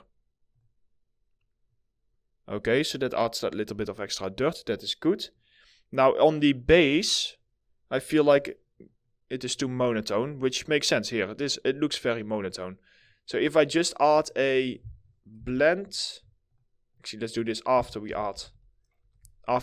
drag it to our roughness. Let's add a blend, and I want to go for some more, let's say some more whites probably. So I can just reuse this same uniform color over here. And I want to go for, let's actually, maybe we can just, is there something we can reuse here? This one, we might be able to reuse this one, just to save some space. And if we then like add the levels on top, and just press D, docking levels like this is so that I don't need to scroll all the way down just to get it. So now I can just like play around with these levels. And yeah, I don't think I need any blending modes on this. No, max light doesn't do anything. So let's just push this and then have a look at like the ends, that in the end you can start seeing those. Maybe make my levels a little bit sharper. There you go. So we can start seeing those pieces in the ends mostly. And they're really starting to like come out. Okay, so it's getting there, but it's a little bit too strong. So let's tone this down. Okay, see, so it's slowly starting to get to this. Of course, we need to ignore the fact that we have all of these little bits and pieces over here. Now, if I have a closer, this one is tricky because it's too dark. So I need to stick with this one. If I have a closer look to this, let's have a look at my free camera. So in my free camera, I can also see how it would look in like slightly different areas. So let's go to camera 1. Maybe if we set our sharpen a little bit higher. Yeah, if I set my sharpen a little bit higher. And at this point I might want to already turn on my ray tracing again. Over here, because that will change quite a bit. And yeah, basically the reason that I am doing the ray tracing like this is because I want to have these as like my final renders. So right now what I see is that the ray tracing, it is very strong. If we just go to our first light and just set our diameter of our area shape higher, what that will do is it will soften out the shadows a lot. You'll see, so now the shadows are a little bit softer when they hit these little stones. So we are slowly getting there, but yeah, we also need to work on our roughness. And we need to work more on our color and just make everything feel a lot more interesting. Maybe also like our occlusion, stuff like that. So let's go ahead and continue with working on our color in the next chapter.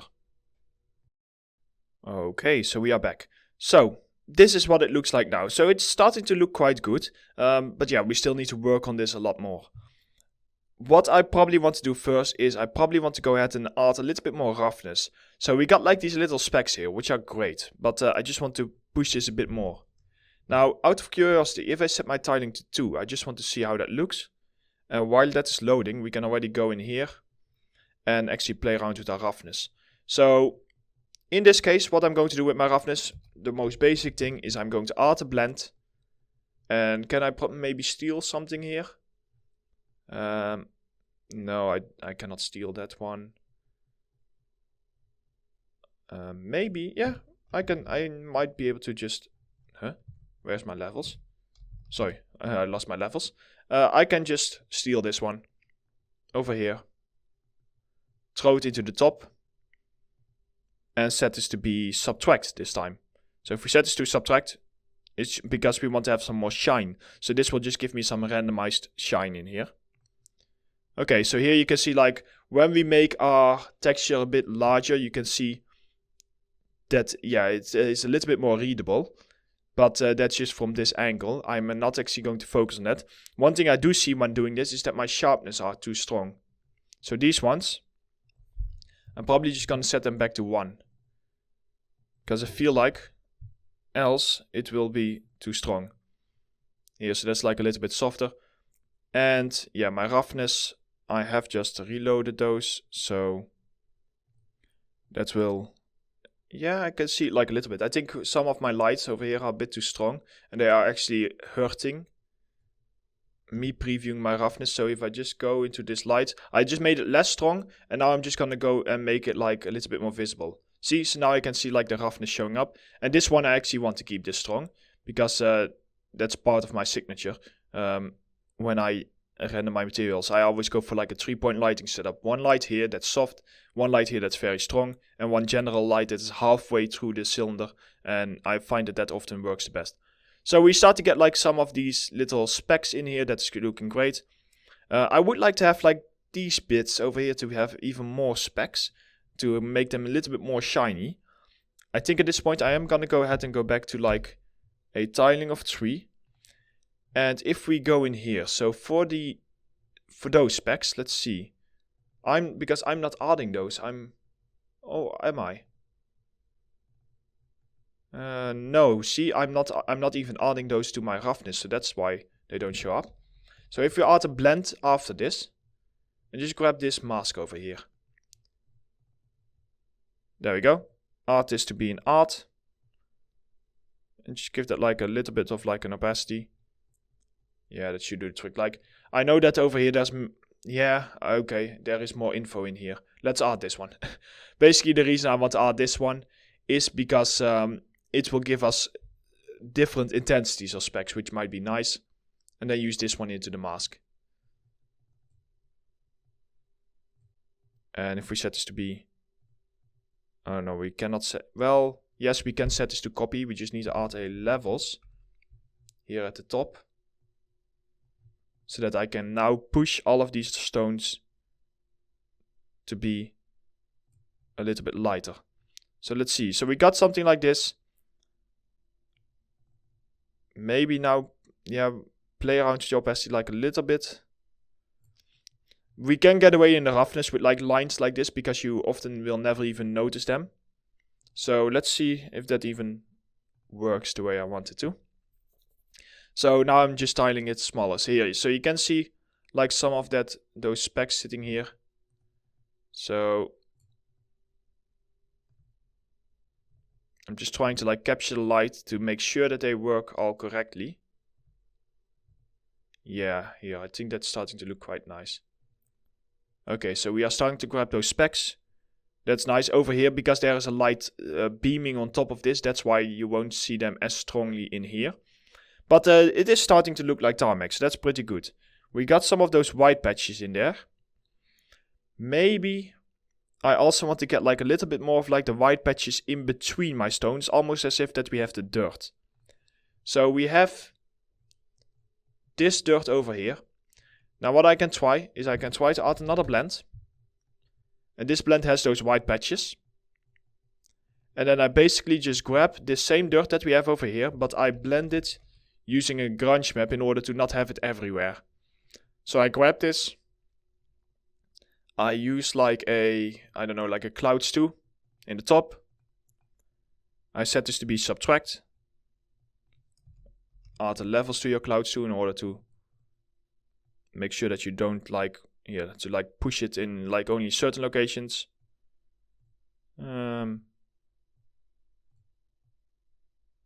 Something like this, let's start. Okay, we definitely need to like play around with our clouds 2 a lot more. There we go. See? So now we get like some of the brown bits. And now if I just tone down my opacity for the light bits, we should hopefully get like some nice color variation in between the two. It's not as... I want to have it a bit stronger. I also need to make sure that it's not just because it hasn't updated yet. Because with ray tracing, the update is a little bit slow sometimes. So we got this stuff over here. So we got some nice roughness. I'm happy with that.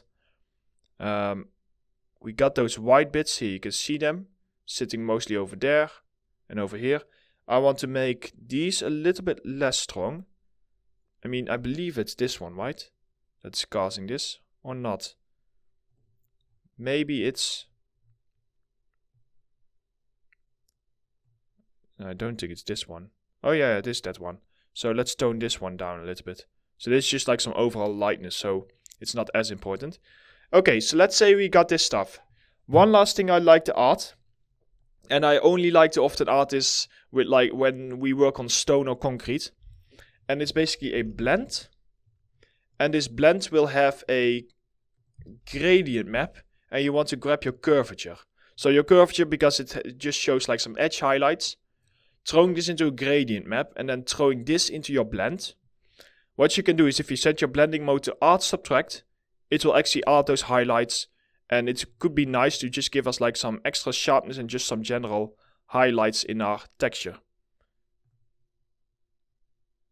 It's just, I want to have it showing up, but I do want to keep it quite subtle. Yeah, I think something like that could work. Let's go into our free cam just to have like an extra look around. Yeah, see here. So you can see like the little bits of highlights sitting in there. So that's looking pretty good. Okay, so we got those highlights all done. That is also good. So that's also now working. Now I think what I want to do is I'm going to first of all select this. Call this clean tarmac base color.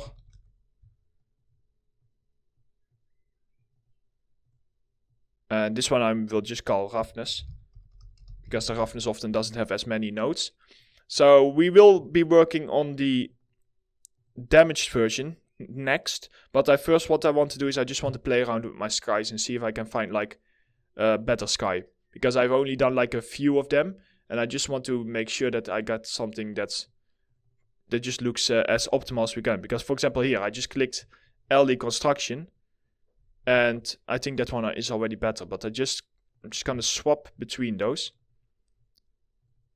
And just see. Now if this is taking too long here. This kind of stuff is also quite interesting. Because it has like a really darkness to it that you can maybe use. Alley robot dog might also work. Early trees. These are great because they have a lot of tarmac in them. So it kind of like reflects back on top of actual tarmac.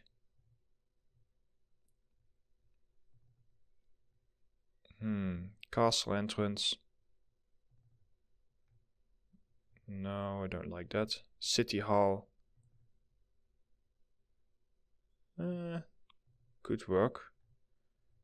Sorry if this goes a bit quick. I'm just trying to like... Okay, so courtyard. Let's keep that one in mind. The courtyard.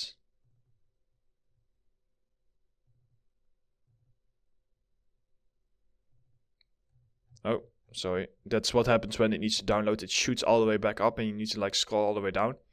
So that's a bit annoying in the first time. So yeah, we had the courtyard. Courtyard garden. Go around. Graffiti.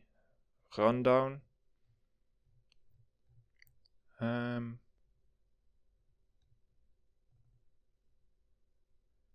Lagoon Coast. Lagoon Coast also. Lagoon Coast Dusk, actually.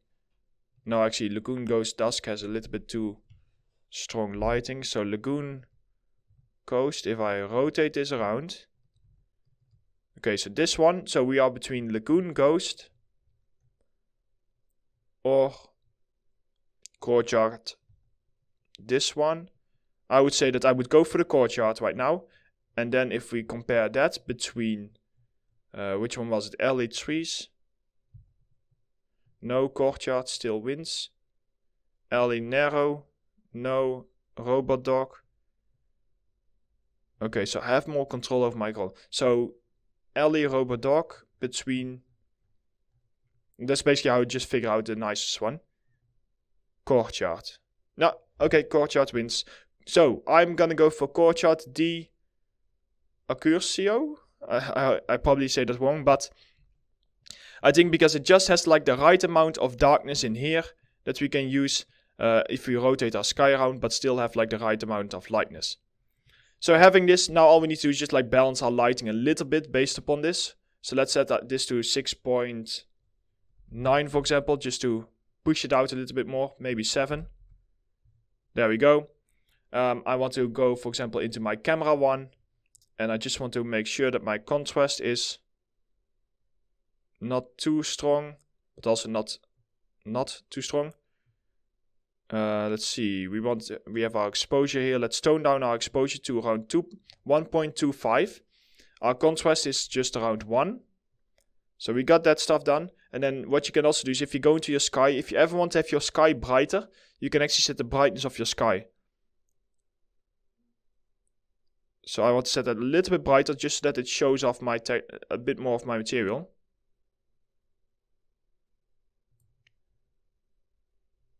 I think I got it. Okay.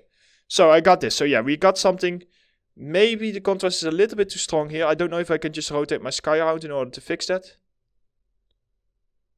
No, I need to go into my camera and probably set my contrast a little bit lower. There we go, that we can just see like some of the bits. So 1. And maybe set my exposure to 1.4. Okay, I think I got it. So yeah, it's just a bunch of tweaking. So now we can like kind of see this side, so it is still in shadow. But our eyes are mostly just focused immediately towards this area. And then they get like focused towards the light. And then we also like see some of those specks. So if we have this light over here, which is the backlight, let's see if we can make it a little bit more intense in brightness. There we go. And then we have the bottom light. Let's see if I can just make it a little bit more visible and maybe rotate it a little bit more towards the bottom. There we go. So we got those lights. We can see those specks. That's all looking quite good.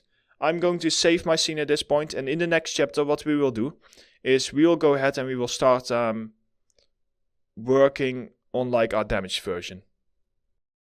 Okay, so let's continue. So one thing I did off camera is I already set my textures to 4K. Remember, same way as before, just click on here and set this to 4K. And the reason I do this is because I know that my final renders in here will be, I want 4K texture because they're going to be portfolio renders. I want to have the absolute highest quality to show off my material. It's way easier for me to downscale from 4K to 2K than the other way around. So that's why I'm already deciding to do this. So we got these pieces over here. That is all looking fine. Now what we're going to do is we are going to work on the damaged version. Now, as you can see on the damaged version, most of the stones will be roughly the same color. Although we do need to make like a ground below it. So we will see how it goes. Let's just get started with some base colors, shall we? So, if we go over here, I'm going to first of all go into my advanced tarmac. And in our damage tarmac, just turn on the actual damage. So that it will generate everything. Of course, with 4K it takes a bit longer to generate because we already have quite a large graph over here. But it's not too bad. So we got this stuff over here. Let's go ahead and get started. The first thing that we want to do is we want to go ahead and create like a masking system. Oh, that's clean tone. Masking system so that we will only show our clean tarmac on our clean versions, of course. That you can see over here. So for that, I believe that if all we need to do is just add like a blend. And for now in the top of the blend I'm just using a black uniform color just so that I can properly mask this out. And I need to go in here and I need to figure out exactly where the mask is that I want to use. So it is this one, I believe. Actually, with our invert, this one, I believe. So let's see if it is this one. No, it was the one without the invert. So this bevel over here. Although, no wait, we are adding our slope blur grayscale actually. So what I might want to do is I might actually want to grab this over here. And then just do a very quick... Let's just select this line. Invert grayscale. There we go. So that should do the trick. Okay, so the only thing I'm worried about is this fade over here. Because of course with stone, you either have stone or you do not have stone. It's not something that can fade. But we can see how it responds. So if we do this and go to our marmoset scene. Okay, yeah, this is a bit tricky to actually look at now, now that I see it. I'm going to turn this into like a white color.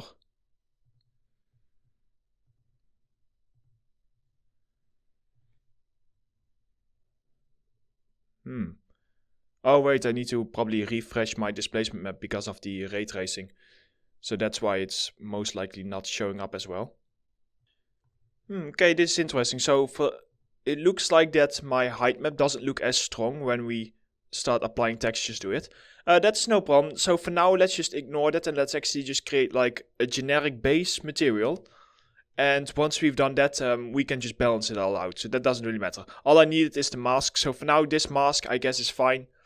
And if it is not, then what we can do later on, we can already put it in place, is we can add a levels behind it.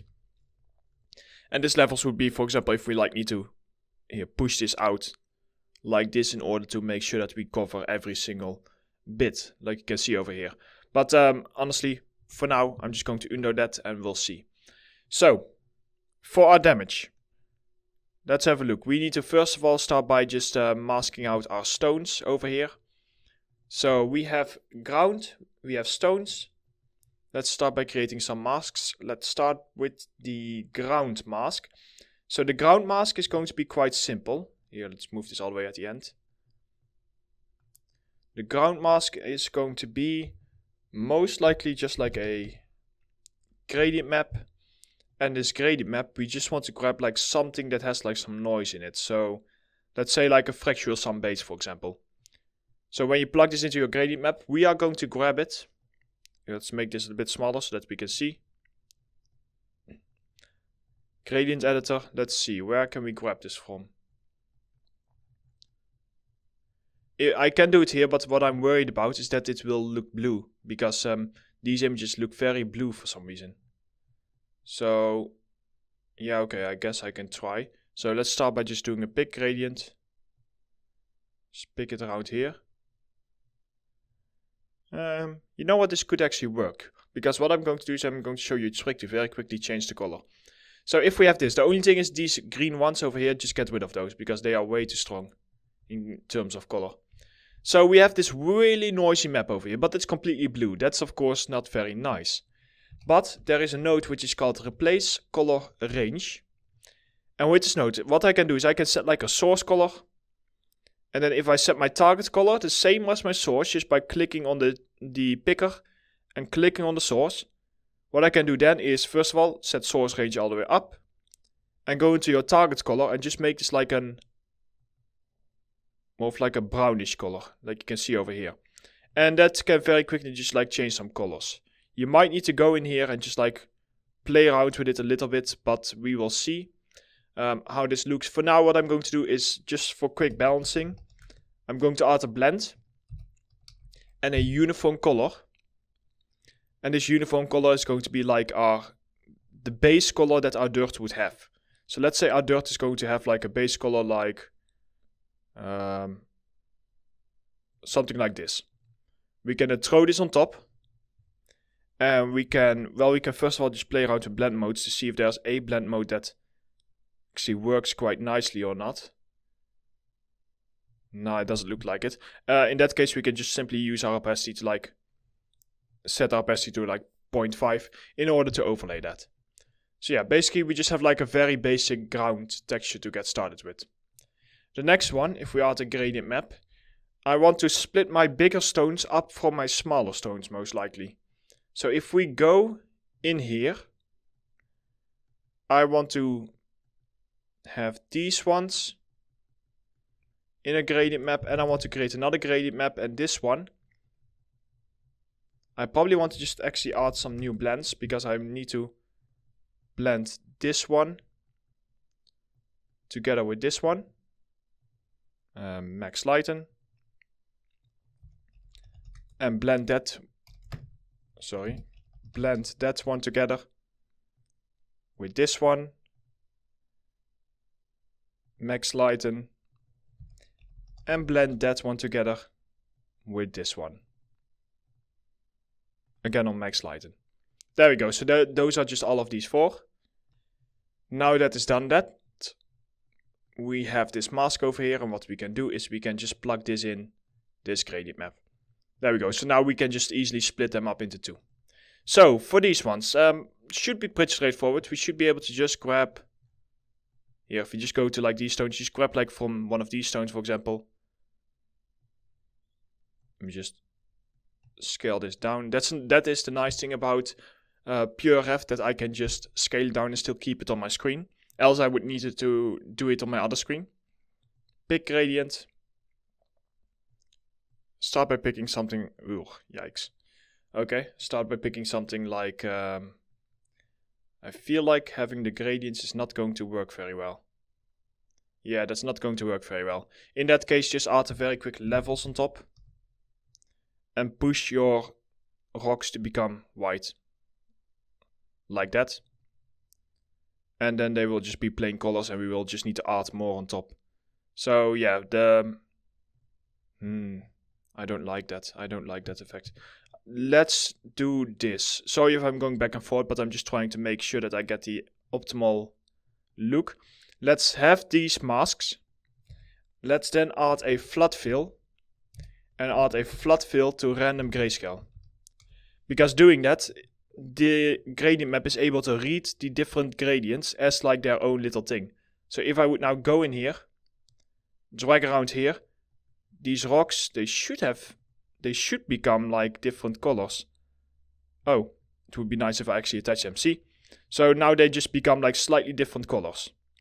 So I can go pick gradient, go around here, just try and find like a nice area and make all of these rocks, see, something like this. So now all the rocks are just like nicely different colors. I can do the same over here. We have this one. I can add the levels to this and just push the white slider to the right, to the left. Add a flat fill and flat fill to random grayscale. And let's go ahead and add this to my gradient map. So this one, once again, pick gradient. And let's grab like from a different area like this. There we go. Okay, so we now have two gradients over here. So we got like these really interesting looking shapes. they're a little bit long, but okay. The goal is that now we have three textures that we can now start masking up and combining together. So let's get started by adding a blend, and we want to probably have our dirt always on the base, because it's dirt. So we have that on the base. Then let's have the big stones on the top. And what I can do is I can actually use this same mask over here as our opacity. So now the stones are here on top. I can then add another blend, plug in our small stones, and once again use the same mask. So now we have our small stones sitting on here. Now the thing that we need to do is, yes, you do not want to have ambient occlusion or anything inside of your base color, because then it will not be as accurate in terms of PBR. However, I do definitely need to make this look like stones. I'm going to do that in a few ways. The first way is an easy one. It's going to be the same technique with our dirt blending. So we basically add a blend node with a uniform color. And we make this color to be like a little bit more of like a brownish dirt, something like that, for example. We then add a very simple dirt actually. Dirt node.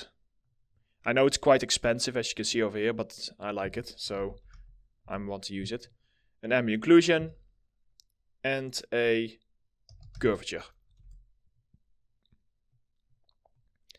Here we go. Okay, ambient occlusion. We want to grab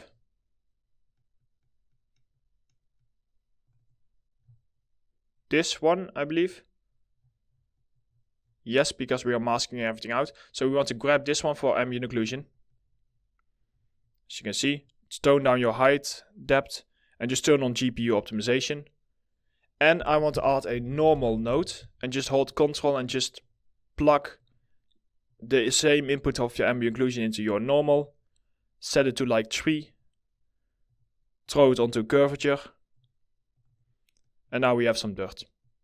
So this dirt, let's tone down our dirt levels. We've already been over this, so I'm not gonna go through these pieces. I just want to throw this on here. And that will already here. It will already make our stones look a lot less flat, because now the dirt is being built up in between the stones. It might be nice to just make this dirt a little bit lighter. Like this. And then what I'm already going to do is I'm going to add a blend. Because here that curvature technique that we used, so gradient map with the curvature, actually works a lot better in this one compared to like the small stones. So this gradient map with our curvature, let's throw this into our blend and set this to be add subtract, and then tone down your opacity. Here, see? So it can immediately like make your rocks look a lot more interesting. Now the stones are probably in really silly colors right now, so we most likely need to work on that. But the goal is that I can, for example, now replace this. And this is now how our texture would look. So we now got this very base. You can then of course go into MatSDTuT. Okay, and let's have a look. First of all, ground is too dark, stones are too dark. The color of the stones is actually quite interesting, so yeah, definitely something that we need to work on. I think I'm also going to go in my sky and just set my overall sky to be a little bit lighter, to around 2.45. Okay, so ground, let's start with that. If I go here, I should be able to just set my uniform color lighter in order to get like a lighter ground. Of course, we don't have a roughness for the ground yet, but that's no problem. Let's make it a little bit lighter even. Here we go. And yeah, so because the roughness actually adds quite a bit to the ground, what I'm going to do is I'm just going to already now add a blend. And this blend will actually be the same blend as over here, so use the same texture. And then in the top, we can go ahead and we can go over here, we can make like the roughness for broken pieces. So I'm going to add by a grayscale conversion for our ground. Add a levels and just make it, this is a ground, it's very dull, so just make it very light. Something like this. And then you probably just want to add like a blend. And this blend will be for like our stones. I want to probably pick these stones over here. Let's add a, actually no, we can just reuse this. We can use this one over here because it already has everything added. Throw this into the top. Set this to be add or subtract. Let's go for subtract. No. Yes. No. I don't know. Maybe. I do want to get some shine in there, but not too much. So we'll see how it goes. We might need to do some fancy masking on it, but we'll see. So for now, just throw this in here. Maybe add like an extra blend for like your dirt, since we're here anyway. And just set that to add. See? So yeah, okay, that can work. So because there is dirt over here, the stones will not be as intense in terms of shine. So we got all of that stuff ready to go. So let's have another look. Here, see? So now that we made this dirt a lot duller, it also looks a lot better. It looks very plain. So let's go actually boost up our normal map dirt, which is this one. Let's set it to like 5. Okay, and I want to actually try and capture some of those specks that we have over there. So if we go add a levels, so this is our dirt that we have generated into normal. Just go ahead and go in here and add like an extra blend on top. So let's move this up. And we will just have like our levels down here and then a uniform color that is completely black at the top. Then in your levels, you probably know what you need to do. You just need to like try and capture only like a few of those darker specks, like this kind of stuff. Let's push our levels out. It's a bit tricky to get it, but yeah, something like this, and then just tone down like your opacity inside of your blend. So it's just going to give me like some of that darkness. Okay, so we got that stuff. Let's go into our free cam so that I can have a closer look to my dirt before I move on. Yeah, so my dirt, I don't like the dirt yet. I need to go in and I'm going to first of all make it even duller over here. So just push this out. Yeah, I need to have some noise in there basically. So if this dirt isn't working well, what you can also try to do is to simply grab some white noise and throw that in here. And then for this white noise here, you can see the difference. It just adds like lots of little white specks, which I was hoping would give me, maybe if I set it stronger. I was hoping it would give me like some noise. Okay, so we got that. So now if I go in and maybe throw in like a splash of color. So if I add like a blend and I just throw in like some very strong orange color in here. Something like this. And you just want to throw this in something that's highly tileable. So let's say clouds 1 for example. So we have clouds 1, we throw in like a levels just to push it back so that we do not have that many pieces. Here, and we get like this highly tileable texture.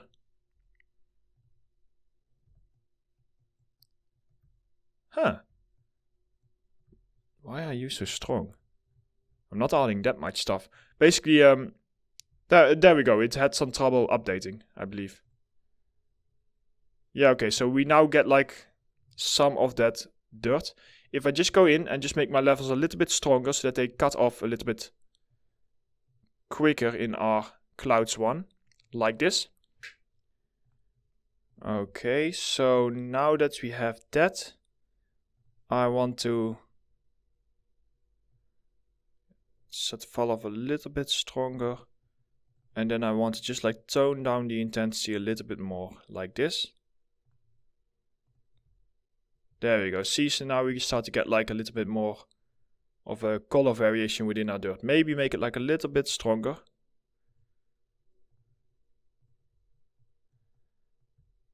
Yeah, I think something like that should do the trick. If you go to camera 1, here, so now we see like a little bit of like that difference between dirt. Okay, so that's pretty good. Now another thing that I like to do is I like to just go ahead and go to my render and turn off ray tracing, because changing height maps during ray tracing is annoying. And I just want to set my height based upon my stones, and then I can just balance out the rest later on. So if I go for 0.008, I feel like that's like a correct height for my stones. And I can see now that I need to probably push my push the actual tarmac a little bit higher in order to get exactly what I want. So if I go in here and push this a little bit higher just by moving my white slider.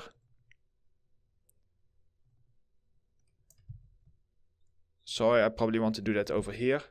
Let's tone down our Berlin noise and let's add another levels here. Just for like some final balancing.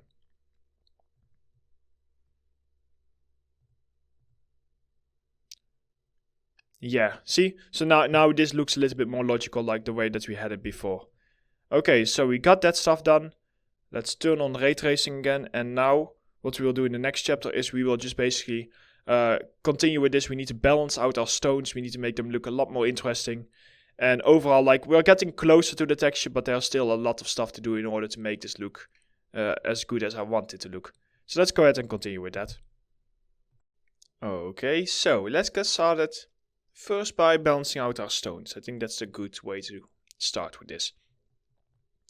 So our stones, I'm quite surprised that they look so dark because they feel really bright.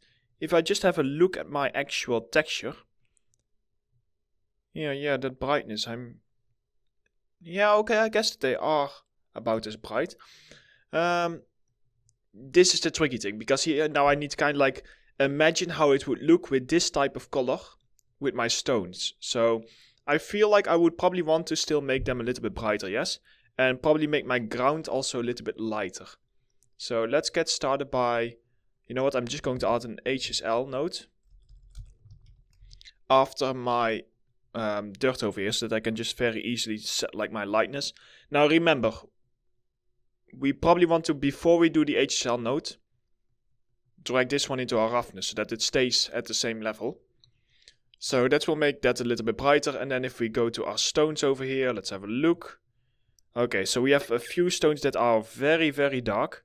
So if I just go in here and just like delete some of these really dark areas, so they will kind of like revert back to their, see, to like more even colors. And over here probably the same, where let's delete this one. Let's make this one just like manually a bit lighter. There we go, see, because they are still the same stones. I don't want to go too over the top in terms of color. So we got that stuff ready to go. Now all I really need to do is I need to add HSL nodes to these. And then we can like set our lightness, for example, a little bit brighter. There we go. And if we just have a quick look. Oh, okay, that's nice. That's cool. So here, that lightness definitely works. So I do find that right now everything feels a little bit noisy. And that is something that I do need to fix. So let's see. Does it have to do maybe with my lighting? I just want to make sure that... So when I say noises, when I look at this, it feels very overwhelming. So it doesn't feel very nice and sharp and just... Yeah, maybe it's just my sharpness, because often my sharpness, see, if you set your sharpness too high, you actually get not an as nice effect. So let's set our sharpness to around 0.95. Okay, so that does look a little bit softer. So we have done our sharpness over there. That is all looking good. Down here, is that our ambient occlusion? It feels very strong. Do you see that darkness? I feel like my contrast here, but I'm not sure. I don't think it's my ambient occlusion. I can, of course, just lower this to make sure. I'm just going to turn off ray tracing. Yeah, here, see? I don't think it's my ambient occlusion. I think it has to do with like our shadows. So if we just turn on ray tracing again. Because yeah, at this point, it will basically be a constant balancing. That's just how it is. We just need to keep balancing this out until we get exactly what we want. Now I'm actually fine with my contrast on my camera. So yeah, sometimes I'm just like playing around with things. So seeing this, I do want to make, right now the colors feel too even. Everything just feels like a very plain looking color. That's something I want to fix. Also in between here, these dark spots, that doesn't feel very logical to me. So first of all, let's make our ground even lighter. Let's see if that... Yeah, here definitely works better if our ground is even lighter. So our ground is even lighter. Now let's have a look at our texture. So what are we doing? We add our stones. We add our dirt on top. Let's make this dirt also a little bit lighter. See how it looks if it is like this very light dirt. Ooh, see? That actually makes quite a big difference. So let's see if we make it a little bit less brown and go for like a little bit more of like a whiter. Yeah, I think I like that more. Maybe a little bit brown. So that's the only thing. Like we get some really high quality previews using MatSDTuT, but we do need to like switch back and forth quite a while when we are at this stage. But that's about it for the rest. So our curvature. Yeah, I think our curvature is fine. So I don't think we need to edit that. Sometimes we do need to, of course, wait for this to render out. So looking at this, I would say that maybe after all my dirt is maybe a little bit too strong, but I don't know if it's probably just the color that is too strong. Let's see here, it's probably this color. So if we just tone this down, it's probably the noise. Because if I look in my normal map, that does not feel as strong. Also these pieces over here, I think I still, after all, want to just try and get rid of the error. So that error happens over here. There we go. So if we just add a blur high quality grayscale to this, set the intensity all the way down, and now look at your normal map, go into your blur. See? Give the tiniest blur. 0.2 is already enough. So that we keep the sharpness, but we just get rid of that really, really sharp look that we have. So that should already take care of that to make that look a little bit nicer. So we've got those pieces. Let's have a look.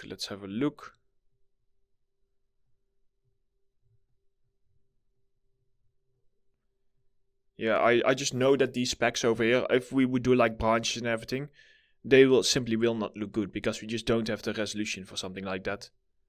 So if I look at this overall scene and I look at this, I think I want to have it warmer, but I think I can actually use my light to partly focus on that.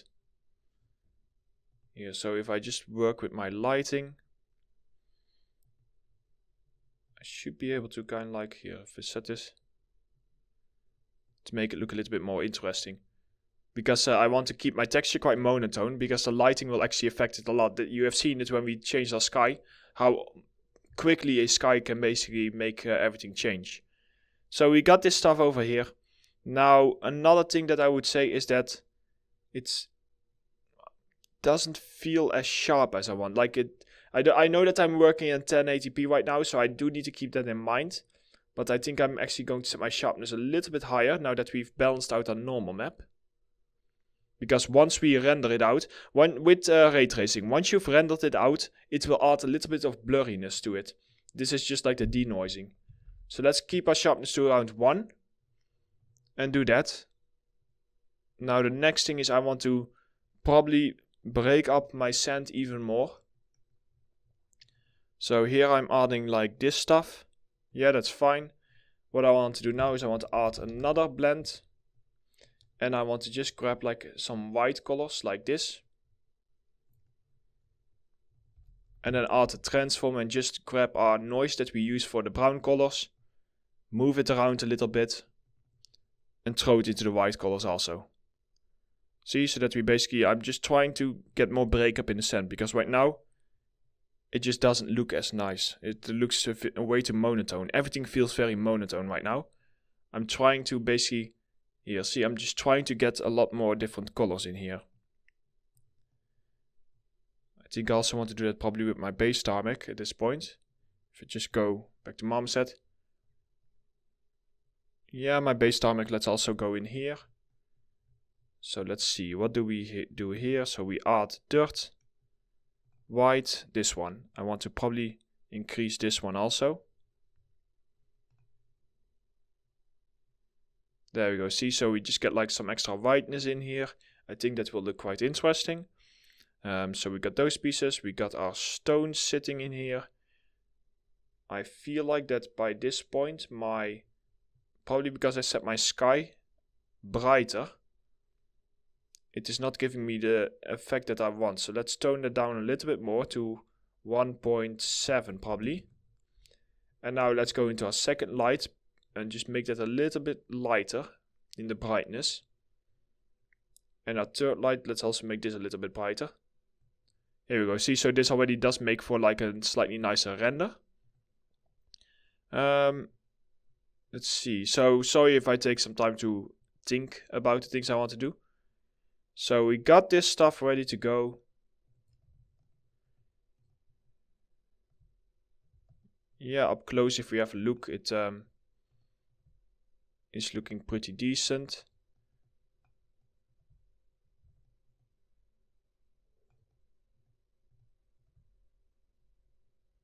Yeah, especially here, but I feel like my stones, they are still too monotone. I feel like they just don't have enough detail in them. While if you would look over here, for example, here these stones, they have all, first of all, they have a little bit more noise on here, but I'm not sure if it's good for us to have that noise, because that noise will make everything just feel more noisy. But then again, they do have like actual colors and everything in here. So I want to see if I can capture that. So if I go in, let's start with these ones. So here we have the plain colors. If we just go in and we can start adding like blends to this. Actually, let's do this before we do our HSL. So gradient map, let's add a blend to this. And let's just grab probably like white. Here, let's reuse this white color that we have over here. And I just need to get something with a lot of tiling in it. Let's go for, let's see, Clouds 3. No, Clouds 3 is too blurry. B&W spots. That might work. Let's just set this as a mask. Add like a quick levels in order to push this out. And it's basically to add variation to our actual stone. So if I also add a blend over here, hold Ctrl and just reselect that white. Use the same mask. It's all about just getting some of that random colors inside of our stones. Here, see, you can now see that some of these stones now start to get like some of the colors in here.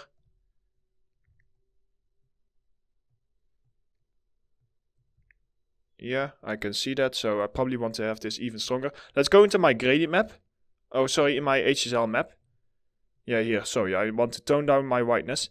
In my HSL map, let's actually just boost up my saturation a little bit.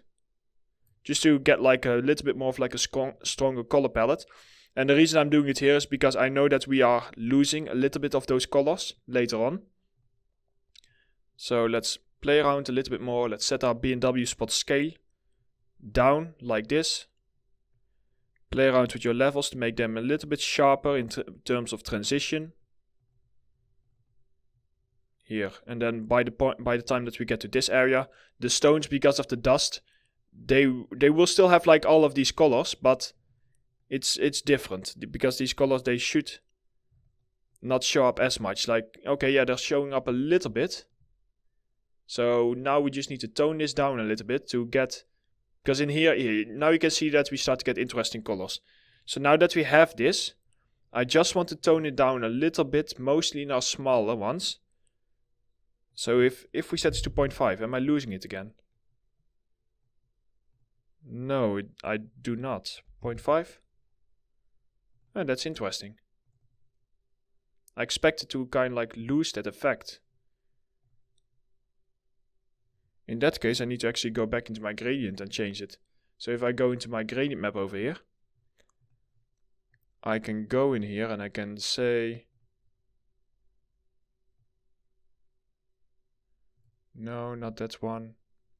I want to know where this stuff is coming from. Let's just get rid of some of these colors. Over here also, just so that we do not have as many different colors going on, so that it's easier for me to manage. Yeah, let's take down some of these green.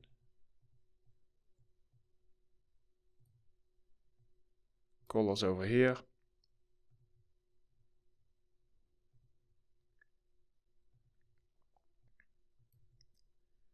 And here we are with the blue colors, so I'm just trying to. There we go, see, that's the one I was looking for. So tone that down, there we go. So that's looking more logical. So this is more what I want. I think some of the green is still too much, so let's just push this green all the way to like the side. There we go, so that now they are gray. That should do the trick. Okay, so those are now balanced out, that's looking good. Now what I'm going to do is, I think I now want to just start working on why this is not looking as sharp. Now, in order to make sure, because I'm now working on a lower screen resolution than I'm used to, I'm going to show you how to just create a quick render so that we can make sure that it is not just my viewport or my eyes or something, but that it's actually inside the texture. Because sometimes if we use a blurry mask inside of a texture, we accidentally make stuff look less sharp. And that's basically quite a tricky thing to get right. Let's turn on local reflections and just boost those up. I like to always do that. But basically, what we want to do now is, if we go over here into render and output, you can remember how we set the resolution here. I'm going to set the resolution to 2560 by 2560. There we go. And then the next thing that I want to do, format, let's go just for a JPEG format. And we want to set like where we want to export this. Here we go. So I set my output size or my output location, and now all I need to do is press render image, and it will just take a second to properly render it. But once that is done, I have got a folder over here with images, so let me just pause the video. Here we go. And if I just open this up, oh, sorry, that's my fault. Make sure that you go down here and in the render cameras, turn on camera 1 and turn off main camera, because else it will only try and export the main camera. Here we go. So now we have a nice, and this is 2560 by 2560. So what you can see is, this is what I mean. Because I'm working on a 1080 screen, I'm not able to see, to be able to zoom in and see the strength. But when I look at this, I can actually see confidently that there isn't as much noise.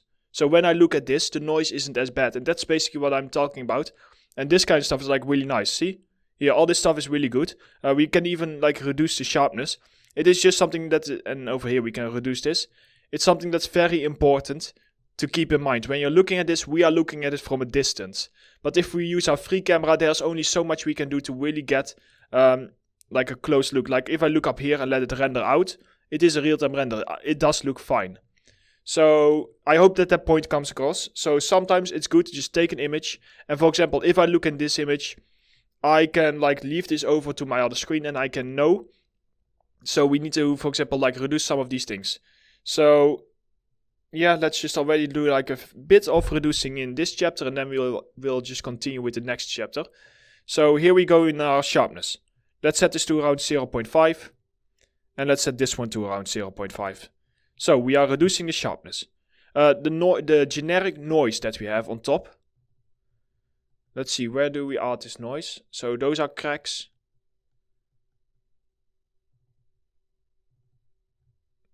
Oh, do we add this noise? Wait a minute. We are doing this wrong. Yeah, we are doing this wrong. That was an error. I can't believe that I only now saw it. Right now what it is doing is it is combining our entire normal map with this noise. But it's doing it in the wrong way around. Because, I believe, yeah, because this is supposed to be ground. This is supposed to be ground. And right now, I don't even know what it's doing.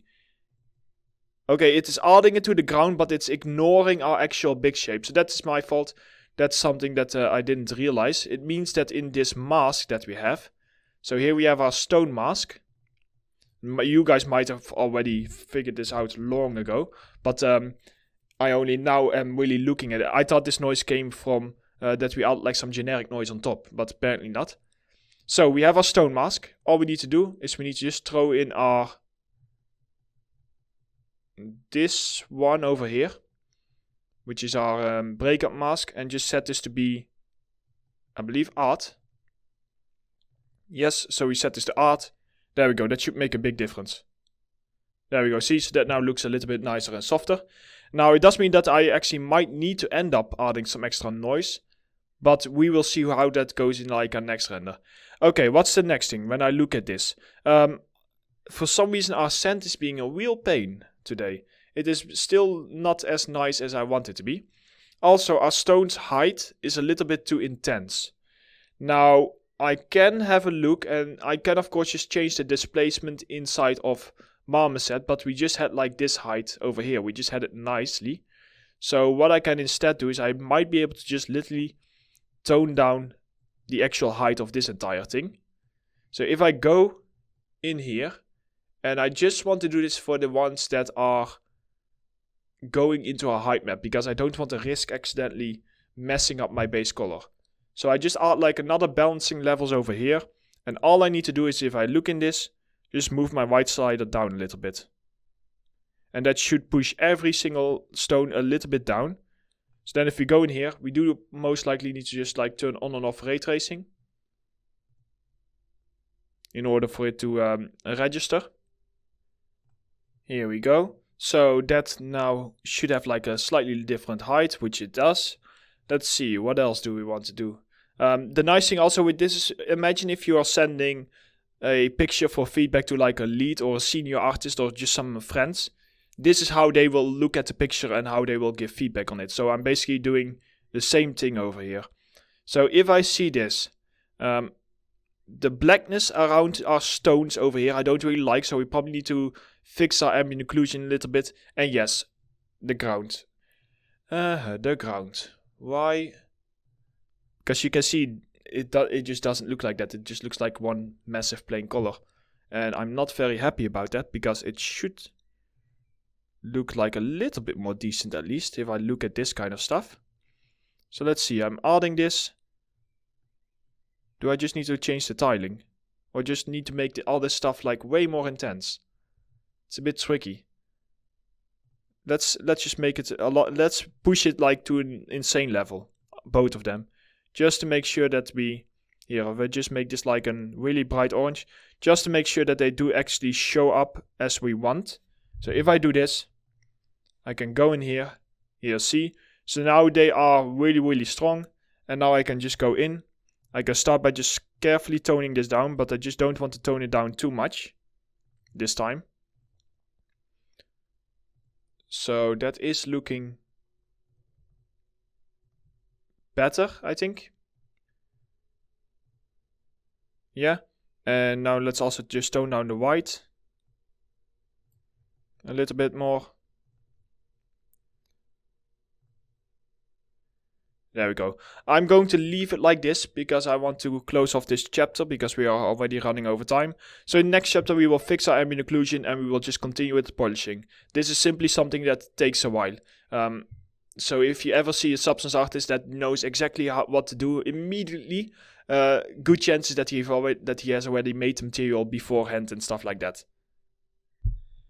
Because I personally often like to spend like 20% of my time literally just polishing things up. 20-30% of creating the material. But we are very close to finishing this. So let's continue to the next one. Okay, so let's continue.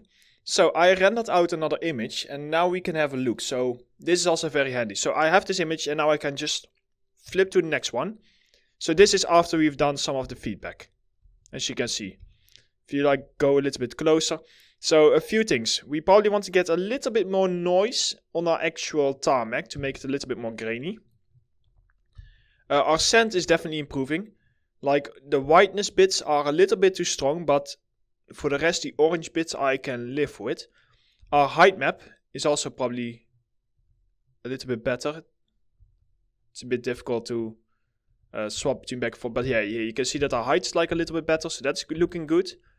So, let's get started with the first one. First one, we want to create some noise on our actual piece, which is over here. So over on this one, we just want to create some generic noise.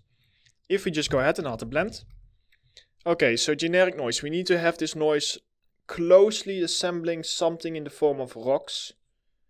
Or something in that direction. But it can be so small that it doesn't need to have an actual shape. How is Dirt 4 doing? No, Dirt 1.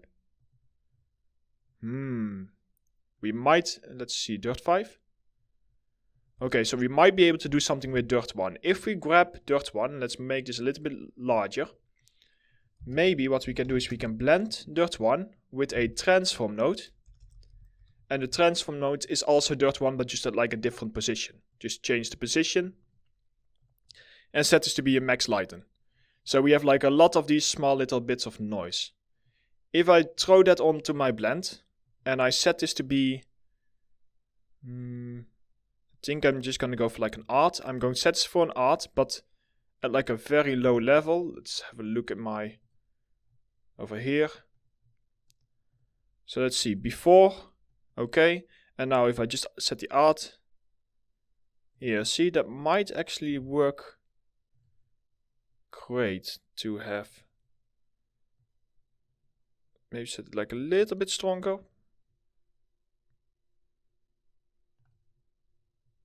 Over here, and don't forget that you might sometimes just need to turn on and off your ray tracing in order for this to work. So if we go to our free camera. Yeah, see here. So now we start to get like some extra noise in there. So that's looking pretty good. The next thing was that I was going to reduce the whiteness in my ground. So here, let's just tone that down a little bit. Okay, so I reduced the whiteness in my ground. And yeah, actually the rest is pretty much fine. Maybe also just like get rid of some of the specks a little bit more. Okay, so we reduce the whiteness into our ground. Before, after, I like to just keep looking between the two. So that's all looking good. So we got that kind of stuff ready to go. Oh yeah, the ambient occlusion. We were going to fix that. Most likely if I click on my ambient occlusion, you can probably see... No, it's not that bad around the stones. I was expecting like a lot of black lines around the stones, but it doesn't look as bad.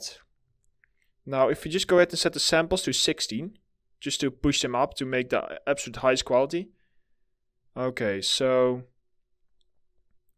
maybe it's just too intense. If I just tone this down, let's go into my camera 1.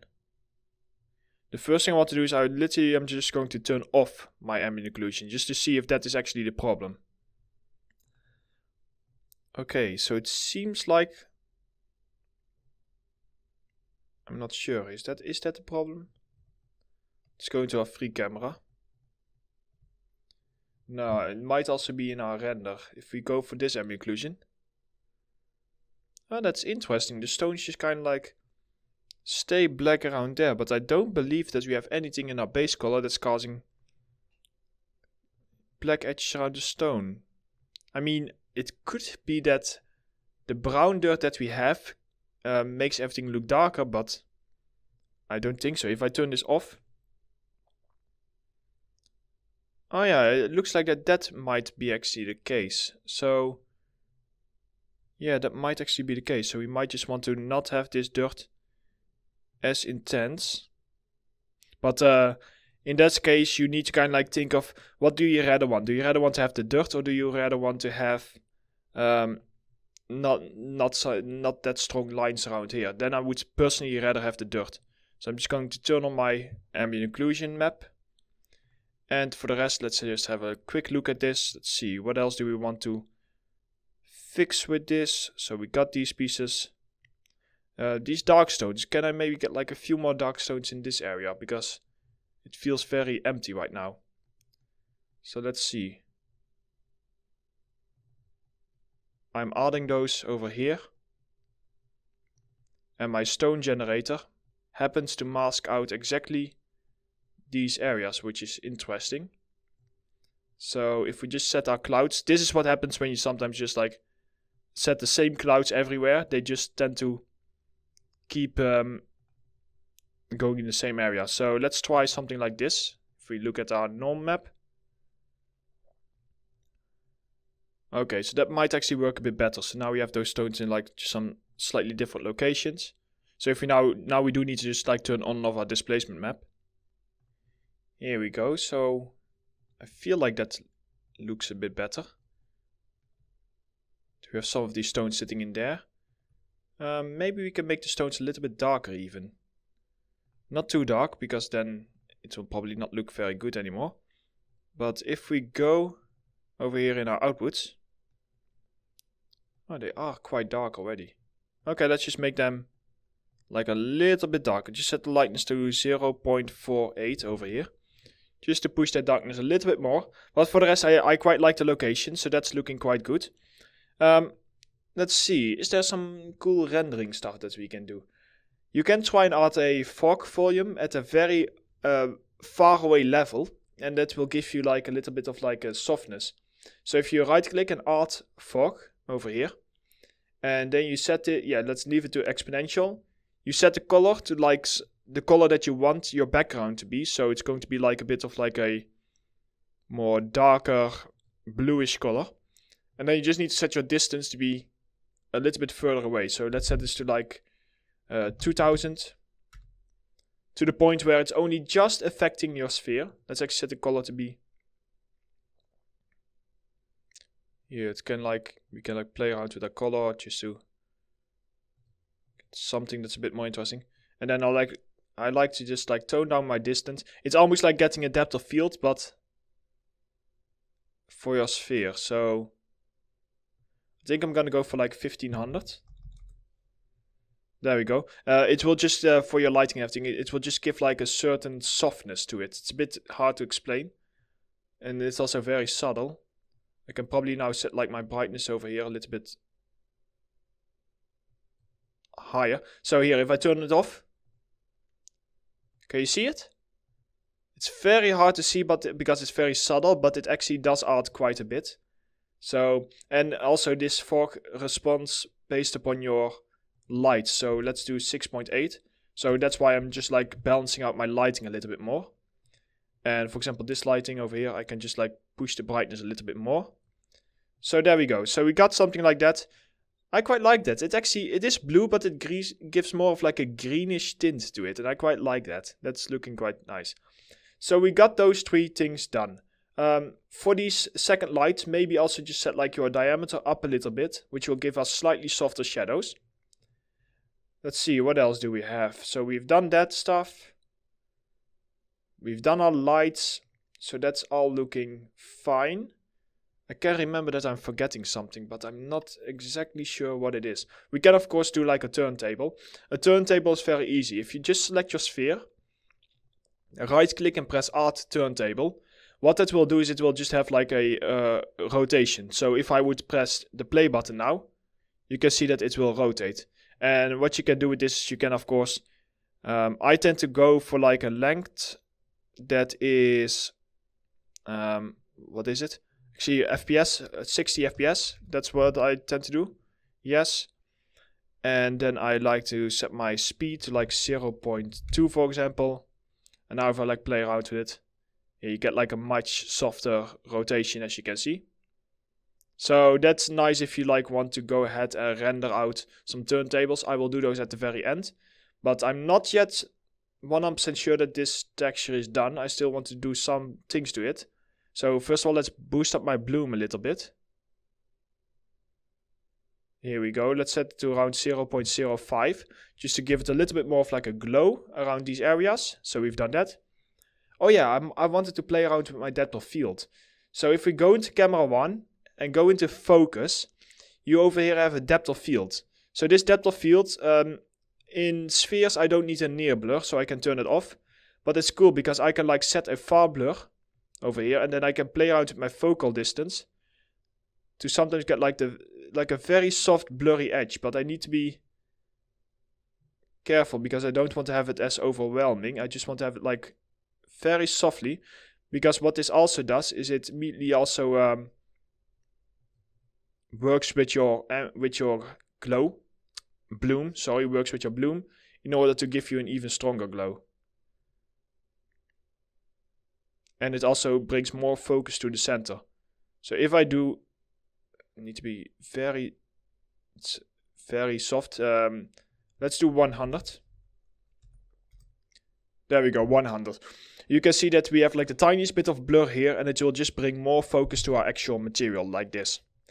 So having this done, at this point, make sure to save your scene, and I'm going to just render out another image over here and just see how that looks.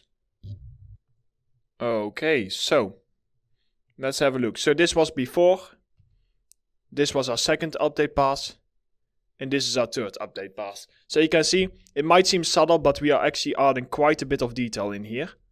So it's starting to look really nice, and if we zoom in, here we get like these really nice crisp looking rocks and everything. That's also looking good. So that's nice. Our noise, I'm happy with our noise now. The stronger cracks, how are you doing? I got you in a few places, but I feel like I would like those a little bit more blurry and maybe in a few more places. The softness fade over here is actually working quite well. So I'm glad that that didn't give me any problems. Our sand is looking good.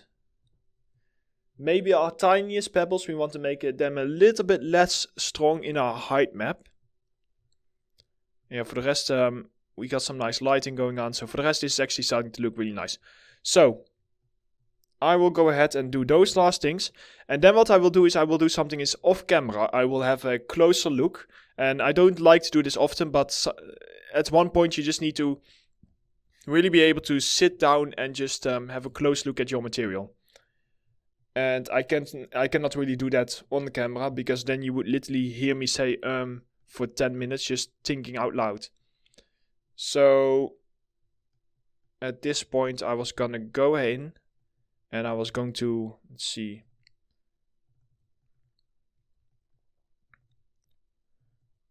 these stones, I'm just going to tone them down a little bit. Let's set these to 0.9. Actually, let's do 0.85 on all of them. So that will reduce the intensity a little bit, so that they are a little bit less strong. We were going to go ahead and add a little bit more of those larger cracks that we have over here. So if we just tone up our opacity so that I can have a look and see where they are, I need to go in this mask over here. Where are you? Edge detect, there you are. push this out a little bit more so that we have more of them, like this. I want to blur them a little bit more so that they are a little bit softer in terms of how deep that they cut. Oh, sorry, that blur needs to happen over here. And let's go for 0.3. And once that is done, I can now go in and I can like tone down my opacity again so that they are not as intense anymore. There we go. So now we get like these cuts a lot more and a lot stronger. So that's good. So we've done that one. We've done the cuts. It's also fine. I can remember I said something else, but I think at this point what I should do is I should simply just like, yeah, maybe play around a bit more with the roughness, and then I will have a look off camera and just make sure that everything is correct, and else we will just close this chapter off. So for example over here, what I see over here is that we have almost no darker stones. So here, let's push the darkness of our stones a bit more to hopefully bring out a little bit more of like those highlights. And maybe like tone down our dirt a little bit. Here, see, so now we get like a bit more of those highlights on our stones over here. So that's also looking quite nice. So yeah, I'm going to save my scene. And I will render out like another picture. And I'm going to have a look. And in the next chapter, we should be able to finish this material off. And then we can move on to our next material, which will be a combination of ZBrush and Substance Designer. So let's go ahead and continue with that. Okay, so I had a quick look and we are super close to the end. What I want to do is, first of all, I want to just go ahead and I want to add a little bit more contrast to my scene. Because I was looking at these images, so this is our current scene. And you can see that they just feel like a little bit more contrasty. I can see it even better on my 4K screen, which I have to the side. You guys cannot see it. But based upon that, I can see that I want to just push my contrast a bit, because it gives me more focus on the material. So 1.006 probably to get started with. Another thing that I wanted to do is, if we just go to this one, I want to see maybe if we can maybe add like a little bit more difference in our sand, even if it's just like normal map difference, like just like some bumpiness or anything like that. Oh wait, this is not the right one. This is our current one over here. So any bumpiness. So here, see, you can see the difference between the contrast. So also maybe something that I want to do is go into my fog and just like, I really cannot say that word. I'm really bad at saying the word. I just call it mist. But yeah, basically just make my background a little bit darker. So we get now this glow, but because I make my background darker, more of my eyes are being focused towards the material again. So for the sand, a few ways that we can try this out. The first way is that I want to see if I can really push it up against my stones. Now I do not actually want to do this into my height map, because I find that my height map is correct now. And I do not want to risk like breaking it or anything. Instead we have this normal combine here. I can just add another normal combine on top. Set this to be high quality. And then add a normal node. And set this to OpenGL. So remember how we created one of those, like, where are you? Here, I believe. The non-uniform blur grayscales that we can see over here. So what we can do with this is we can go ahead and we can add a blend. Plug in our non-uniform blur grayscale and then plug in the mask that we used on top. And try and set that mask to be multiply. So when we do that, we are masking out our stones and we are only leaving the actual sand in between left. So if I plug this in here, I have now this normal map and I have full control. So I can make this like quite strong. I can make this like 5, for example. Now seeing this, I actually feel like I'm scared to do this. But let's go in here and let's set our intensity to 1.2. Okay, 1.25. I need to be very careful because I always hate it at the very end that I accidentally like mess up the height map just when I had it looking correct. So that should do the trick. So now we have this normal map sitting over here. And once we combine this normal map we get this effect. Now it looks like that I need to play around a little bit more with my masking in order to not get these edges around here. But here, if I set this like 3, I guess you get the idea that we can like make the sand look in our norm map as if that's really pushing up against it. So if we go over here, I will go ahead and let's see, what's the best thing I can do. I'm just having a think about how the best way for me to get rid of like these edges over here. Or to basically level them out. That's basically what I'm thinking about. Now, I'm tempted to literally just add a color instead into our black pieces. But I wonder if that will look as good. So let's add a blend and just give it a try. Add a uniform color at the top. Over here. And then add this mask over here at the bottom. And now if I just set this like lighter and just invert my mask, so invert grayscale, I'm hoping that if I go in here and just like, here's this black, so if I give this like the tiniest bit of like, don't worry, we are gonna go in and play around with our mask. So if we can hopefully like level this out, and then we have our invert grayscale over here. If I just temporarily place this here and add a levels, because you are blurry. It's nice that it's blurry because it means that I can just play around with, for example, my middle slider.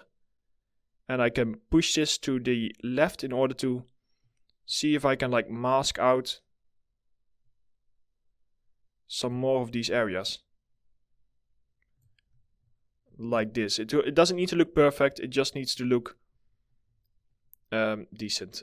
So before, after. Okay, I think we are getting close. So if I set this to 5 in my intensity, here, so you can kind of like see that now we don't have like these rings around our edges. But if I go before, after, you can definitely see that there is something happening in here. So if I go over here, now it might be a little bit difficult to see at first, but if we like go close up, you can see that the norm map is like kind of pushing up against it, which is quite good. So we got something like that going on. That's great. Now the next thing I want to do is I might want to just go in and see if I can get some actual height variation, but just in my sand.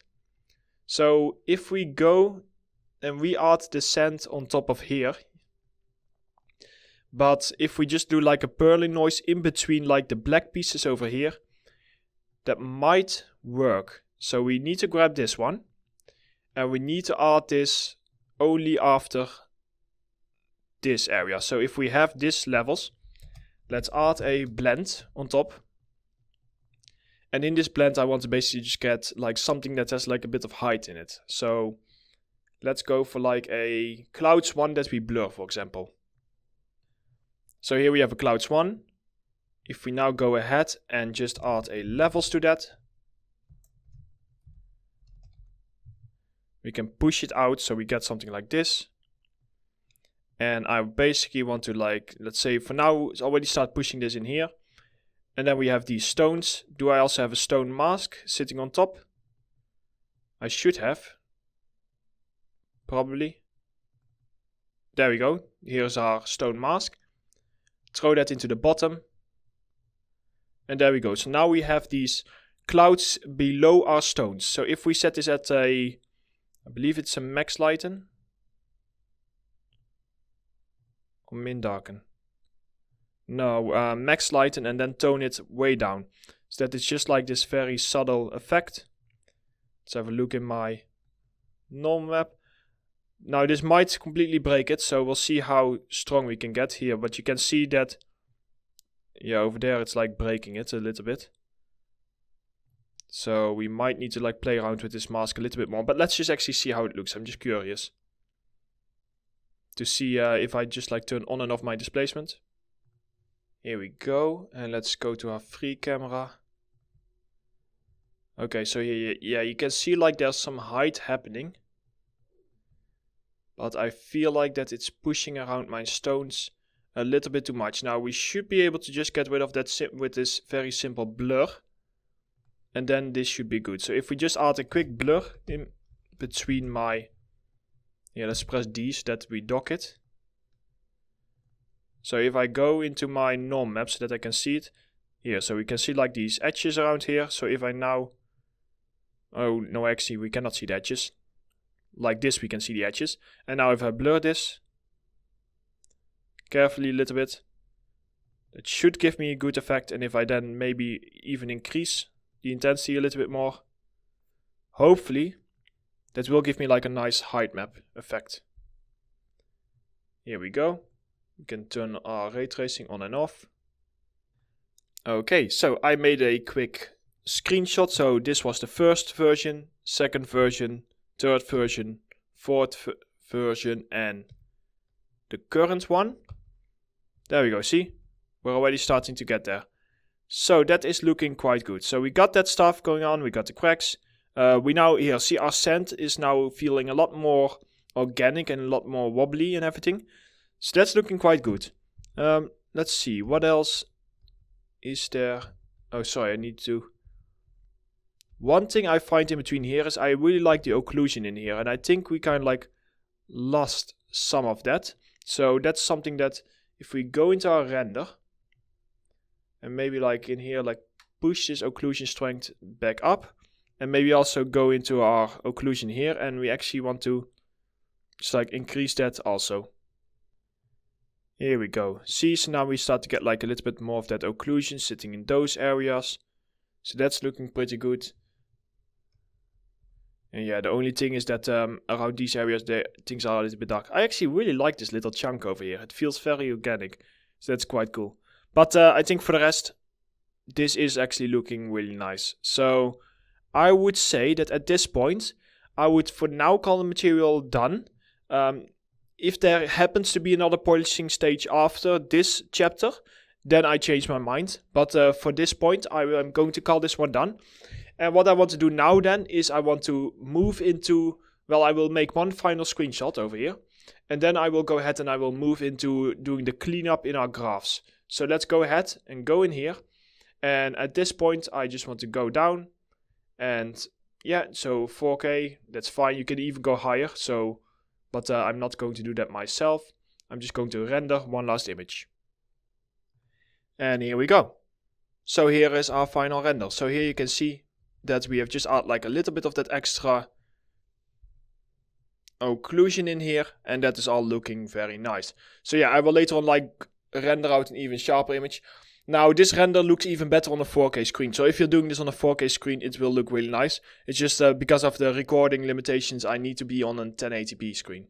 But hey, you just need to work with what you got. So we have our clean tarmac base color.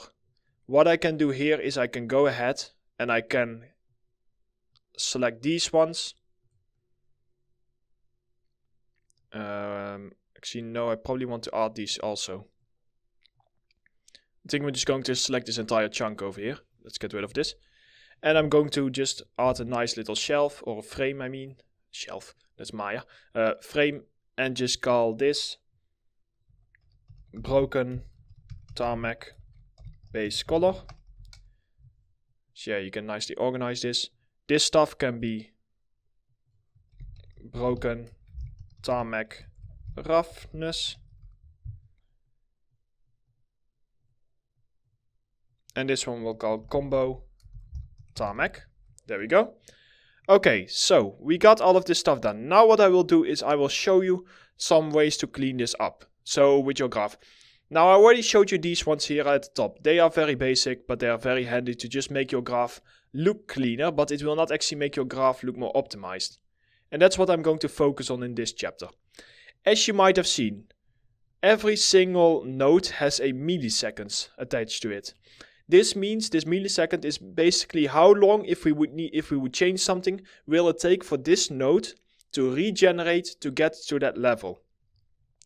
Now you can imagine that if we change something at the very beginning, you have probably already seen it, that it takes a while for it to update. Remember how we switched everything to, for example, 4K and everything? It always takes a while to update everything.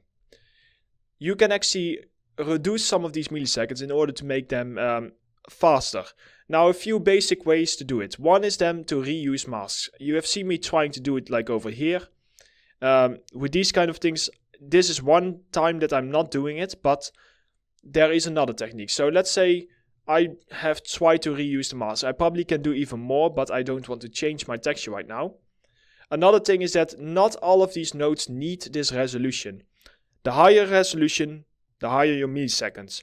Now this is a 4K map for a plain color. That's not needed. So as long as the 4K map that is a plain color is not in the background, because it reads the resolution, it reads the resolution based upon the background, but it is in the foreground, you can reduce it. So what we can do with the plain colors, we can literally set this all the way to probably like 16 by 16. See? I'm just doing this in my base parameters, and now the milliseconds is a lot less. And setting this by 16 by 16 will make no difference, because it gets added on top of our texture. This will still be 4K. If I would do it over here, if I would set this to 16 by 16, you can see that it literally lowers down everything, and that's not what we want. So we just want to undo that. So for these pieces over here, we can just go ahead and we can reduce those. Now, it is not very logical that it is giving me a higher millisecond. That is wrong. I think it's reading it wrong. So if I just delete, actually no, if I delete this node and take it back, see, that's more logical. So when you restart, it's just a little bug inside of Substance Designer. When you actually restart Substance Designer, you will understand that, or you will see that it is like at the right one. So I like to go for 16 by 16 for everything myself. So these ones can, for example, be all 16 by 16. So that already like saves us a few milliseconds, which is nice. 16 by 16, stuff like that. Just keep an eye out for these textures that they stay at 4K. Okay, what is another thing that you can do? Ambient occlusion maps have GPU optimization. On top of that, they also have samples. The lower the samples, the quicker it will be. Once again, I probably need to like delete it and redo it in order to redo it. But basically, a dirt node, it doesn't need as many samples in order to still be effective.